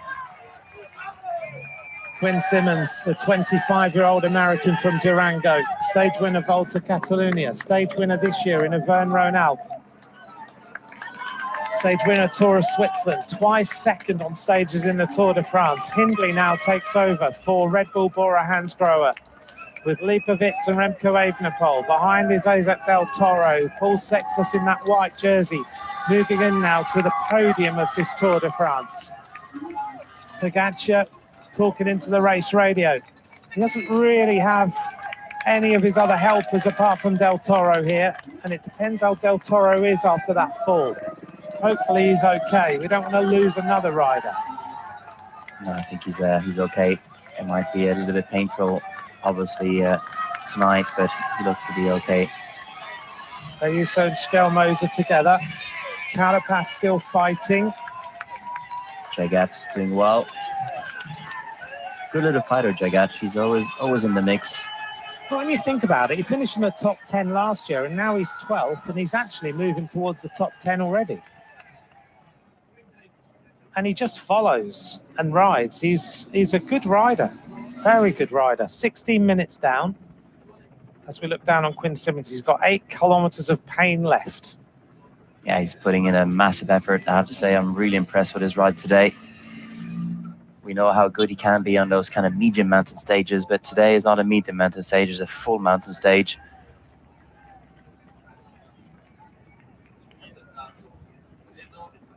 There's the group. Yates Adam Yates moving. No acceleration, almost look like if it's a slow-mo. It's so steep, 10%, 11% actually at this point, 11.3% to be precise. There you go, 8 kilometers. And Yates takes the front. Boys are doing a great job to hang in. We've seen him try and hang in yesterday with that group as long as possible on that ultimate climb. So the style of Yates and Pidcock at times is very similar. The way they ride out the saddle with that massive gear, just rock it over. There we go. Speed is a bit too high for Chegat. Tiberi is hanging there also. He was dropped quite early yesterday, trying to be there in support of his team leader, Lenny Martinez. Carapaz on the wheel of the two riders from Little Trek, Ayuso and Skelmose. Just inside the final 8 kilometres of racing, Jai Hindley, the winner of the Giro d'Italia, starts his onslaught on the front of this group of riders. Behind him is Lipovic with that familiar style, never changes. Remco Evenepoel just spinning away out the saddle behind Lipovic. Pogacar starts to move, has a chat to Isa Del Toro, who puts the radio in. Ayuso moving up, and Skelmose is starting to struggle. Matthias Skelmose, Ayuso starting to move. The pace has gone up. Pogacar goes to the front in the yellow jersey, and suddenly everybody is looking for the wheel. Pogacar with Del Toro. He needs him with him. He wants him with him. Yeah, I think that's the correct word. He wants him with him. I think he wants to put him on the podium. Jai Hindley, good pull. Carapaz is now distance. Skelmose seems to be in trouble. Lenny Martinez hanging in there really well. Yeah, he's on the wheel of Prudhomme. Prudhomme can't go. He peels out the line, and Martinez has to close it. Skelmose is hanging on by his fingernails. Up at the front, Ayuso managed to make the junction. Here's Quinn Simmons, the most combative rider of the day. He'll be on the podium tonight. Yeah, that's well deserved. It is. I'm sure his wife, Sydney, right now is glued to the screen and as nervous as anything. And Lenny Martinez is passing Skelmose. Interesting for the top 10. Be moving up if it stays like this. Ayuso on a better day today, Ayuso. Lipovic has been distant. Sexas seems to be distant as well. But look at Remco Evenepoel on the wheel of Del Toro. Ayuso goes in front of Sexas, and for the first time, Paul Sexas is starting to find out what the final second week is like. And Sexas is hanging on right now. The gap is there. Pogacar and Del Toro are opening up, and Remco Evenepoel is sticking to them like glue. Look at the eyes of Remco. Ayuso's there. Lipovic is in difficulty now as well. Sexas may well be about to be dropped. The white jersey cannot go with the acceleration. Yeah, it looks like the speed is a little bit too high there for Paul Sexas. Back to the front of the race. Yates tried to accelerate. Pidcock is battling to stay on the wheel. Lipovic now, the gap is open. Ayuso has been distanced. Ayuso has been distanced. So now this is the battle for the white jersey, but they need to stay with Del Toro because he's only 31 seconds behind in the white jersey. So Pogacar is towing his teammate to be in the white jersey tonight if these two riders cannot battle their way back. Yeah, I think their dream was to be 1-2 in this Tour de France, and Pogacar is doing the perfect work now as a teammate to help his Del Toro. He's got a massive lead over the rest of the bunch now. He can afford doing that. Pogacar is just storming his way up the mountain with Del Toro for company. And Remco Evenepoel today looks much, much better. Yes, Remco Evenepoel doing a great job there to hang in. Sexas has not given up though. About 10 seconds with that group with Ayuso and Lipovic. Quinn Simmons still the solo leader, 23 seconds ahead of the group of Yates, Pidcock and Boisard. Behind, it's 52 seconds now. Pogacar is demolishing the lead of Quinn Simmons with every pedal revolution. It's still very, very controlled. You could just see it. It's not full gas yet. It's just he's riding at the speed of Del Toro. And this is working really well for Remco Evenepoel, who's just glued to the wheel. Sexas in the front of this group with Lipovic. Ayuso, you could just see he's not as smooth as yesterday. He's stomping on the pedals. Yeah, Ayuso didn't have a great day the last couple of days. Now he's there ahead of Skelmose, but he's just struggling a little. He's still battling for that top 5 though. Pogacar fully in control. Checks over his shoulder. Is my mate still there? Yes, he is. Continues. Keeps pushing on the pressure. Remco Evenepoel producing a fantastic climb on Soleil's this afternoon. This is him heading for the podium. It's also fussy if you look at the eyesights of the riders. They don't look that often at down at the parameter. Look at Del Toro. He's always looking forward. Once in a while, the eyes look down just to control the power. Remco's the same. Yeah. Often looks ahead. Quick check. Pogačar checks to see how is he. Here's Quinn Simmons. He's got 6 kilometers to go. He's the solo leader of this stage. Massive crowd. The noise ringing in his ears. Can he go all the way to the top? Unfortunately for him, this gap is crumbling, and it's crumbling fast. Pidcock is also in a fight for time, and this is potentially moving him up, because right now Pidcock is taking time on some of his main rivals for the podium, Sexas and others.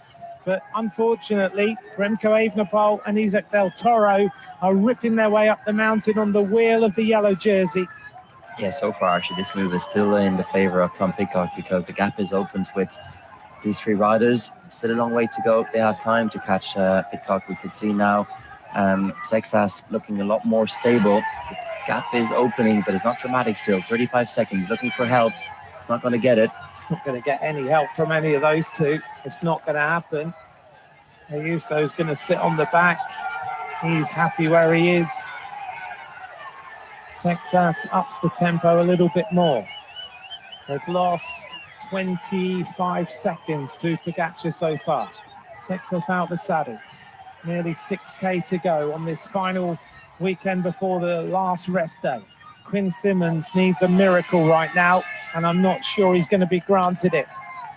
20 points at the top of this climb. He's got 6 kilometers. Now, normally you'd say, okay, it's a bit of a possibility, but this climb is brutal all the way to the top. There is no respite. No, there was just the smallest respite that we just saw on camera when it flattens through the town. It was only about 100 meters. Now we're back into that 9 to 9.5%. But Yates has come back. Yates has come back from the Pidcock group to help Pogačar. Now he starts to up the tempo. The teamwork continues. The 3 UAE riders with Remco Evenepoel on the wheel. Remco's having his best climb of this Tour de France so far. As he's enjoying the speed there.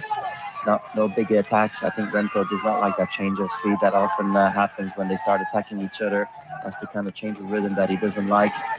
Paul Sexas battling there, 53 seconds from the leader, but only about 25 seconds more or less with the yellow jersey group. Seems like he's got himself going again. He's not losing shipping massive time yet. Let's see how it continues. Simmons pouring water over himself. He knows that they're coming. Yes, the cars have just passed them there, the Commissaire car and the Shimano car. Just parked onto the left. There's a regulator. That's always a sign that someone's coming. His nose. 23 seconds. Battle well. He's going to look over and see the yellow jersey not far away soon. He knows that the group is absolutely flying their way up the mountain. Look at that, 17 seconds. So they must have caught Pidcock. Simmons. Hitting himself now. You can feel the cramps in the legs. 8%, 15 kilometers an hour. Well, no matter what, this rider has been the rider of today's stage. What a performance from the American champion. 5 kilometers to go. He's done everything he could to try and win the stage. Unfortunately, he's going to get caught. I think Pidcock has already been caught by the yellow jersey group, and they've gone past judging by the time gaps. Yes. We haven't seen it. So this is why we have Yates in this group. So he didn't drop back. He was actually forward. We didn't see that on camera. That is a bit of a shame, to be fair. We should have seen that catch today. There's a group with Pidcock just off the camera there in the corner. Alone, still with Weishart on the wheel. And there's Paul Sexas with Lipovitz. And yeah, Ayuso.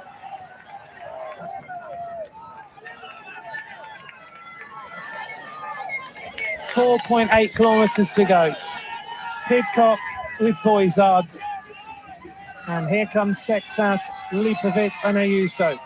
Pidcock's gone all in today to try and take time. He may well. be able to stay with these guys. Let's see how they go. Voizard still has the legs. Yeah, Voizard still has the legs. He's also on a great day. Something called batting to try and stay with him. This is the front of the race now. Adam Yates, Pogacar, Del Toro, Remco Evenepoel. Sorry you didn't see the catch of Pidcock. And we were a bit confused for a moment, but we didn't see it. Adam Yates now really emptying the tanks to put Pogacar in with a chance of winning another stage. He looks around, starts to accelerate. He doesn't want to go all out by the looks of it. He's trying to put Del Toro in white and Del Toro onto the podium. Yeah, he's really working as a teammate at the moment. Tom Pidcock trying to battle. He hasn't lost too much yet. It's going to be difficult. 4.4 kilometers to go. And the ramp still around 8%. 3 days, 3 attacks, up to 4th, down to 7th, back up to 2nd at one point on today's stage, now going backwards again. The life of a fan of Tom Pidcock, if you're one of those. Oh, Yao Yuso's just been distanced, but good timing as he had Quint Simmons to be able to give him a bit of a hand. We make our way to the top of the climb. For those of you who've just joined us, the huge news of the day, sadly, is that Jonas Vingegaard is out of the Tour de France after crashing on a right-hand turn as they headed towards this climb. It looks like maybe collarbone or shoulder or something like that, but he could not get back on his bike. Sadly, the Tour loses the double Tour de France winner and the second place rider overall. We knew that today on Solaizon we'd get a story. That's not the story we wanted. Pogacar looks around into the eyes of Remco Evenepoel. Del Toro sitting on the back. He's having to nurse this all the way to the top of the climb as they go past the 2 unicorns at the side of the mountain. You'd only get that in the Tour. There's a conversation going on now. Remco Evenepoel on the wheel of Pogacar. Sexas fighting his way to Adam Yates. Lipovic's hanging on the wheel there. He's not going to ride, although both of them would like to ride and make it back. But Lipovic, what does he do? Does he bring Sexas back with Remco Evenepoel, or you stay with him? Although we know both of them are fighting for leadership. Quinn Simmons, his duty is not over. He's still riding there with a user, trying to limit the loss for the Spaniards. Weishard just doing a great job to hang in there today. So Voizard moving himself up in the classification for sure tonight. Started the day 17th Commissaires trying to tell. 19 seconds. There's Pidcock. Oh, the shoulders are rocking. The legs are in pain. Pidcock has done everything he could try and do to move up again today. And you can't fault him for that. There's Sexas with Lipovic. And they're doing a good job of pacing themselves. 40 seconds. They've only lost 10 seconds in the last kilometer. So they're limiting the losses, these 2 riders, well, Sexas, because he's the one that's riding. Tadej Pogacar still in control, doing the perfect teammate job there for Del Toro. Remco Evenepoel. Is he going to attack them? Is he going to try something? Is he going to try and get rid of Del Toro? He actually decides to ride. Weishard, too much for him. Good job there. Suddenly the legs give out and Quinn Simmons is dragging Ayuso up. Look, he's nearly there. He's bringing Ayuso back. This is such a team job today by Simmons. And Ayuso's on the limit. You could just see him when he gets out of the saddle and needs to sit down again. There's no power left. Looking almost empty. The legs are searing in pain. The front group of riders, the yellow jersey dominant in this race. Now his gap is going to be even bigger. But Remco Evenepoel, Del Toro is starting to crack a little bit. He just leaves a couple of little lengths. Tries to come back. Del Toro spins. He knows this climb. He knows how terrible it is at the top. He's won here before. Remco Evenepoel puts the glasses back in. Is he going to try something to go for the stage win? Is he going to try and attack? Or is he happy with the situation? At the moment, it's all going in the right way for Evenepoel. So why do you want to take another risk? Yes, of course, it's a stage victory. But we also know that Tadej Pogacar is most likely going to beat him in the sprint uphill. So I think at this moment, you're like, okay, are you going to attack and maybe drop Del Toro? But on the other hand, it's like, okay, this is a good day for him. He's got the time trial in 2 days. Yeah. Why go deeper when you can put in minutes into or 30 seconds into Del Toro in 3 days' time? I agree. So actually, at the moment, Tadej Pogacar is doing the greatest job for Remco Evenepoel as well, as we're just 3 kilometers to go. But we know what Remco's like. He wants to win and take time. Of course he's going to try. I hope so. Del Toro, bit of a grimace. Yeah, they've all put their sunglasses back on. Del Toro's done the same. Remco's done the same. Pogacar's never taken them off. This is Sexas, who's limiting his losses. But I think they're about to... There's a rider in the background, 37 seconds to the white jersey. He's still riding defiantly, and I thought he'd cracked totally, but he hasn't. He's just backed off a little bit. And tonight, Paul Sexas is going to still be fourth in this Tour de France. He's riding, in fact, he could be on the podium, third place overall if he continues to limit the loss like this. And these two riders are actually limiting the loss as well. Only 35 seconds off the jersey of Sexas, the white jersey, to go through the 3 kilometers to go. Ayuso's got a lot to thank Quinn Simmons for today. Who is just in front of them? I think it's Yates. Riders. Yates. 2.5K to go. This is Tom Pidcock. The ship has got a hole in it, and he's trying to bail out the water. 3K to go. And they're not opening a bigger gap on it. He keeps on looking behind. What's happening? Are you going to take a turn? It's an unusual scenario for Pogacar, isn't it? He's talking to Remco Evenepoel, who goes to the front now. Yeah, he's kind of telling us, look, Remco, you could get a lot of time on your opponents. Why are you not riding? I'm in yellow. Why should I be riding within the wheel? I've done my job. I'm helping my teammate, putting himself in a great position today. But if you want to go and get this podium, if you want to go and maybe be second, well, you need to ride. He's talking to him all the time as he goes past. Now he goes to the front again. He wants to up the tempo. Those motorbikes also are very close, very much in the front. Unfortunately, No one both can attack. motorbikes. Yeah, those motorbikes are way, way too close. I don't think you need the other 3 motorbikes in the back either. 2 kilometers to go. Now they move away, but they need to give these riders some distance. Now we get into the barrier line, so that's good news. But there are still fans.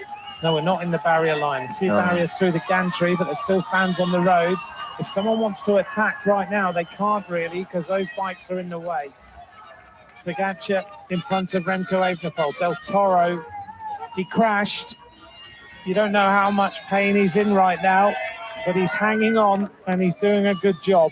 And here comes Sexas with Lipovic coming back. They're not far behind. They're only 41 seconds. Now, once again, they've only lost under 10 seconds in that last kilometer, so they're doing extremely well defending their position in the GC. 2 kilometers to go for Paul Sexas and Lipovic. It's actually surprising to see now and very reassuring to see that fans are pulling fans out of the way when they're not behaving well. That's a good job. Tadej Pogacar looks again behind, trying to see where the other riders are. Remco keeping cool on the wheel. Hard to say what he's thinking. But look at Quinn Simmons. He's doing an exceptional job today. They've caught Yates going forward. Ayuso will be thankful when they get to the end of this climb. He's in all sorts of trouble, but he's hanging on. There's Pidcock. And unfortunately for him, Stelmoser and Lenny Martinez have gone past. Lenny Martinez doing an exceptional day today. Yeah. We've seen him batting around that 8 to 10 position. 2 kilometers to go. 10th overall at 8:25 this morning. Might move a few spots around 8, maybe 7 or 8. We're in the last 1,400 meters. Haven't seen the barriers, which is strange. Oh. Normally the barriers last year run till the last 2 kilometers to go. Yeah, normally they are. 1.3 kilometers to go. Maybe at a kilometre to go, we'll get into the barrier line. Pretty late, I think. Normally it's 3K.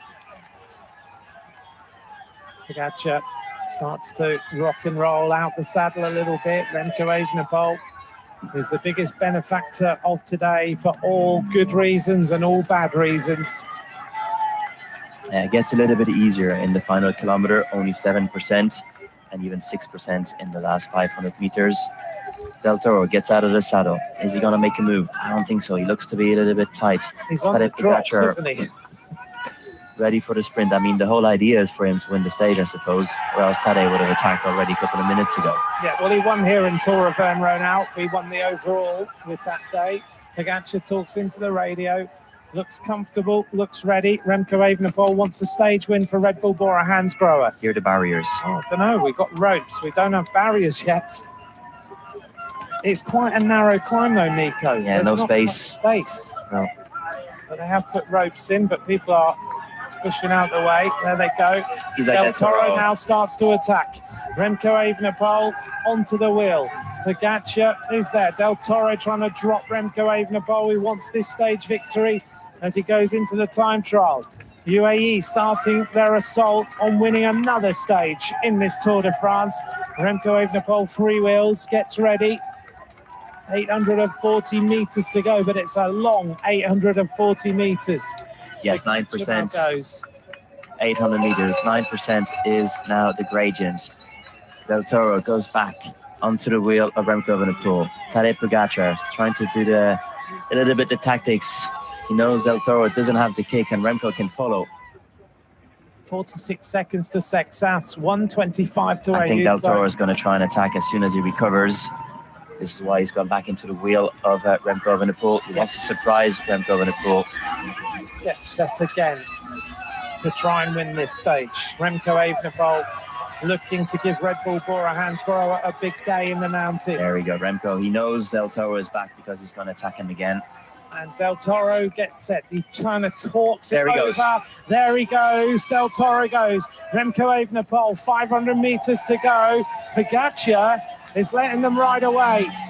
He's going to come back now, though, look. And Pogačar's going to jump on the right-hand side once he catches them. Just automatically leaves a little gap.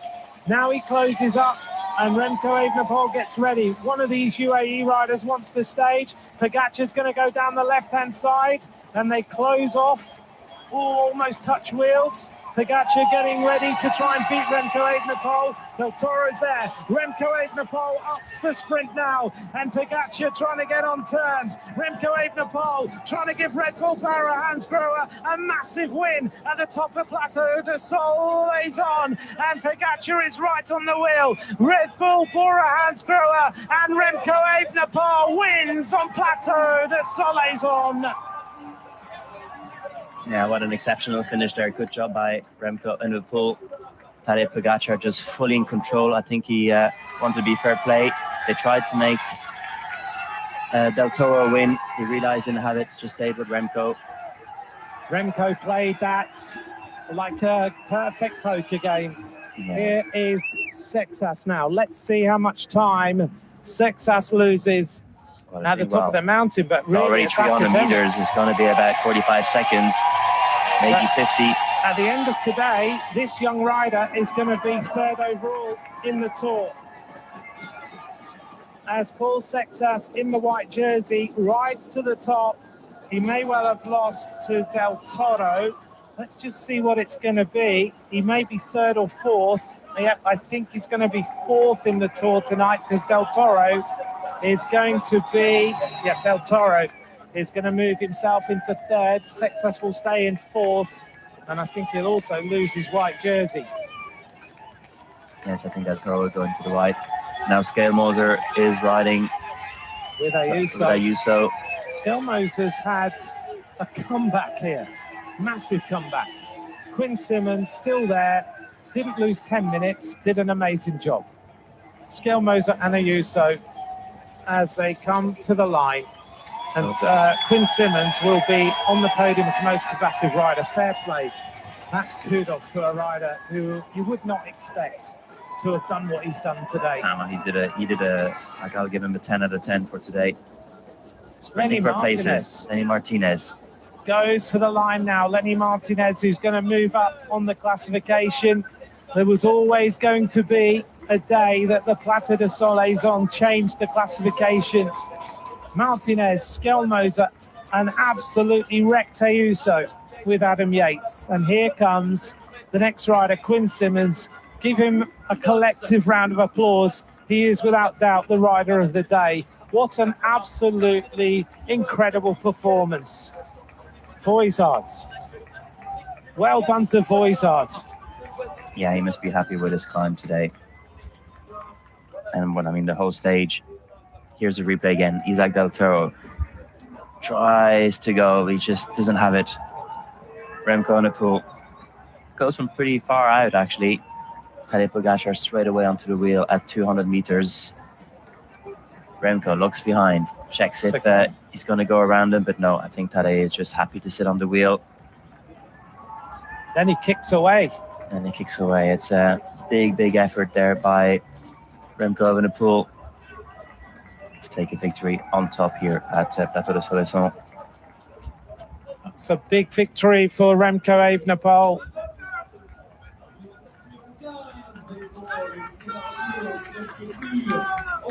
Jordan Jegat. Yeah, good ride. Finishing on just about 3 minutes.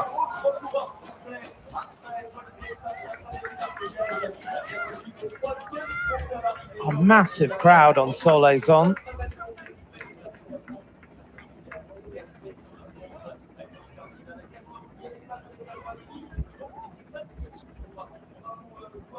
Let's take a look at the result of today's stage. Remco Evenepoel wins for Red Bull Bora Hansgrohe at the top of Plateau de Soleilson. Tadej Pogačar with Del Toro. Then Paul Sexas at 58 seconds with Lipovitz. Martinez at 1:57 with Schelmoser. Ayuso and Yates at 2 and Quinn Simmons at 2:16.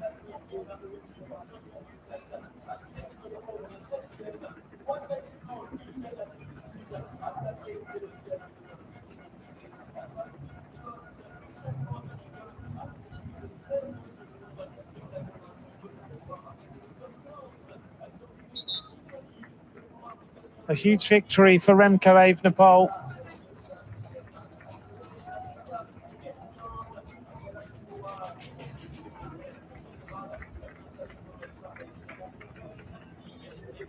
An important one as well. I think is his first non-time trial. That's Am I what I was correct? just thinking, yeah. I think he said that in an interview the other day, that his goal in this Tour de France was to win his first non-time trial stage at the Tour de France. Yeah, it's a big effort there by... He said it this morning. That was a climb that he's done the recon. He knew it would suit him. It wasn't about pacing like yesterday. It was all about going all in because tomorrow is a rest day.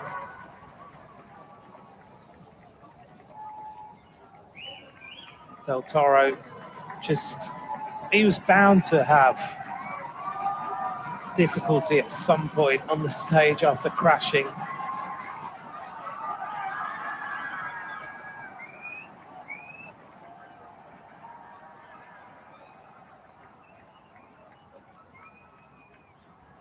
We go into the time trial on Tuesday, so potentially Remco Evenepoel could be looking at back-to-back wins, but let's see. Yeah, I think it's going to be, again, another big challenge between Tadej Pogačar and Remco Evenepoel.